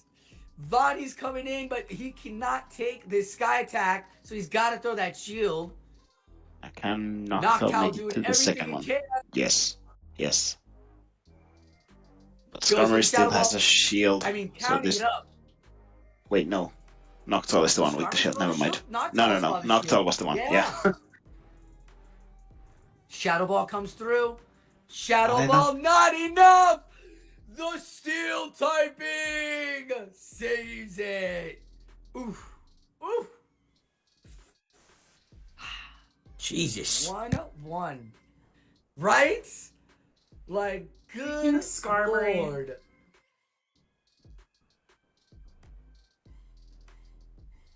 Yeah, the Skarmory was a good pick there, actually. And it was a great pick. I'm like baffled. I can't believe Talonflame didn't do as terrorizing of stuff as I thought it was going to. I thought for sure it'd take out, but we're going to get back to Weather Ball into Noctowl. Weather Ball. Cast Form into Noctowl. We saw this on the first game, and the backline backline is actually the same, wasn't it? Or backlines, both I believe both so. sides, yeah. Yeah. So let's see if it The plays cops the are same coming way. for this sky attack. We'll find out. Will he go straight for the thunder? He's going for the thunder. Here comes the thunder. Will there be a shield? No, oh, there. Last second. No, the last second shield. Oh my goodness, Waco, you're making it real tense for us, friend. So in comes another sky attack. The cast form will go down. The Dragonite will come in and farm. They both have switch. He's gonna build the energy and probably swap out as fast as he can. What a shield. I'm still thriving on that shield that Waco had to use on the Thunder. Great call. The body slam goes in. Vonnie will throw a shield for the body slam. And goes for the outrage. Really wants to get rid of the Vonnie had bigger outrage, or was it? Or is it? Nah, it's outrage, yeah. It is outrage, yep. So now... Yeah. It's like, it could be Draco meter. Yeah. Okay, Vanko comes with the knockdown. Dragonite versus the birds.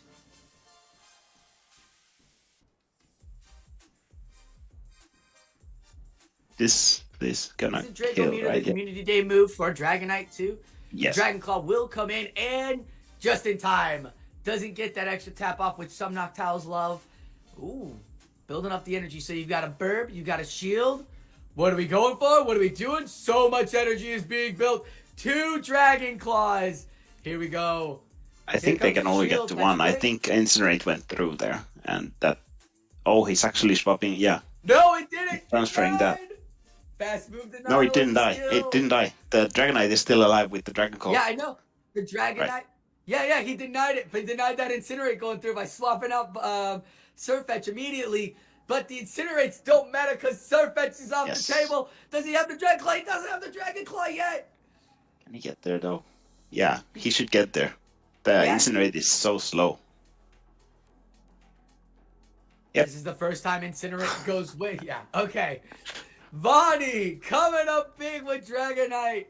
That Talonflame might have been fun, but it was not able to hold up as Dragonite built all the energy. That outrage, huge. Taking out that Vigoroth immediately, Vonnie knew what the gameplay was and just Dragon Breath it down. That's the difference between using Dragon Breath and using Dragon Tail. You can get away with Dragon Claw, but you got to understand your power. Vonnie knows it. That fast breath pressure is so fast move pressure is so good. Will he come back with it with Castform, Dragonite, and Surfetch? Also, by the way, I ran Draco, Meteor, Dragonite, and Guardian because that's when I evolved my Dragonite for Great League. Nice. But we're starting off with Dragonite, Talonflame, and Noctowl. Talonflame trying to get to the Sky Attack, gets it first before Talonflame gets to throw off anything. Sky Attack goes through. Wanko knows his health, man. He knows the lines, when to make the calls, how to do it. He's battled so much. This time Vanko decided to go with the double fighter backline. Let's see if that works out for him. AJ and Rem were expecting them. I like that call. AJ and Rem were thinking that they might not play it because of... Luckily Vonnie has the Steelix in the back, so just get that lined up properly and... Oh! And put enough energy onto the Poliwrath so it has Ice Punch for that Noctowl. I believe I dare say, my friends. Will you shield this? Leaf Blitz gonna hurt though. You have to shield your Poliwrath. You have to shield the Poliwrath. Didn't AJ tell you this, Waco? Shield your Poliwrath. Tried to tell him. Poliwrath is out. I like this though. Right? Tried to tell him. Rem tell them as well. Maybe get some energy. I like using the here. Poliwrath first. Yeah, I like the Poliwrath first because those counters would have disintegrated the definitely, during the battle. So rather take the Leaf Blade and see if they make the swap in. You can counter down this Noctowl because of that normal typing. He gets the shield here. Beautiful, beautiful call. I don't know if he believes the Steelix in the back. I believe he thinks that Rainy Cashform is in the back, and he's going to be really happy to see the Steelix and this Bulldoze come through right off the bat. Because let's see if he's gonna. on Rainy Cashform as well. Yeah, what's up? No shield. Let's see what he's gonna do with the Talonflame though, because these Dragon Tails and the crunches are gonna add up. Look at how vigorously he's spinning those body slam. He knows he got it. He set the trap. He set the trap. He's got the body slam ready to go. He made the catch. It doesn't go through. He's got to throw or else Incinerate's going to take you out. Body. Oh, no. Wow, Right. Dragon Prime. Dragon Tail wins it. Vonnie wins it. 1 HP. Wow. Well, that's a bit more than 1 HP, but close enough. Holy. Wow. Wow. Dear sweet almighty Sinnoh. This is why you shield your Poliwrath! A Talonflame. Bro, I know Steal what it. Wonka must be feeling like. Ay, ay, ay. Is that it? That is it. So Spain beats the dominant Japan to go to the finals. Oh my goodness. Vonnie knew something we didn't. Oh, having a Surfetch. You know, I would say I really liked having the Poliwrath. I'd never seen a Surfetch played until today for Guardian Cup. So, never saw a Surfetch play today. The only thing I saw that had grass moves was Gourgeist, which, you know, Poliwrath got that Ice Punch for. So, up until this point, Vonnie, I mean, just start following and copying, pasting his lines. Start learning for the week. If you need to know where the meta is on the week, follow Vonnie. He obviously knows where the meta is for the week. But those were great matches all around. Oh my goodness. Oh. God, like, I'm stunned. I am stunned. Just seeing the thought patterns try and play out. Like again. I thought for sure it was over when Poliwrath didn't shield that sky attack, and then as I watched Wago work through it, I'm like, oh, maybe he knows something I did. But Vonnie getting to that earthquake, I don't think Wago thought that Steelix was gonna get there, and that just sealed the fate. Just being able to throw that, and just it's so well played on both sides. I mean, you can't take anything away from any of these battlers today. No. Yeah, you might be able Do to. you guys have any other things about Bubbly or Trader Rem? Did you guys see anything else you guys want to talk about with this last tie, this set of 5 we saw? I didn't see anything. No? Well then. We didn't see Wonko needs to use those shields, I guess. Yes. Yeah. I can only the sit shields, here I in my mean, Cassandra obviously. role for so long before people finally realize that, hey, maybe she knows what she's talking about. Kevin Saladares says this is the second country to ever beat Japan in Gymbreakers, and that might actually be a fact. So Spain will move on to play the winner of France is it France and France and Mato Grosso. Mato Grosso. France and Mato Grosso are waiting for the winners of those, and that matchup for Gymbreakers will be shown on My PvP Academia tomorrow at 6 p.m. So be sure to check out those. If it's anything like this, I mean, get your notes in now, because you never know what these battlers are going to bring out. They still got to do Guardians Cup, and we're well into Obsidian. So new Pokemon are popping up. We've got Alolands now that are playing. I don't know if they're going to be allowed to play. They're not in Obsidian, otherwise you would see Como and Hakamo everywhere. Right, so there it is. That being said, is there anything else? Gymbreakers hosting this, Pogo Raiders powering this up. Moto Grosso from France, 1 p.m. 6 p.m. UTC. Yeah, and we will be thanking also our editor Ryan, our post-production editor Ryan, for being here today. Thank you, Bubbly, Trainer Rem, Final Boss AJ, for shoutcasting with me as well, as we saw. I mean, what was that a total of? 49, 50, 53 battles? 52. 52 battles. Why is the English grad doing the math? It's been a long 4 hours, but we got there. Spain wins it, and we're moving on to the finals. Who do we want to rate? That's the question. I will just mention my PvP Academia is also carrying the finals, so they will have Spain on their channel on Sunday. I believe at 7 p.m. 6 p.m. Greenwich Mean Time, and yeah, Garel's gonna be there because I gotta be there for the finals. Apparently that's a thing now. That's just my role. So nice. That's a good role to have. This is a good tournament. I enjoy it. Like and not just because it's a nice little ego boost, because again, I went 16-2 in the B division playoffs. The only problem is we ran into a Portugal side that had a guy who was like 27-0.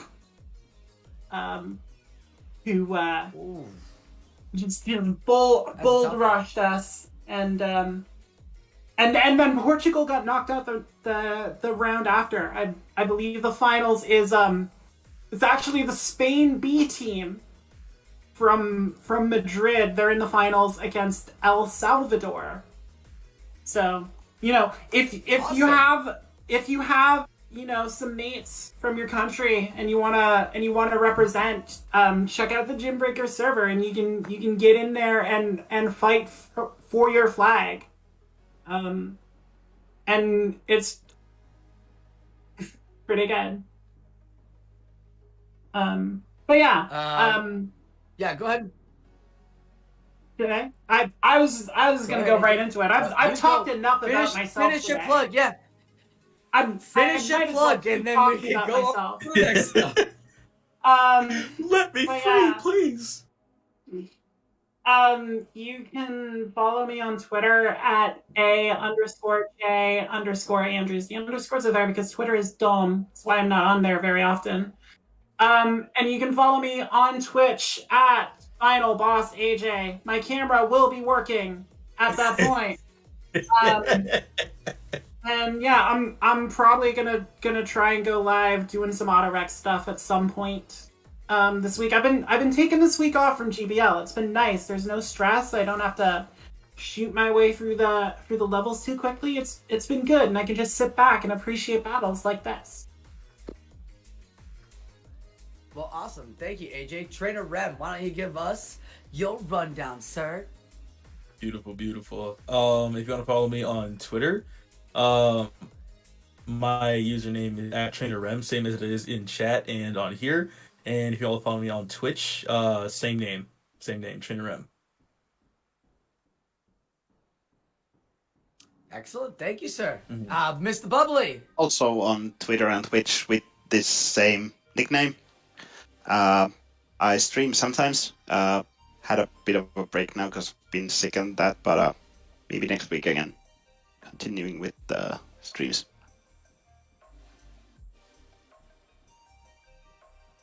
Awesome. I am SosaFlow of Team Rocket Academy. You can find us on YouTube. We give you Sylph guides as we've been going through it. We also do our live streams on Team Rocket PvP. Next week we'll be hosting NEB versus Elite TM's faction, so be there and check it out. We'll have DeFi, myself, and Jolt19 casting that. Team Rocket PvP on Twitch. You can find us on Twitter, Team Rocket PvP. Myself on SosaFlow on Twitter as well. And yeah, besides all that, you guys are the best. What is Rem? Rem's got something going on. He's got his little, what is that? Just showing off the Hisui and Pokeballs that came in the mail like yesterday.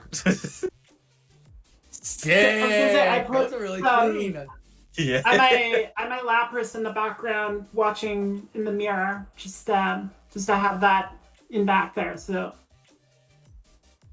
Predator shockingly, the woman who likes ice type Pokemon has ice type plushies. Everybody showing up what they got back there. Right? We could probably do Yessi Furoro. He's doing the 100-day battles. He's rocking the Like-a Rock, the Midnight Like. I'm saying that all wrong, but that new freaking awesome rock Pokemon that's got counter, psychic fangs. Let's Better go than your right now. pronunciation Nice, of your okay. Galaxy. Furoro. Oh, yo, Beautiful. Kofagrigus? The Kofagrigus? I don't. Rodriguez. Anyways, thank you all for watching Gymbreakers. Go head on out now. Is that right? We just going off? All right, guys. Peace out.